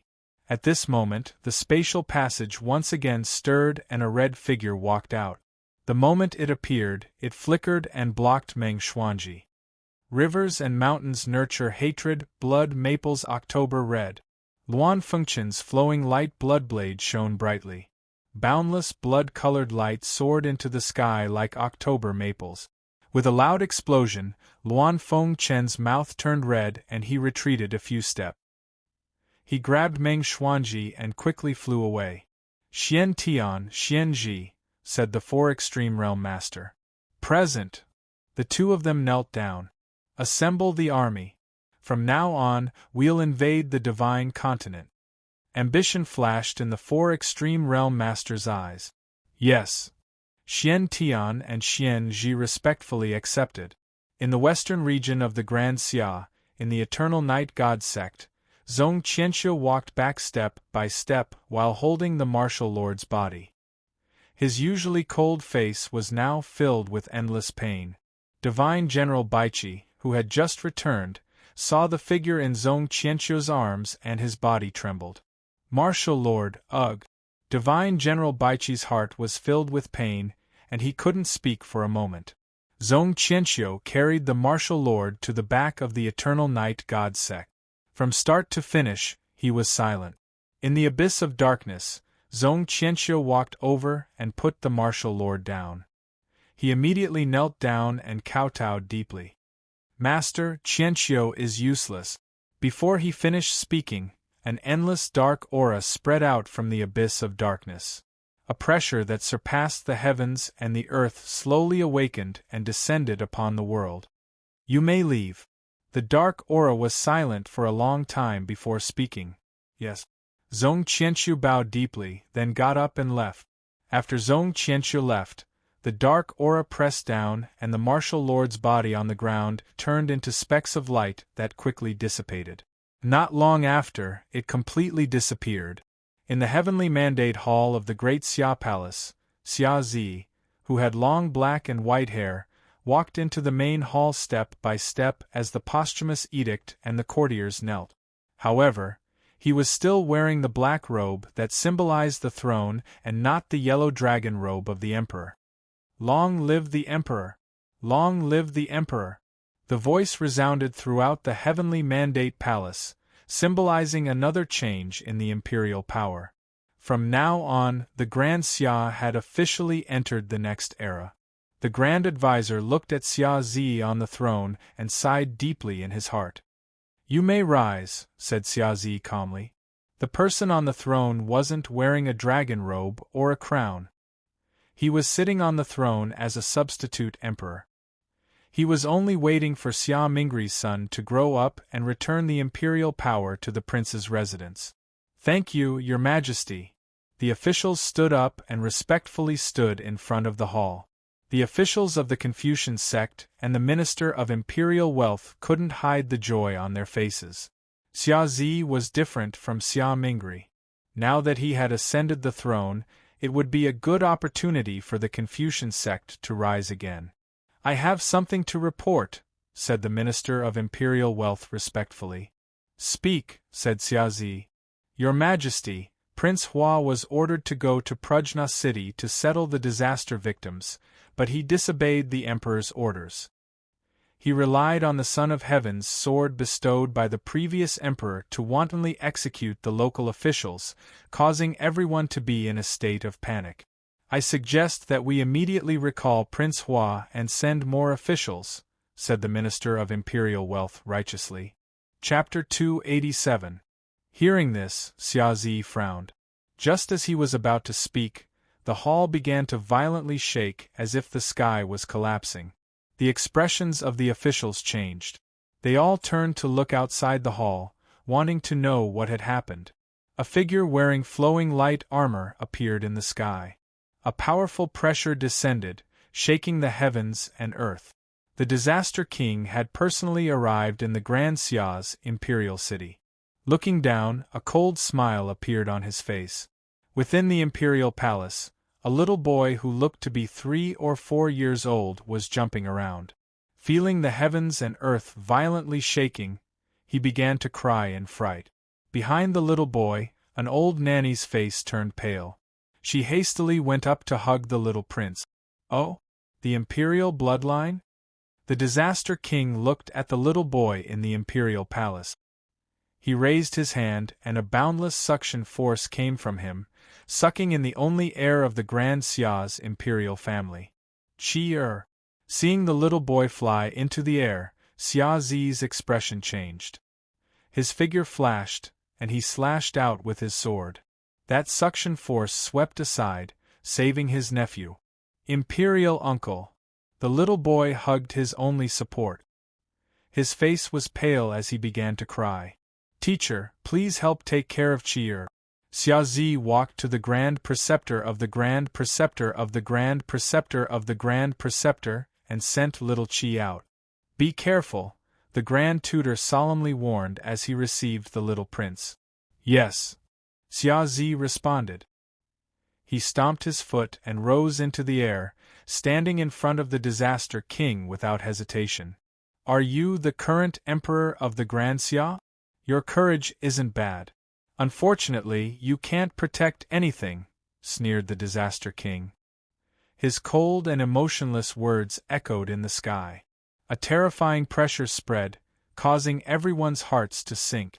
In order to kill a martial lord, the principal had died in battle, the Wisdom Marquis had been heavily injured, and the Grand Xia's peak forces had suffered disastrous losses. The current Grand Xia no longer had 3 disaster experts guarding it. Only Xia Zi was left. In the face of the Disaster King's provocation, Xia Zi didn't say a word. His silent autumn waters trembled, and boundless righteous energy soared. His black and white hair danced in the wind, and his black robes were unyielding. He was the only person the Grand Xia could rely on right now. The Disaster King attacked.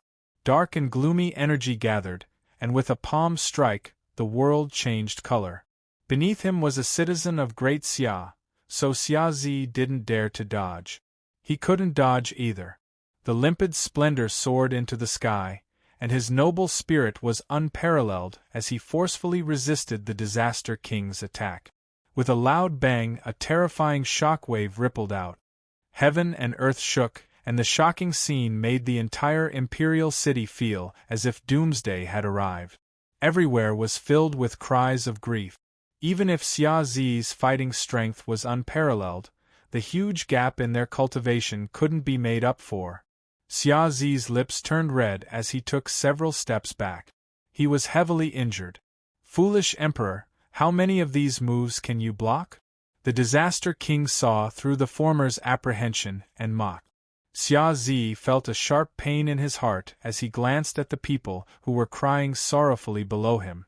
The vital energy around his body kept vibrating, and the gloomy aura in the nature energy became clearer and more dazzling. Autumn water flows through the two instruments, the sea of clouds reveals the heavenly light. The autumn water pierced the sky. Xia Zi channeled all of his martial arts, causing an overwhelming righteous energy to soar into the sky and split apart the sea of clouds. The first glimmer of sunlight appeared, and his ultimate move stirred up the wind and clouds, forming a huge whirlpool. Facing the ultimate move of an emperor, even someone as strong as the Disaster King focused his mind. He gathered Yuan with a flip of his palm, and his aura increased by 30%. The sword and palm collided, and a wild wind howled. Blood splattered everywhere, and a black-robed figure flew out, dyeing the sky red. Rip! With an ear-piercing sound, the armor on the Disaster King's right shoulder cracked, and blood flowed out. A mere peak-second tribulation cultivator actually has such ability. Grand Xia Emperor, you're worthy of the Disaster King personally destroying you. With that, the Disaster King activated his body, and the sky changed color. A gloomy aura covered the sky, covering the entire imperial city. Longevity disaster, demonic calamity ascends to the heavens. The collapsing world gave rise to the most terrifying calamity. Huge cracks appeared on the imperial city's ground, and buildings collapsed. Cries and wails spread for dozens of miles. Rumble! At that moment, above the 9 heavens, endless lightning suddenly descended. The destructive power turned everything within 1,000 feet into a sea of lightning. Within the sea of lightning, Xia Zi's body surged with blood. His aura surpassed the limit of the second tribulation, and he rushed straight to the third tribulation. Seeing this, the Disaster King retreated quickly, avoiding the descending lightning. His expression was furious. Lunatic! The sudden appearance of the lightning tribulation shocked everyone. The terrifying aura caused everything in the world to change color. In order to resist the 3 tribulations and save the people, Xia Zi forcefully broke through his realm and attracted the heavenly tribulation, dragging the Disaster King into it. The Disaster King's figure kept retreating, unwilling to be contaminated by the heavenly tribulation. However, Xia Zi was determined to drag the disaster before him into the underworld. He released all of his aura, and the lightning was like a raging sea, sealing the sky and the earth. The nature energy manifested a demonic omen, and the might of the lightning increased by several times.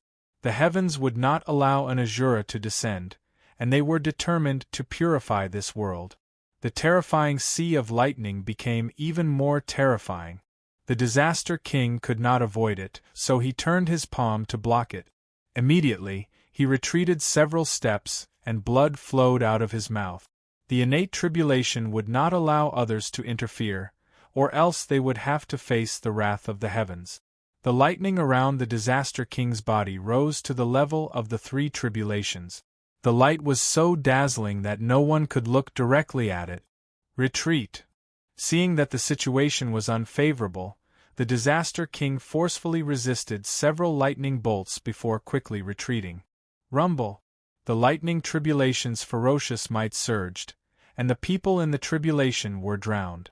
Blood flowed out, but soon after, it was sublimated. Part of the lightning fell on the ground, causing cries and screams to shake the heavens. Save them! Leave! The heavens have punished us! Please! Leave quickly! Don't drag us down! Truth, kindness, beauty, and ugliness were all revealed. The cries, pleas, and curses of the people on the ground spread into the 9 heavens, causing the emperor's heart to become even heavier. Cough, cough. In the sea of lightning, Xia Zi coughed up a mouthful of blood. His figure staggered, and he barely managed to stand up. Then, he stomped his foot and dragged his injured body far away. In the Haowu Palace, Luofei stood quietly in front of the palace, looking at the figure in the sky that disappeared with the sea of lightning. A faint light flashed in her beautiful eyes. She wanted to know how long this kind king could last. In this chaotic world, would his kind nature be swallowed up by the heartless world and people's hearts? Where's Imperial Uncle? In front of the heavenly mandate palace, the little prince could not see the only figure he could rely on in the sky. His tender voice was somewhat anxious. His Imperial Majesty will be back soon. Your Highness must be obedient. His Imperial Majesty will only be happy when he returns. The Grand Elder comforted him with a heavy gaze. Yes, Qi will be very obedient. The little prince nodded vigorously and said obediently. In the east of the Great Xia, Wushuang City had been the impregnable pass of the divine prefecture for countless years. It had witnessed the rise and fall of countless dynasties. Its foundation was unfathomable, and it rarely fought with others. Once a new dynasty rose, it would consciously submit and not fight. However, on this day, the ancient impregnable pass also faced the most terrible disaster. More than 10 figures descended, each of them above the Xiantian level. Their terrifying auras shook the heavens and the earth. The person in the lead was dressed in bright armor, shining with multicolored light. He was majestic and domineering. He was the source of the current disaster, the master of the 4 extremes. Kill all those who resist. Yes. The 10 Xiantian experts accepted the order and disappeared from the city in a flash. On this day, blood flowed like a river in Wushuang City. 2 Xiantian experts of the powerful city lord's bloodline who had been in hibernation woke up. One of them had even reached the peak of the 3rd tribulation of the Xiantian level. However, under Xuantian's sword, he still died with a grievance and fell to the dust unwillingly. Father. In the Prince Tai Palace, Xianyeni looked at her father with tears in her eyes and begged bitterly. Go. The Prince Tai pushed his daughter away and shouted, Take the princess away. The consecrators of the palace didn't dare to disobey. They took Xianyeni and quickly left through a secret passage. On this day, the Prince Tai Palace was destroyed. The Prince Tai died in battle, defending the dignity of a king with his unyielding body. Whether it was ignorance or arrogance, the Prince Tai who had the chance to leave chose to be destroyed along with Wushuang City. This was his fief. If he left, where would the dignity of the royal family and the great Xia be? After the impregnable pass fell, the 4 extremes army from Ascension Valley arrived in batches. With Wushuang City as the starting point, they started their plan to invade the Divine Land. In the west of the Great Xia, due to the death of the martial lord, the Eternal Night Cult's army retreated 100 miles and quieted down. Divine General Baichi replaced the martial lord and temporarily assumed the command of the vanguard to fight against the Great Xia War God and the Black Water Army led by him. In the Confucian School's Dragon Garden, a Confucian around 40 years of age walked over. Under his hair was a bun, his face was ordinary and unremarkable, but it was naturally dignified. He was actually one of the 4 palm orders of the Confucian school that should have followed the Bai Marquis into battle, the palm orders of the army. The Dragon Garden was very large, and in its depths it was desolate and cold. There seemed to be no life at all, as if it was a land of death. Suddenly, the formation rippled, and 3 stone houses flickered. They couldn't be seen clearly, but they truly existed. Greetings, sovereigns.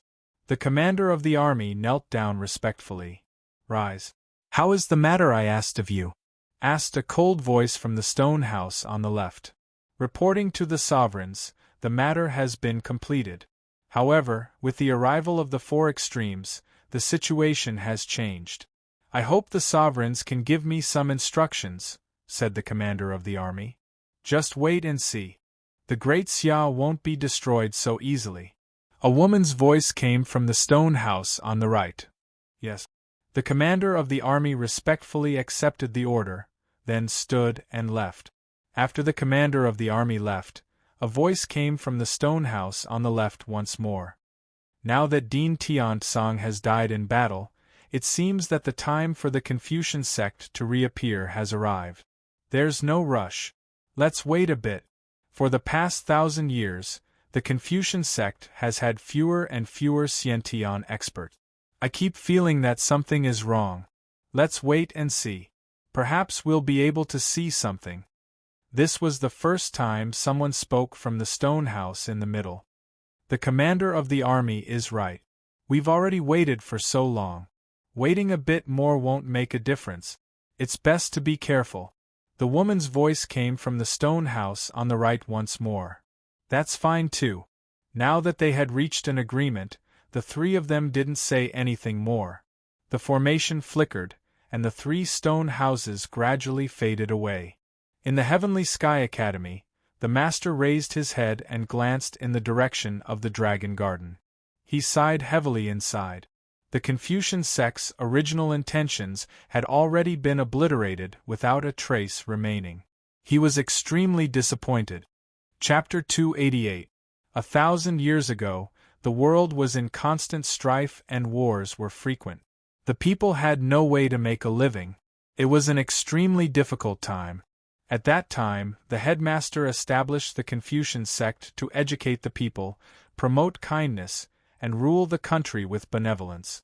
He wanted the world to be peaceful and the people to live in peace. However, 1,000 years later, the Confucian sect became a tool for some people to fight for power and profit. The Confucian sect had completely changed. It was rotten to the core and no longer had its original purpose. The headmaster was disappointed and even more heartbroken. He had educated the people, but he still could not erase the selfishness and greed in people's hearts. The strife in the world intensified day by day. The chaotic times from 1,000 years ago finally reappeared. Xia Zi came. After the heavenly tribulation, his aura was much more stable. He walked to the front of the wooden house, stopped, and gently knocked on the door. "Come in," the headmaster said. Xia Zi pushed the door and entered. He looked at the extremely old man in front of him and bowed respectfully. "Headmaster." It was not the first time the two met, but it was the first time Xia Zi truly knew the headmaster. Not many people knew about the headmaster's identity. Even the Xia emperor of each generation might not know about it, such as Xia Rui. As for the others, they knew even less. Ningchen had made some guesses based on some clues and later confirmed that the headmaster of the academy was the headmaster from 1,000 years ago. Xia Zi's identity was special. He was originally going to inherit the position of the head of the Confucian sect. Now that he had become the emperor of the Xia dynasty, his actions would have a decisive impact on the future of the Xia dynasty. "Zi is here to pay my respects to you and bring Ningchen back," Xia Zi said. "He is at the Lingbo pool behind the academy," the headmaster replied. "Thank you, headmaster. There are many things going on now. Zi will take his leave first." Xia Zi bowed again and said goodbye. "Okay," the headmaster nodded slightly and replied. Xia Zi turned to leave. Just as he was about to step out of the door, the headmaster's voice sounded again. He reminded, "Remember, no matter what happens in the future, don't lose yourself." Xia Zi nodded his head and walked away. Behind the academy, beside the Lingbo pool, a white figure sat in a wheelchair, quietly looking at the beautiful figure in the pool.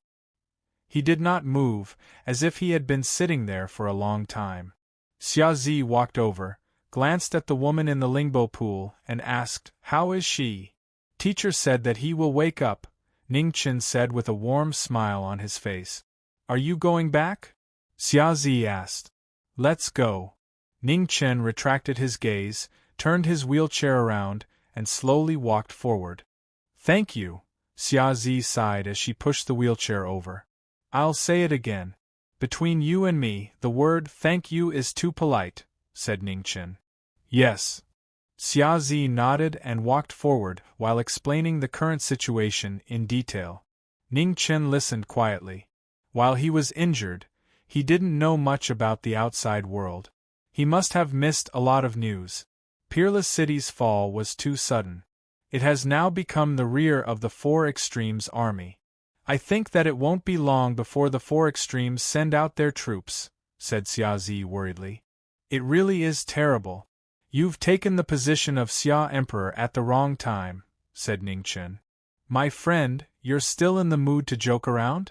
Xia Zi helplessly said. It's not like I haven't encountered worse situations before. Now that things have gotten to this point, there's no point in worrying.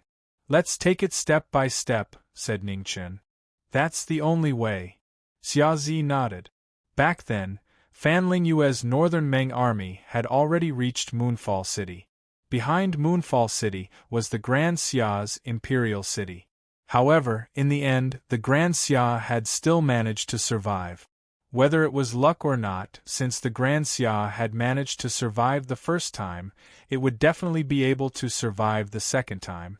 The academy wasn't too far from the Grand Xia's Imperial City. Xia Zi seemed to be walking very slowly as she pushed the wheelchair, but in the eyes of ordinary people, she was just a shadow that disappeared in the blink of an eye. Not long after, the two arrived in front of the Imperial City.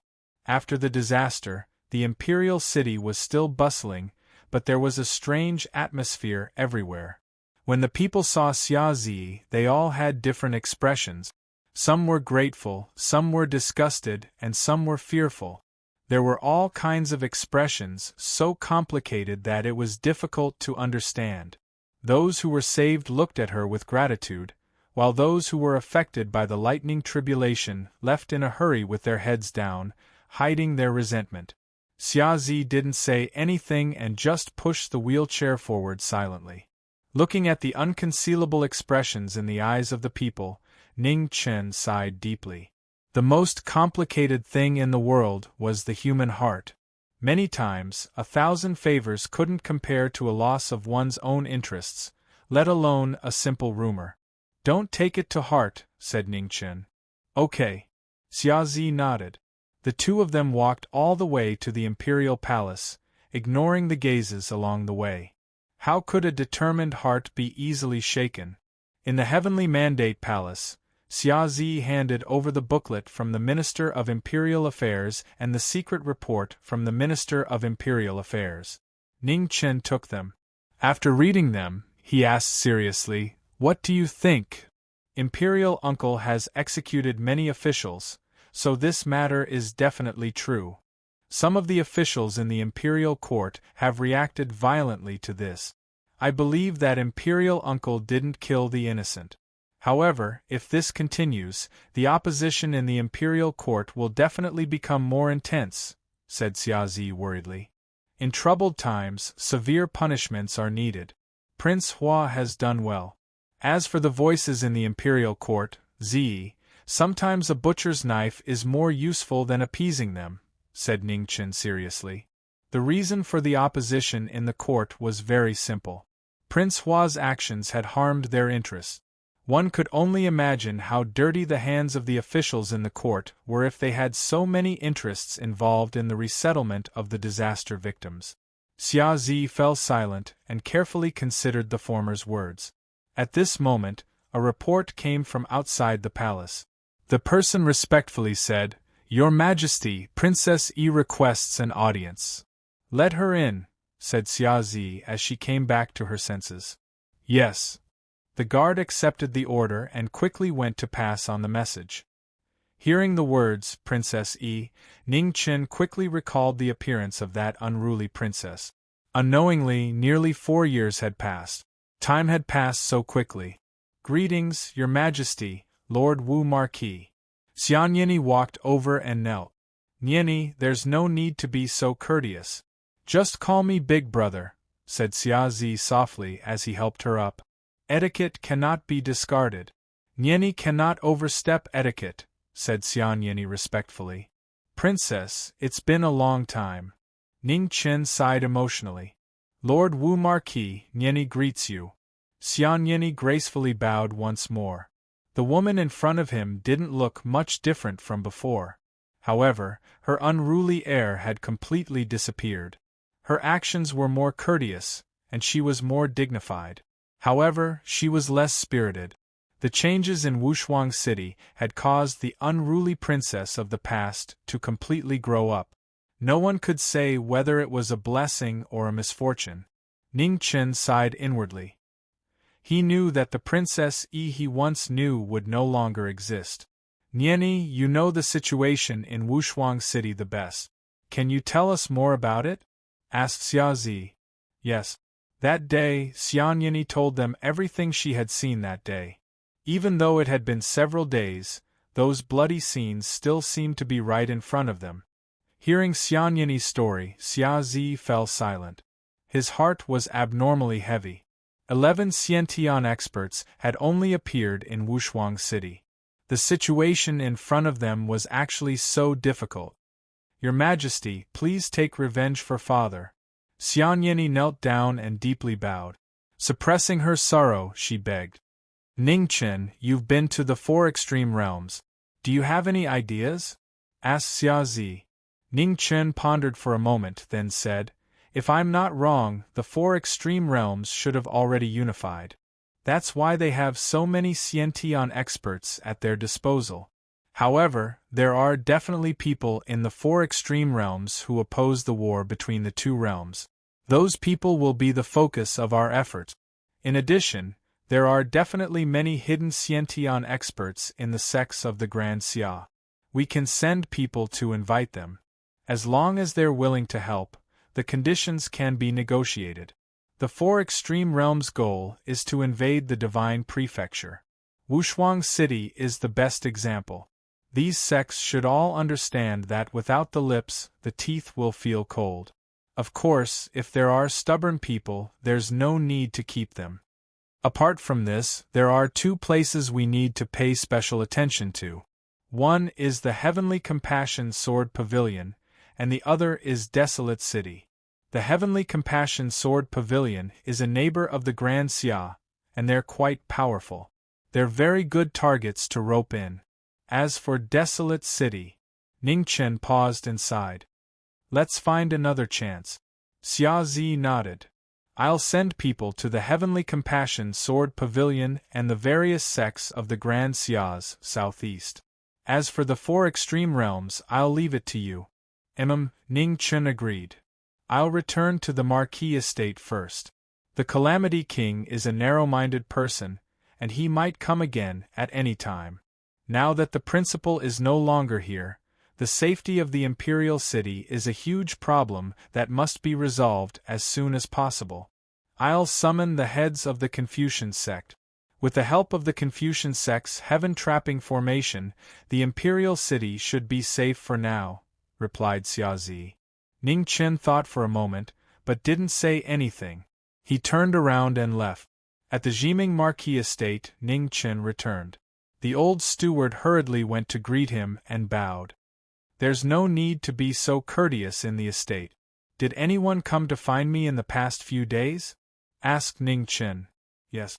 One was Miss Meng, and the other was a red-haired young man in red. However, when they saw that the Marquis wasn't here, they both left, replied the old steward. Where's Ning Shi? Ning Chen looked around but didn't see the restless Ning Shi come out to greet him. The princess has been summoned to the palace. She'll be back a bit later, said the old steward. Hearing this, Ning Chen nodded slightly. It had been a while since he had gone to Weiyang Palace to pay his respects. He hadn't fulfilled his promise to little Mingyue to see her. Send someone to invite the head of department. Ning Chen suppressed the thoughts in his heart and ordered. Yes. The old steward respectfully accepted the order and left. Chapter 289. The main reason Ning Chen had called Kong Yu over was to ask about the ghost woman's whereabouts. Ever since that strange incident, there had been no news of her. It's my incompetence. Kong Yu lowered his head. Ning Chen sighed inside. Whatever, just do your best. If a Sciention expert wants to hide their tracks, it truly isn't easy for an ordinary person to find them. Send people to keep an eye on Hanya City. If you discover anyone spreading rumors, report it to Prince Hua as soon as possible. If you don't have enough time, kill them without mercy. Ning Chen's eyes flashed with a cold, killing intent, causing people to shiver. Yes. Kong Yu respectfully accepted.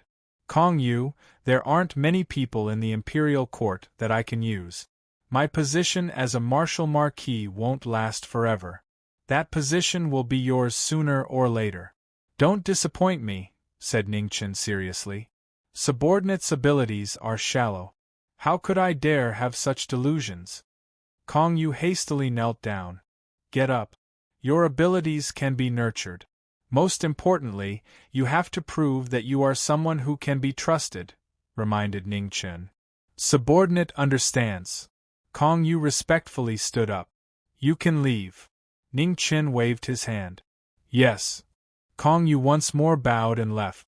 After Kong Yu left, Ning Chen pondered for a moment before writing a letter. After sealing it, he called over the old steward. Send this letter to Northern Meng's imperial palace. Yes. The old steward took the letter and left. In the evening, just as the sun was about to set, Ning Shi returned. Seeing her brother in the main hall, her delicate doll-like face immediately lit up with joy and she ran over. Brother, when did you come back? Asked Ning Shi happily. It's noon. Why did the Empress call you into the palace? Asked Ning Chen softly. Ning Shi's face reddened and she was bashful, unwilling to say. Ning Chen was a smart person. He saw the reason at a glance. He chuckled and said, choosing a prince consort? Being guessed by her brother, Ning Shi's face turned even redder like a ripe apple. There's nothing to be embarrassed about. You're not young anymore, and the Empress will definitely be worried. If there's anything she's satisfied with, feel free to say it. You have to grasp your own happiness, instructed Ning Chen. I don't want to marry. Xinyu is about the same age as me, and she hasn't married yet. Ning Shi curled her lips. Ning Chen was stunned for a moment, and then he sighed softly while his feelings were extremely complicated. There was no medicine that could cure the seven mortal body. They might not be able to wait until the day the 9th princess got married. Brother, are your injuries okay? At this moment, Ning Shi noticed that her brother was still in a wheelchair and asked worriedly. Don't worry, I'll just rest for a few days. Ning Chen replied. Push me back to the backyard. I'm a little tired. Okay. Ning Shi nodded and pushed the wheelchair towards the backyard. At night, the moon shone brightly in the sky. In the study room in the backyard, Ning Chen sat quietly in his wheelchair with his eyes closed, thinking about something. At this moment, the red light converged, and a red figure walked out. Seeing the shadow on the window illuminated by the candlelight, it walked over. At the same time, Ning Chen opened his eyes and looked outside the door. A faint light flashed in his eyes. He really came. With a creak, the door opened, and Chaotic Wind Dust looked at the figure in the wheelchair and said, How have you been? Now that they had met again several months later, their realms had changed. His original worries had become reality. Should I call you Chaotic Wind Dust or the Holy Sun of the Four Extremes? Ah, that joke is really cold. Have you ever seen a holy sun in such a sorry state? Chaotic Wind Dust waved his hand to close the door and casually found a place to sit down. Where's Meng Xuanji? Asked Ning Chen. She's recovering in a safe place. It's too dangerous here, so I didn't bring her with me. Can I trust you? Asked Ning Chen calmly. Chaotic Wind Dust's expression became serious. You can take a gamble. Ning Chen stared at the former for a very long time, and then he withdrew his gaze and said, The ambitions of the Masters of the Four Extremes and the King of Calamity are obvious. Once the war between the two realms fully erupts, there will definitely be countless casualties. However, if the King of Calamity is gone, then I think the Masters of the Four Extremes invasion plan will be slowed down greatly. Hearing this, Chaotic Wind Dust narrowed his eyes. After a long time, he stood up. I know what to do. See you later. With that, the red light dissipated and disappeared in the blink of an eye. Ning Chen turned his wheelchair and took 2 steps forward. He extinguished the candles in the study and walked back to his room. It wasn't that he was paranoid. It was just that he couldn't bear the responsibility for the thousands of lives in the Divine Prefecture. Time passed day by day. Information about Wushuang City kept coming in. The letter sent to the Beimeng Imperial Palace also received a reply. After reading the letter, Ning Chen destroyed it. Ning Shi, push me into the palace, said Ning Chen. Ning Shi replied and pushed the former out of the manor. In the Heavenly Mandate Palace, Xia Zi was still busy with government affairs. When the two passed by the palace, Ning Chen stopped briefly and transmitted a message. Xia Zi thought about it and nodded gently. In the Weiyang Palace, Ning Shi pushed her brother over. Qing Ning had already sensed their auras and went out to greet them. How's your injury? Qing Ning frowned slightly.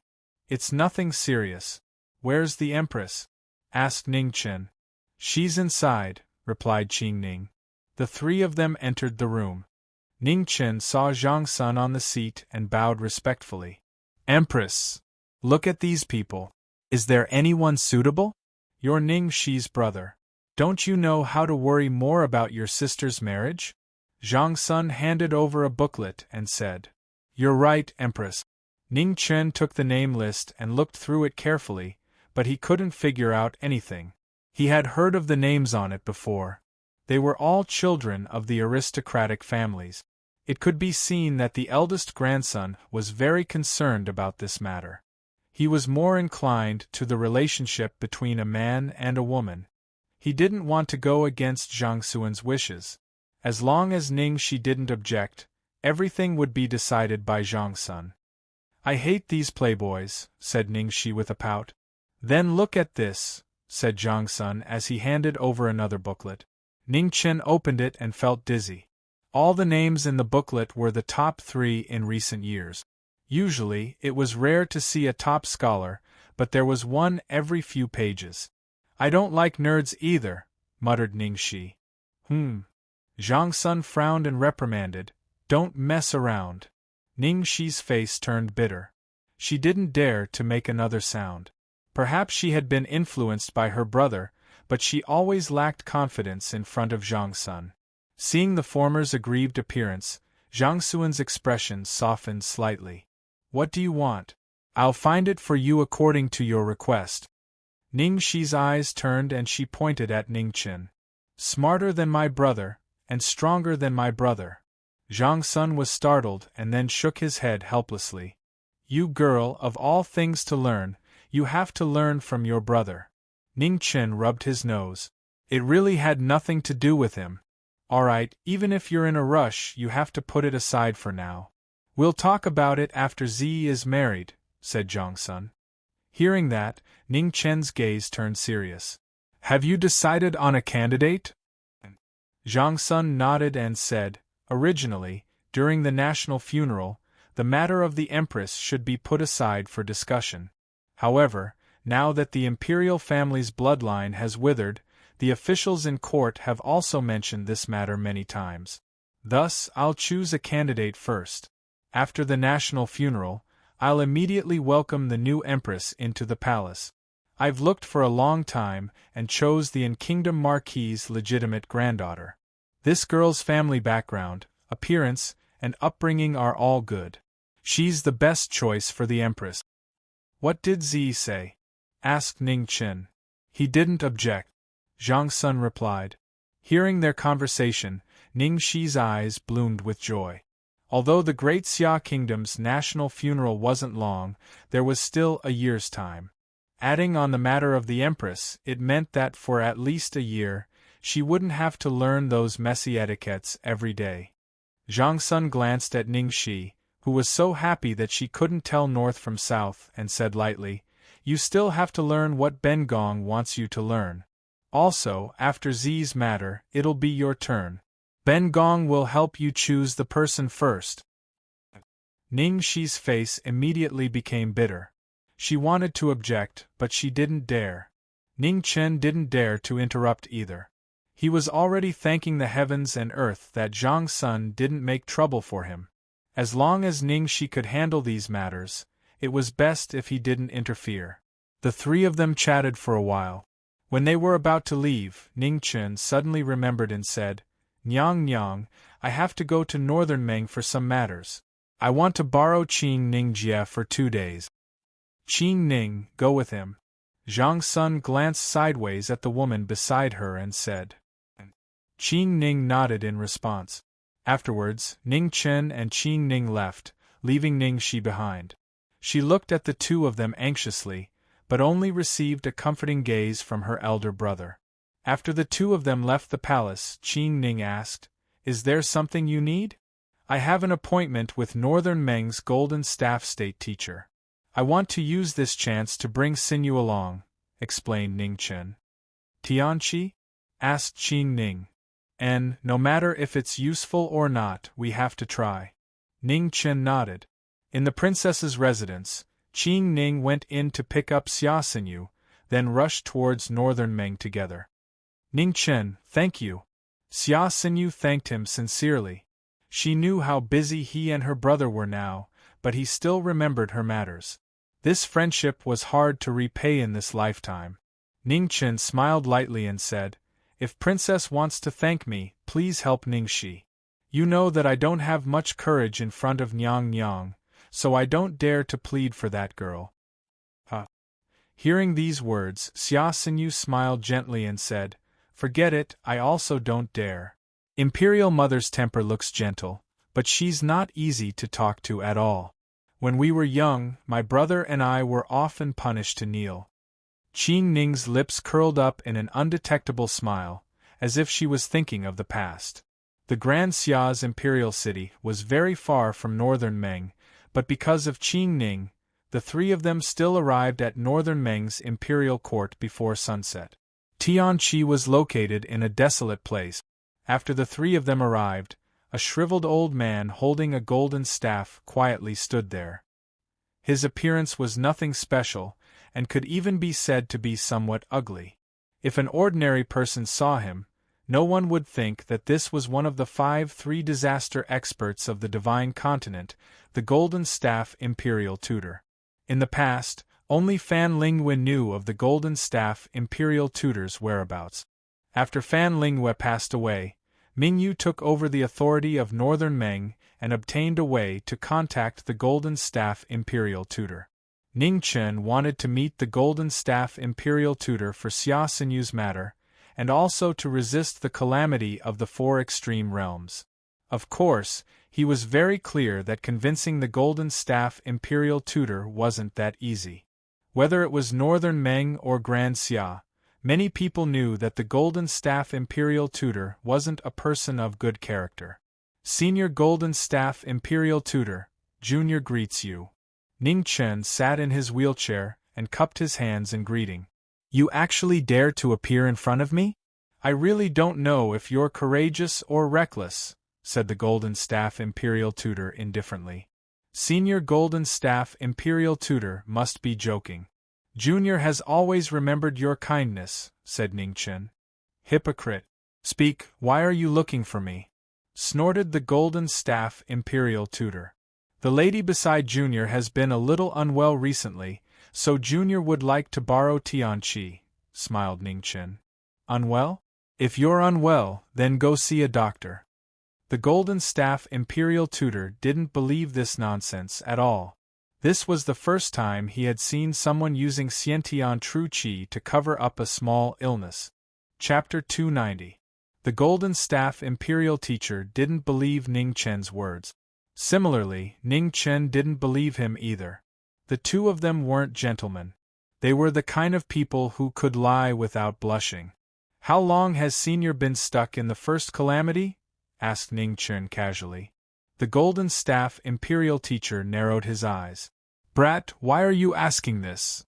I just heard that the Imperial Teacher seems to be the one with the longest seniority among the 3 calamities, so I'm just asking." Ning Chen's words had a hidden meaning.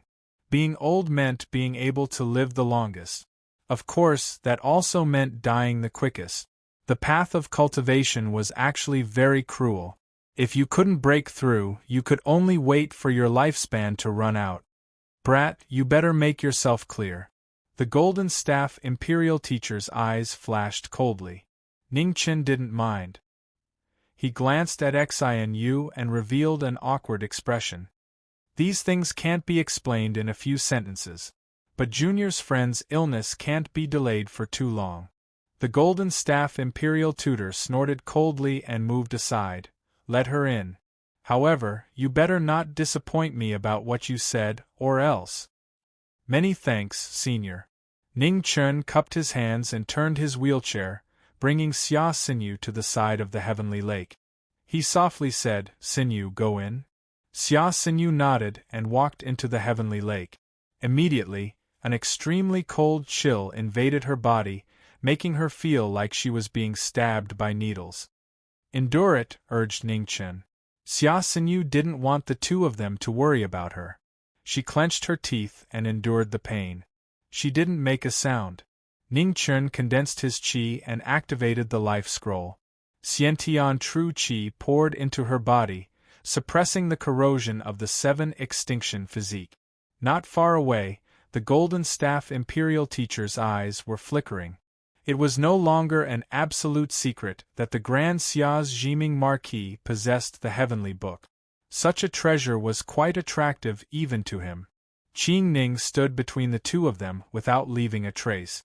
She was on full alert in case the golden staff imperial teacher suddenly attacked. This person's reputation had never been good. She had to be careful.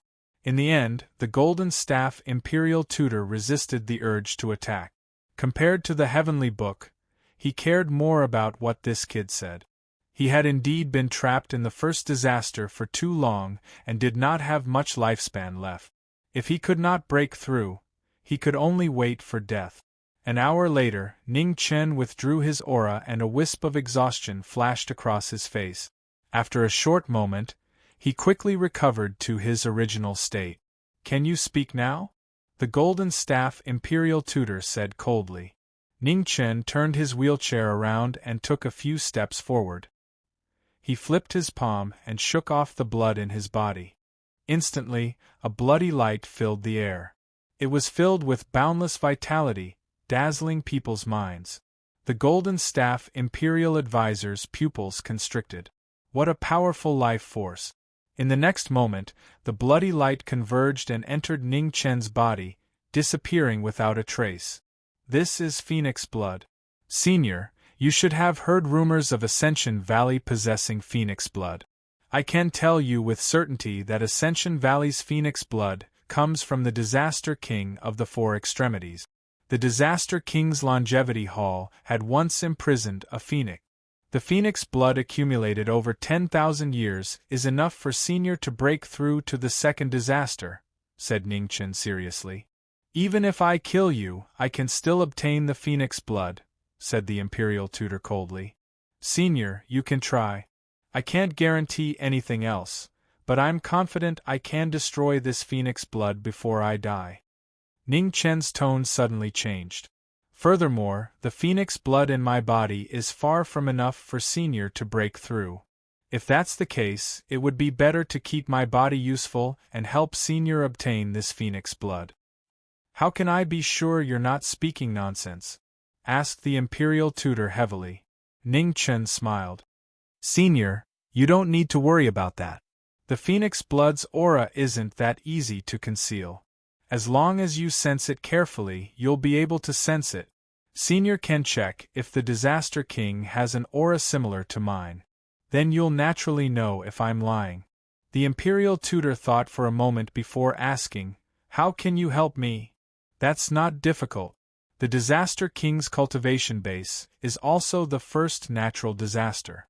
If Senior is willing to work together with me, there's at least a 70% chance of eliminating him. At that time, Senior will get 90% of the phoenix blood, and I only need 10%, said Ningchen. I'm a grand expert of the 3 disasters. How can I work together with someone else? The imperial tutor was displeased. The four extremes are attempting to invade the divine prefecture. Their ambitions are clear as day. Senior's actions are for the greater good of saving the world. The commoners will remember Senior's unavoidable sacrifice, said Ning Chen naturally. Only then did the imperial tutor's expression improve. He nodded. That's all I can do. You're not bad. If you succeed and I'm in a good mood, I might even give you 10% more. Junior admires Senior's generosity. Ning Chen clasped his hands. To the side, Qing Ning really couldn't keep listening. She really didn't know if the two of them were speaking the truth. Xia Xinyu had already been in the heavenly lake for over an hour. The icy qi had already frozen her hair. It was easy to imagine just how much pain this seemingly weak princess of the Grand Xia was enduring. Another 4 hours later, Ning Chen extended his hand and brought the former out. With a wave of his sleeve, he scattered the excess water in the heaven lake. Immediately, he covered the former with his clothes. Senior Golden Staff, I'll be taking my leave first. The Knowledge Marquis estate awaits Senior's arrival at any time. Ning Chen clasped his hands in farewell. I'll definitely go, replied the imperial tutor. By the time the three of them returned, it was already halfway through the night. Xia Xinyu had just been cleansed by the heavenly lake's water and had yet to fully recover. So the three of them walked much slower. Are you serious about what you said? Asked Qing Ning on the way. Of course I'm serious. Ning Chen's lips curled into a cold smile. However, it's not necessarily all true. It was true that the Disaster King had phoenix blood, but who knew how much he still had? Back when he had been in the four extremes for so long, he hadn't sensed the aura of phoenix blood from any of the Xiantian experts of the four extremes Holy Lands or the Longevity Hall. It could be imagined that even in the Disaster King's hands, he didn't have much phoenix blood left. Hearing Ning Chen's answer, Qing Ning frowned slightly. Aren't you afraid that the imperial tutor will take revenge once he sees through your lies? Not for now. The majority of what I told him is true. The Disaster King does indeed have the aura of phoenix blood, and the Longevity Hall really did once trap a phoenix. Only with 90% truth and 10% lies will I not be suspected. Once the imperial tutor investigates, he'll actually believe what I said today even more, explained Ning Chen calmly. Qing Ning understood a bit, but she was still worried. She warned, no matter what, you have to be careful. The imperial tutor isn't someone easy to deal with. Yes, don't worry. Ning Chen nodded and replied softly. The three of them continued forward. The bright moon in the sky moved westward, and the darkness of the night gradually faded away. The first rays of the morning sun sprinkled down a faint warmth. When the sun was high up in the sky, Xia Xinyu's body gradually recovered. Her pale complexion also returned to normal. Let's go. If we take too long, the Empress will become suspicious, said Ning Chen. Qing Ning nodded. With a wave of her hand, she brought the two of them away. Half a day later, the three of them returned. Ning Chen and Qing Ning first sent Xia Xinyu back to the princess residence, then entered the palace together. In front of the Heavenly Mandate Palace, the two of them went their separate ways. Qing Ning returned to Weiyang Palace. Ning Chen still had matters to attend to, so he didn't go with her. How is it? Asked Xia Zi as he put down the booklet in his hand. It's somewhat effective, but it won't last long. We have to think of another way, replied Ning Chen. The body of 7 extremities was an unsolvable constitution. Even the ancient books didn't have a way to solve it. Right now, they could only feel the stones and cross the river. No one knew where they would end up. Do your best, sighed Xia Zi. He continued, the 4 heads of the Confucian school will be here soon. You can wait here for a while. Okay. Ning Chen thought for a moment and agreed. About half an hour later, 4 figures appeared on the stone steps in front of the Heavenly Mandate Palace. They walked up the main hall step by step. Greetings, Your Majesty. The 4 of them bowed respectfully. Heads, please rise, said Xia Zi. Thank you, Your Majesty. The four of them stood up and glanced at Ningchen. They cupped their hands and said, Marquis Wu. Ningchen nodded and didn't say much. His impression of the Confucian school was very average.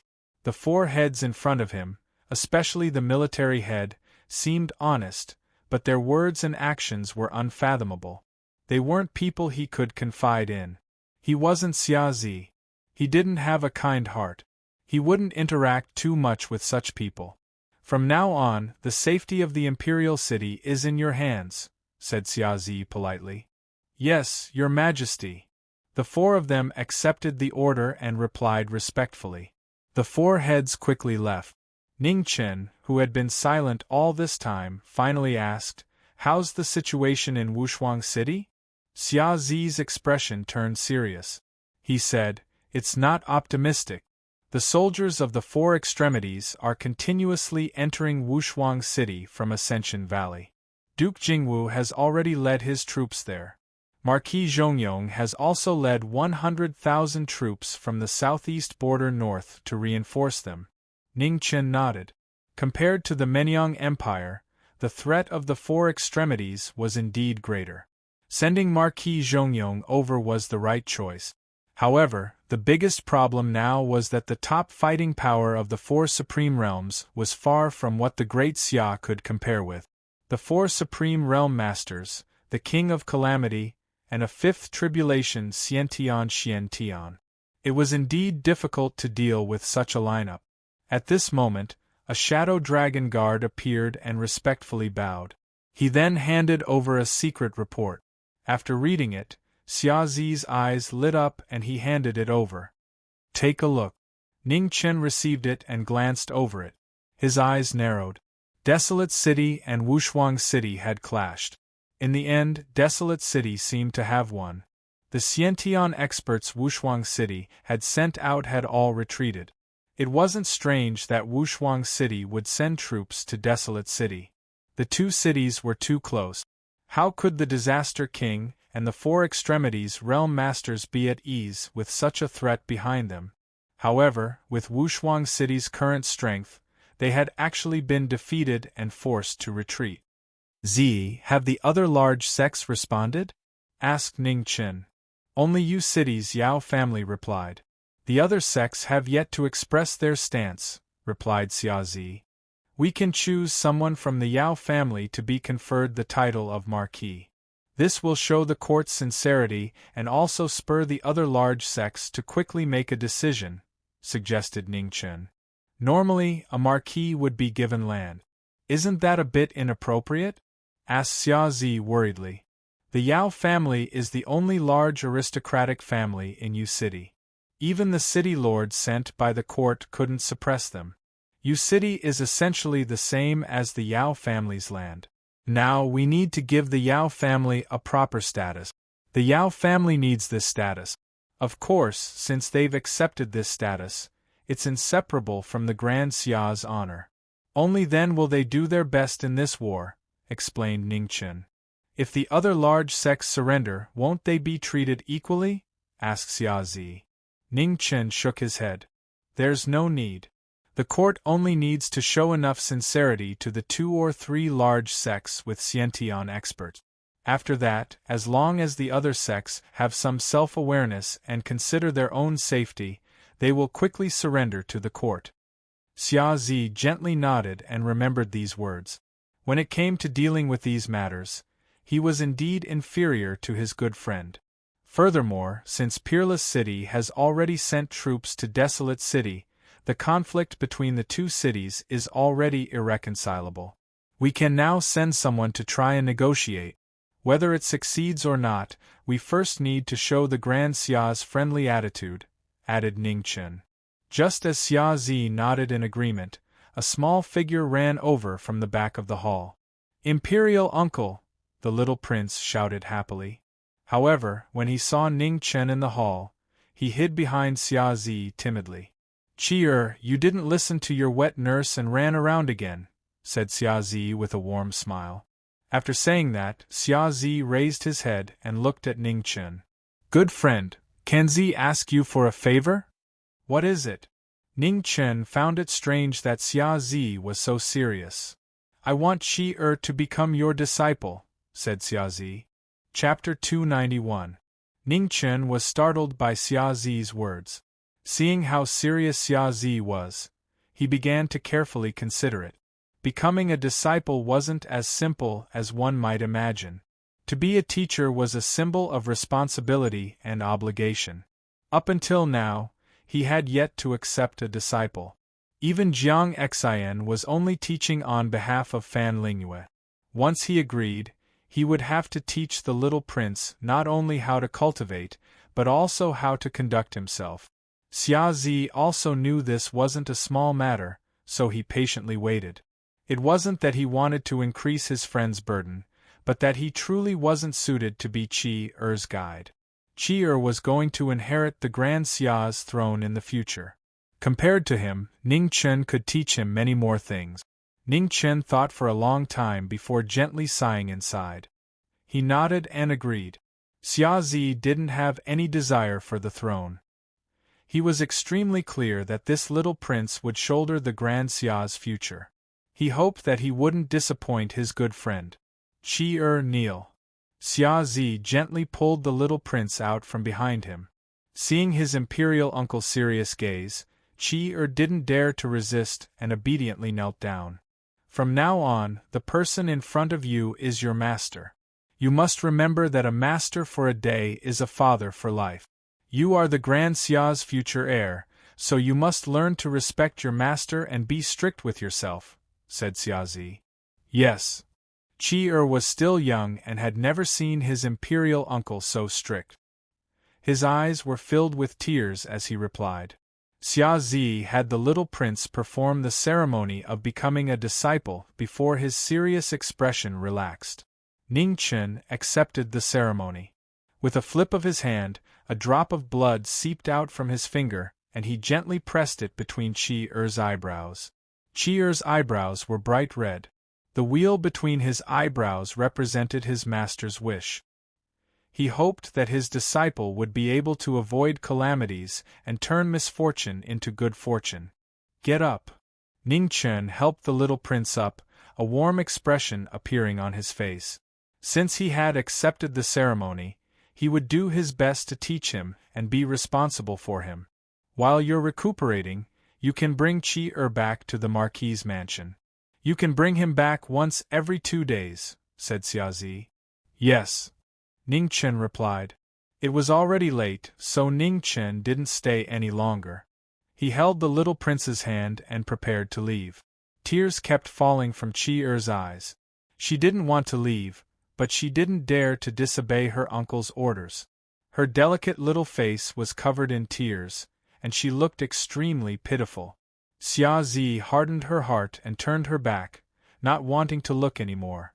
Now that Great Xia was in danger and the royal bloodline had withered, he could no longer be soft-hearted. Qi-er had no choice but to leave with Ning Chen. At such a young age, she was surprisingly sensible and obedient, which made people feel gratified. Back at the Jiming Marquis' mansion, Ning Chen's return with the little prince really gave Ning Shi and Lu Ruoxi a fright. Only after hearing the whole story did they feel relieved. Aunt Shi, Qi-er and Ning Shi weren't strangers and ran over, tears falling down again. Ning Shi's heart ached when she saw this. She hurriedly hugged him and comforted him gently. The child was still so young, yet he had to suffer with her brother. It was really pitiful. "Ruoxi, from today onwards, Qi-er's daily life will be in your care." Ning Chen glanced at the beautiful woman in the room. Lu Ruoxi nodded. This matter could only be handled by her. The Marquis was too busy and Ning Shi had a heartless personality. She couldn't even take care of herself, let alone the little prince. Ning Chen arranged Qi-er's matters and turned his wheelchair out of the room. He walked into the opposite study and gently closed the door. Day after day, night after night. The candlelight was lit and the shadows in the study were printed on the window paper. The candlelight flickered and the shadows on the window swayed. Thoughts flashed through the minds of the people in the room as they pondered how to proceed in the future. Although they had the help of the Golden Staff Imperial Tutor, they could only deal with one disaster king at most. The biggest problem was the Master of the Four Extremities. He didn't know much about the Master of the Four Extremities. Even the people in the Four Extremities didn't know much about the Master of the Four Extremities, let alone their weaknesses. From the last battle between the Master of the Four Extremities and the Master of the Four Extremities, the only thing he knew was that the Master of the Four Extremities' armor was extraordinary. Even the sword slashes from the Master of the Four Extremities were quickly healed and restored to their original state. The Four Extremities had existed for too long. As the Master of the Four Extremities, even if he had other trump cards, it was very likely. Too little information was the biggest problem they were facing now. As such, it was even more necessary to eliminate or even capture the Disaster King alive.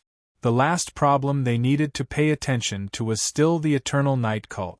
Although the martial monarch had died in battle, as long as the hidden three disasters expert didn't appear, it meant that the Eternal Night Cult still had some strength left. That day, Divine General Bai Qi, who had restrained the Marquis of Triumph Xian, although he hadn't entered the three disasters and his battle strength was far inferior to the martial monarch's, since he was able to stall the great Xia's war god, people couldn't help but pay attention to him. Time passed little by little as they pondered. In the Heavenly Mandate Palace, the situation was the same. The martial marquises of the great Xia had all gone to war and the situation was worsening day by day. There was no time to waste. At daybreak, Qi heard Ning Shi's words and came to pay his respects. Ning Chen, who had never paid attention to etiquette, very seriously accepted Qi-er's greeting. He wanted Qi-er to remember that the heart was not the etiquette. To respect the elders at no time could be neglected. History had been passed down for a long time. Sometimes many things would be thrown away. Throwing away the etiquette wasn't a big deal, but if the heart was thrown away, it would truly be impossible to pick it up again. Master! Qi called out with a bit of fear. Yes. Ning Chen responded, then led the little prince to the desk. He picked up a brush and handed it over. He asked softly, "Do you know how to use this?" Yes. Qi picked up the brush and replied in a serious manner. Ning Chen nodded. He raised his hand and lightly pressed on the desk. Instantly, more than half of the four legs of the desk sank into the floor. "Write a few words for Master to see," Ning Chen said as he picked up the little prince and placed him on a chair. Qi bent over the desk and crookedly wrote the word father and mother. The child was still young and had learned very few words. He could only firmly remember these two words. Since Master told him to write, he wrote the two words that he was most familiar with. "Who taught you?" Ning Chen rubbed the little prince's hair and asked. "Imperial uncle," Qi crisply replied. Ning Chen nodded slightly and continued, "Then Qi will write these two words. However, before eating, you have to practice writing for half an hour. Can you do that?" Yes. Qi didn't have much concept of time. However, because Imperial Uncle told him to listen to Master, he obediently nodded. "Right. When the time is up, Master will call you." After saying this, Ning Chen quietly sat on the side and didn't say anything else. Qi strenuously held the brush and continued to write crookedly. He was very serious and his little face was abnormally focused. Ning Chen nodded without leaving a trace. This little prince's temperament wasn't bad. It could be seen that Xia Zi had taught him very diligently. Half an hour wasn't long, but for little Qi, who was only 3 years old, it was very long. Children didn't have much strength, and writing was a very difficult task. In just a quarter of an hour, the little prince's arm was already sore and very uncomfortable. However, Ning Chen didn't say anything and Qi didn't dare to stop. He could only grit his teeth and continue to write. Time gradually accumulated in crooked horizontal and vertical stroke. After another quarter of an hour, Ning Chen finally opened his mouth and let the little prince rest. "Let's go eat." Ning Chen carried Chi'er down and immediately held his hand as they walked out of the study. Outside the study, Ruoshi had been waiting for a long time. However, she didn't go in to urge them. Instead, she patiently waited for the two to come out. Although the Marquis was a very amiable person, she also had to understand the rules. Ning Chen handed Chi'er over to the former and walked towards the front yard. From the beginning of the day, the Marquis's mansion also began to get busy. When the servants saw Ning Chen, they bowed and then went back to their own business. Ning Chen left the mansion and went to the imperial court first. Then, he immediately went back to the palace. The decree to confer the title of Marquis to the head of the Yao family in Yu City had already been issued. Presumably, the other major sects would also respond soon. If they don't submit, then they will be directly purged. At this critical moment of life and death, there was no room for mercy. The imperial court must show a decisive and clear attitude of reward and punishment.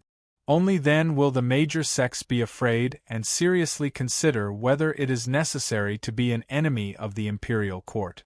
This was the most critical moment. Ning Chen and Xia Zi discussed the various matters for a long time. It wasn't until night fell that they left the palace together.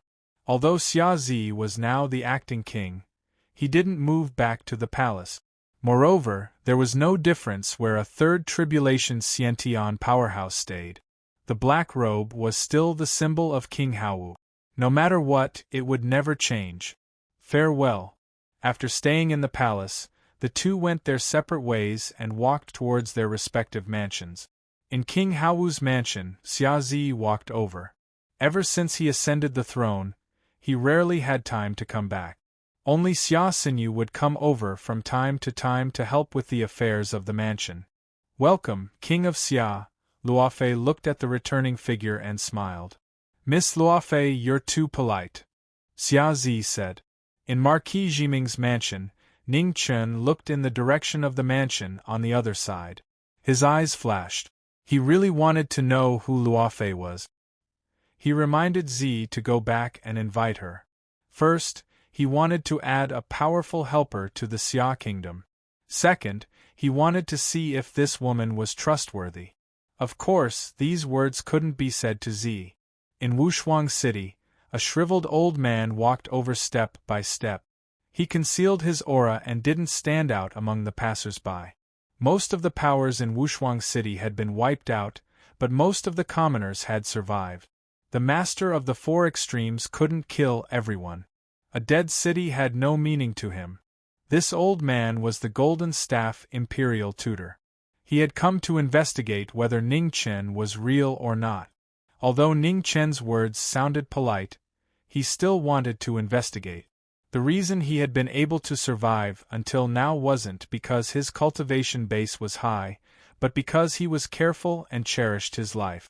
He had to carefully investigate things he wasn't absolutely sure about.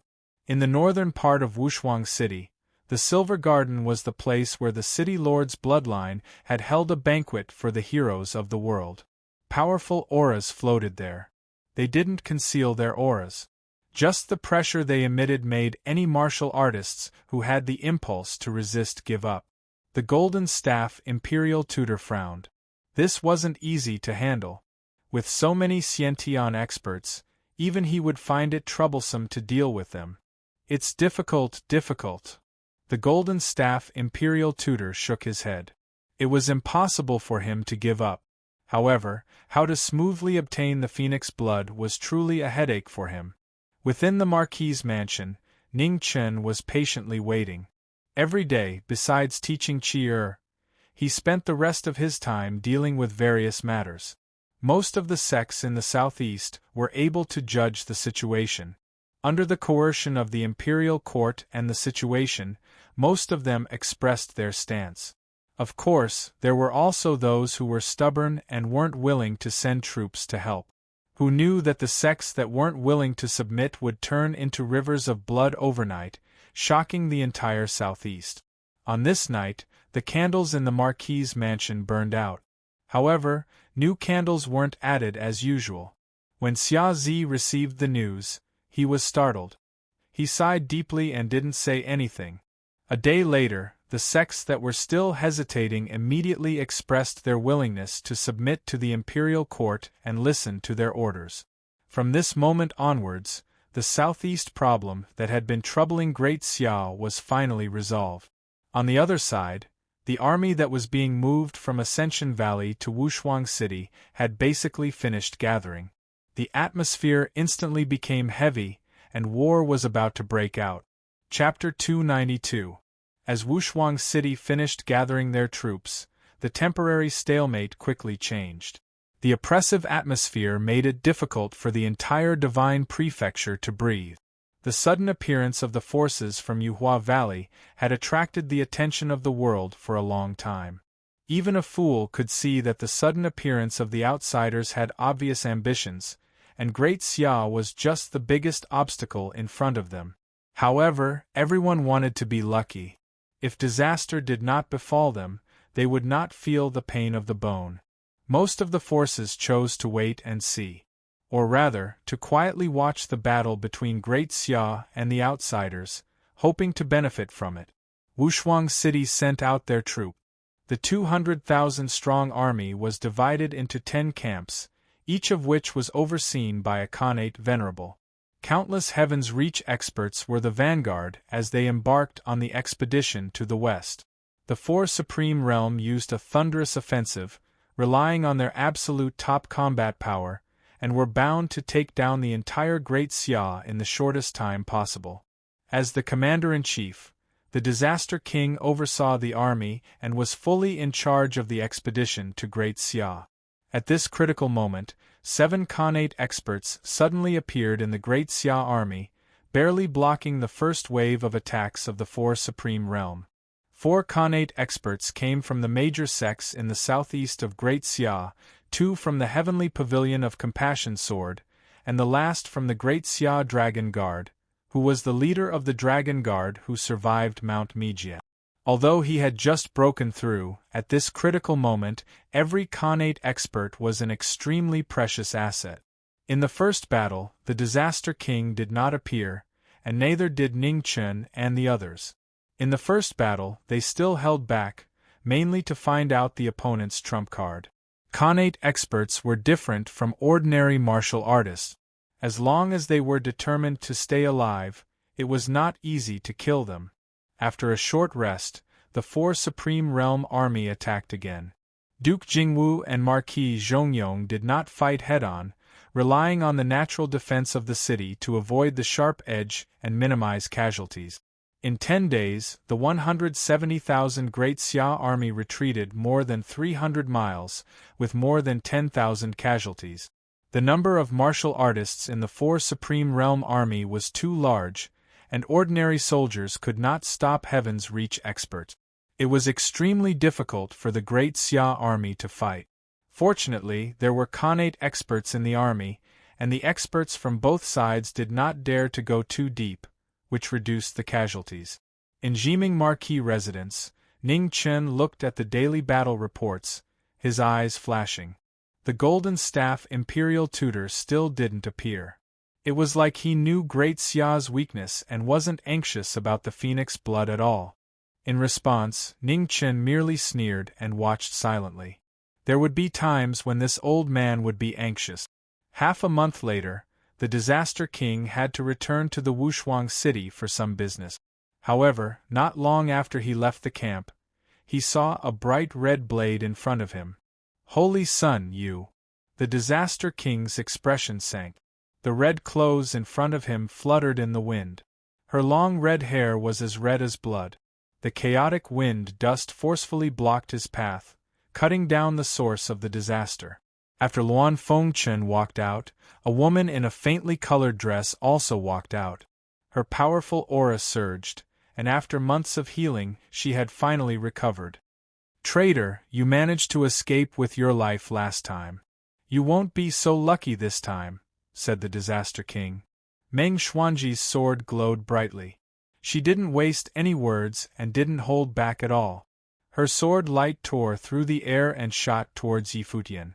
The Disaster King raised his palm to meet it head-on, and the sword and palm collided. Sharp shockwaves spread out, causing the surrounding rocks to crumble and dust to fly everywhere. Meng Xuanji revealed her powerful cultivation base for the first time. Using her sword as the tip, her moves were exquisite, making it difficult for the Disaster King to gain the upper hand. Being forced into a stalemate by someone whose cultivation base was far lower than his, the Disaster King found it difficult to conceal his fury. His entire body's energy soared, revealing the incomparable power of a three-disaster expert. Meng Xuanji's attacks were restricted and clumsy. It was shocking. Meng Xuanji's attacks were restricted. Longevity disaster, devil calamity ascends to the heavens. The Disaster King raised his palm, and heaven and earth began to change. A gloomy aura spread out, covering the entire horizon. At this moment, Luan Fengchen's feet moved, and his body turned into a red streak of light. He instantly arrived in front of the Disaster King, and his flowing light blood blades spun, filling the sky with killing intent. The Disaster King's attack was blocked, and he raised his hand to meet it. With a rumbling explosion, the two of them both retreated, their mouths dyed red. "Holy Sun, you've angered the Disaster King." The Disaster King's eyes burned with fury as he stomped his foot. The ground within 100 feet of him crumbled, causing the earth to tremble and mountains to tremble. Waves of air rippled outwards with terrifying might. In their shock, a dazzling golden divine weapon appeared. Its sharp aura caused cracks to appear in the surrounding space, spreading out for hundreds of meters. Golden Feather Lance. Luan Fengchen and Meng Xuanji were both forced back several steps by the divine weapon's aura. "Traitor, Holy Sun, today you'll pay the heaviest price for your stupidity." The Disaster King clenched his fist, and the golden feather lance appeared in his hand. His figure instantly flashed. Luan Fengchen and Meng Xuanji joined hands to block it. However, with a clanging sound, Meng Xuanji's long sword shattered and flew dozens of meters away. Luan Fengchen's expression changed slightly, and his flowing light blood blade shone brightly, blowing away the golden feather lance. "Careful, the golden feather lance is unstoppable. Try not to face it head-on," warned Meng Xuanji. Luan Fengchen nodded. He had only heard of it before, but only now did he truly understand how terrifying the world's sharpest weapon was. The Disaster King coldly snorted, saying anything now is useless. It won't be too late to regret it once you're in hell. With that, the Disaster King's figure flashed once more. With a peerless divine weapon and a shocking cultivation base, the two of them were in a perilous situation.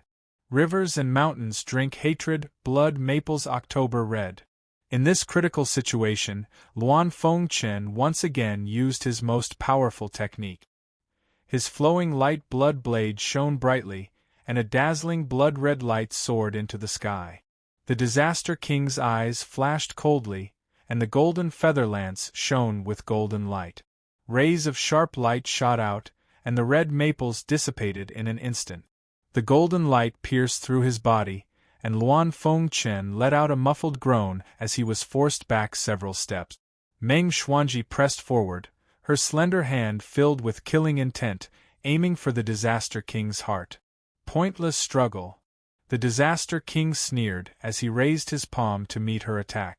In close combat, his killing intent was limitless. Every move was soul-crushing. With a bang, Meng Xuanji's left shoulder was struck by a palm. Her slender hand passed through and landed on the Disaster King's chest. Stepping back, Meng Xuanji spat out a mouthful of blood, dyeing the ground in front of her red. On the other hand, the Disaster King had blood dripping from the corner of his mouth. Although he was also injured, his injuries were much lighter. "One palm for another, how many palms can you take?" The Disaster King coldly sneered. No matter how exquisite a move was, it still needed to be coordinated with one's cultivation base and foundation. Otherwise, it would be useless. Luan Fengchen and Meng Xuanji's expressions both sank. The Disaster King would not stop. In the future, he would bring an even greater calamity to the two realms. they would have to deal with the source of the four extremities calamities themselves. The two of them pressed forward once more, and the blood-red saber light slashed down, restarting the battle. The Disaster King used his divine weapon to meet them, and the saber and lance collided with dazzling light. In the blink of an eye, they had already exchanged over 10 moves.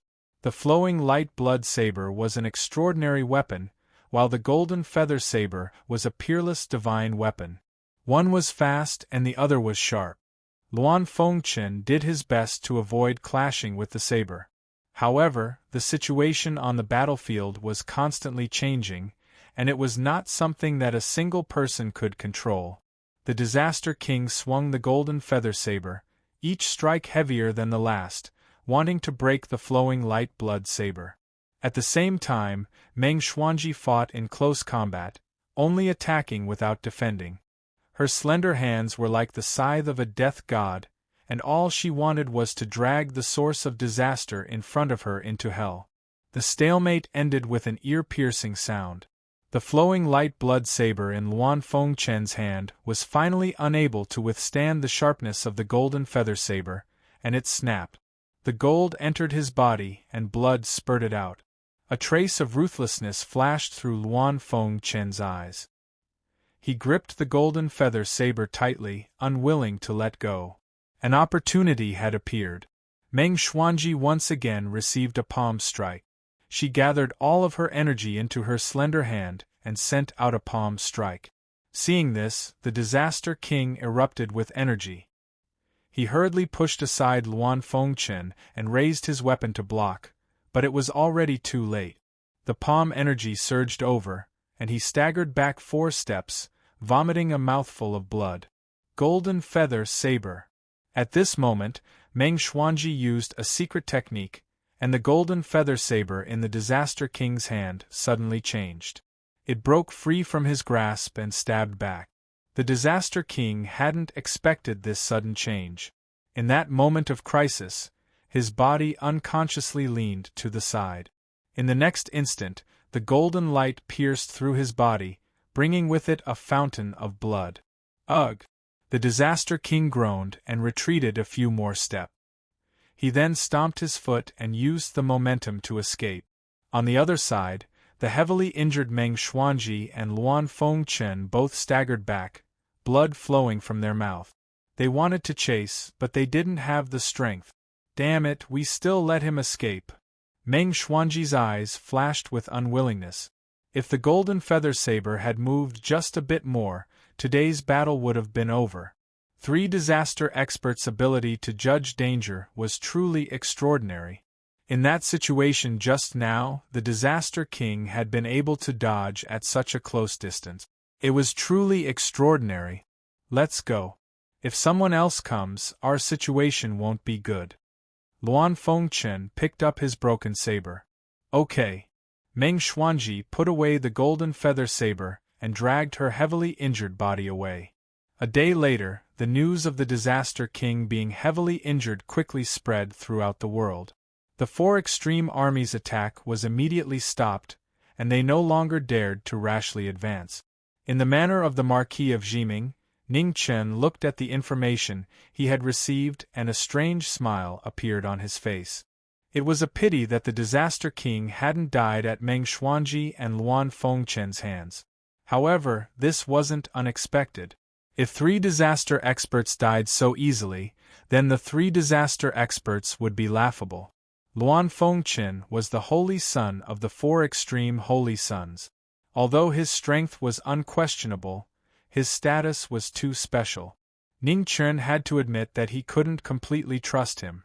The reason he had warned him to kill the Disaster King was to test Luan Fengchen's stance, as well as to provoke another person.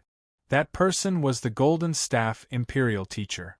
With Luan Fengchen and Meng Xuanji working together, it would be best if they could kill the Disaster King. But even if they lost, the Disaster King would have to pay a price. The Disaster King being heavily injured was a reminder to the Golden Staff Imperial Teacher that the 2 of them weren't the only ones keeping an eye on the Disaster King. For the next few days, Ning Chen didn't leave the Marquis Manor and waited quietly.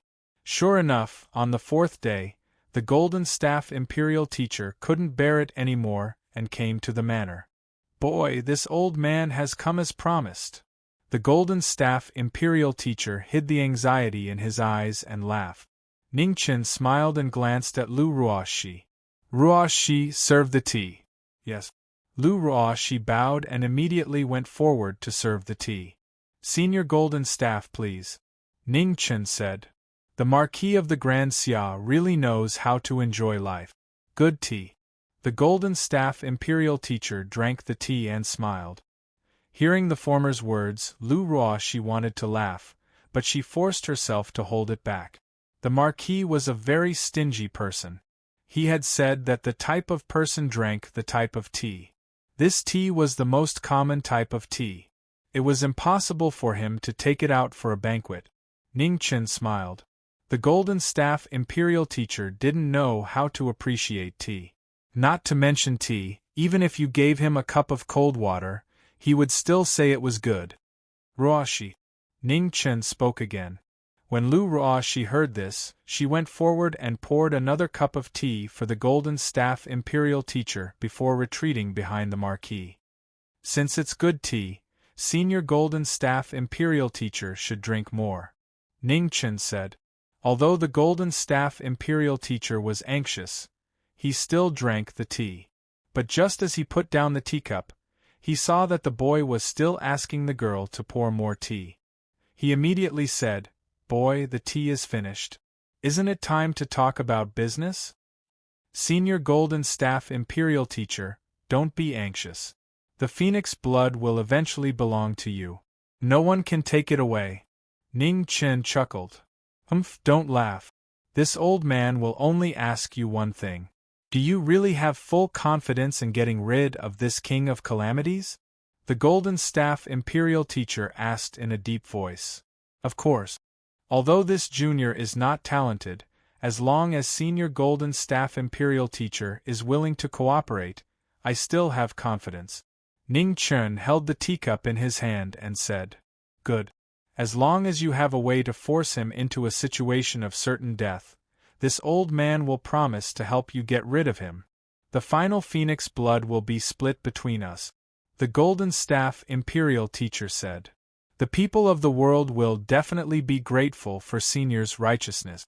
Ningchen cupped his hands. There's no need for compliment. The Golden Staff Imperial Teacher waved his hand and a golden token appeared on the table. He said, Take this token. As long as you pour your true qi into it, this old man will immediately sense it no matter where you are. I will rush over in the shortest amount of time. Ningchen looked at the token on the table and his eyes flashed. He said, Thank you, Senior Golden Staff Imperial Teacher. We'll meet again someday. Don't make this old man wait too long. The Golden Staff Imperial Teacher stood up and said, Of course. The corners of Ningchen's mouth curved slightly as he replied,